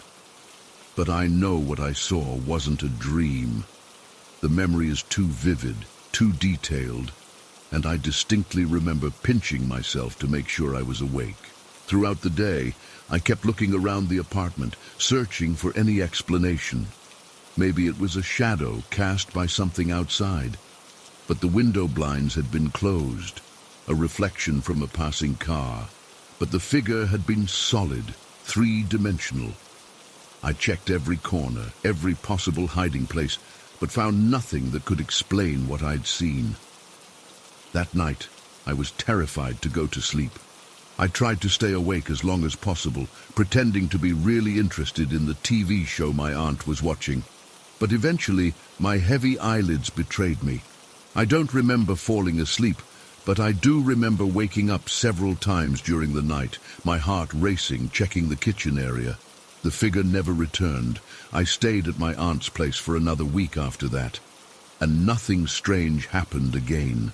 I almost managed to convince myself that it had been a particularly vivid dream, or my imagination playing tricks on me, almost. Years later, when I was about 16, I finally worked up the courage to tell my grandmother about it. We were sitting on her lanai, looking out at the ocean, and something about the peaceful moment made me feel safe enough to share. She didn't laugh or dismiss my story. Instead, she got very quiet and serious, the way adults do when they're trying to decide how much to tell a child. After a long pause, she told me that some people in our family had always been more sensitive to certain energies. She said I might have seen what some Hawaiians call a lapu, a ghost or spirit that hasn't moved on. Some places have memories, she told me, and some people can see those memories. I asked her if she'd ever seen anything like that, and she just smiled and changed the subject. But the look in her eyes told me she knew exactly what I was talking about. I've done some research over the years, trying to find similar experiences. There are plenty of ghost stories from Hawaii, with its rich cultural history and beliefs about the spirit world. But nothing quite matches what I saw that night. The rational part of my brain still tries to explain it away. Maybe it was sleep paralysis, though I could definitely move. Maybe it was a hypnagogic hallucination, something between sleeping and waking. Maybe the stress of being away from home triggered some kind of waking nightmare. But deep down, I know what I saw was real as the keyboard I'm typing on right now. That figure in my aunt's kitchen wasn't something my mind created. It was there, solid and undeniable, a piece of darkness shaped like a man. I've never gone back to Wallomena Rise. My aunt moved to the mainland a few years later, and I've had no reason to visit that neighborhood again. Sometimes I wonder if the current residents of that apartment have seen anything strange. Sometimes I wonder if that figure is still there, standing motionless in the kitchen in the middle of the night, waiting for someone else to wake up and see it. I don't know what it was or why it appeared to me that night. Was it trying to communicate something? Was it just passing through? Was it somehow connected to the land or the building? I'll probably never know. What I do know is that experience changed how I see the world. It opened up the possibility that reality is more complex and mysterious than we understand. There are things that exist beyond our normal perception, things that occasionally slip through and make themselves known. Sometimes, late at night when I can't sleep, I find myself staring into the dark corners of my room, half expecting to see that silhouette again, and I'm never quite sure if I'm hoping to see it or hoping it stays away.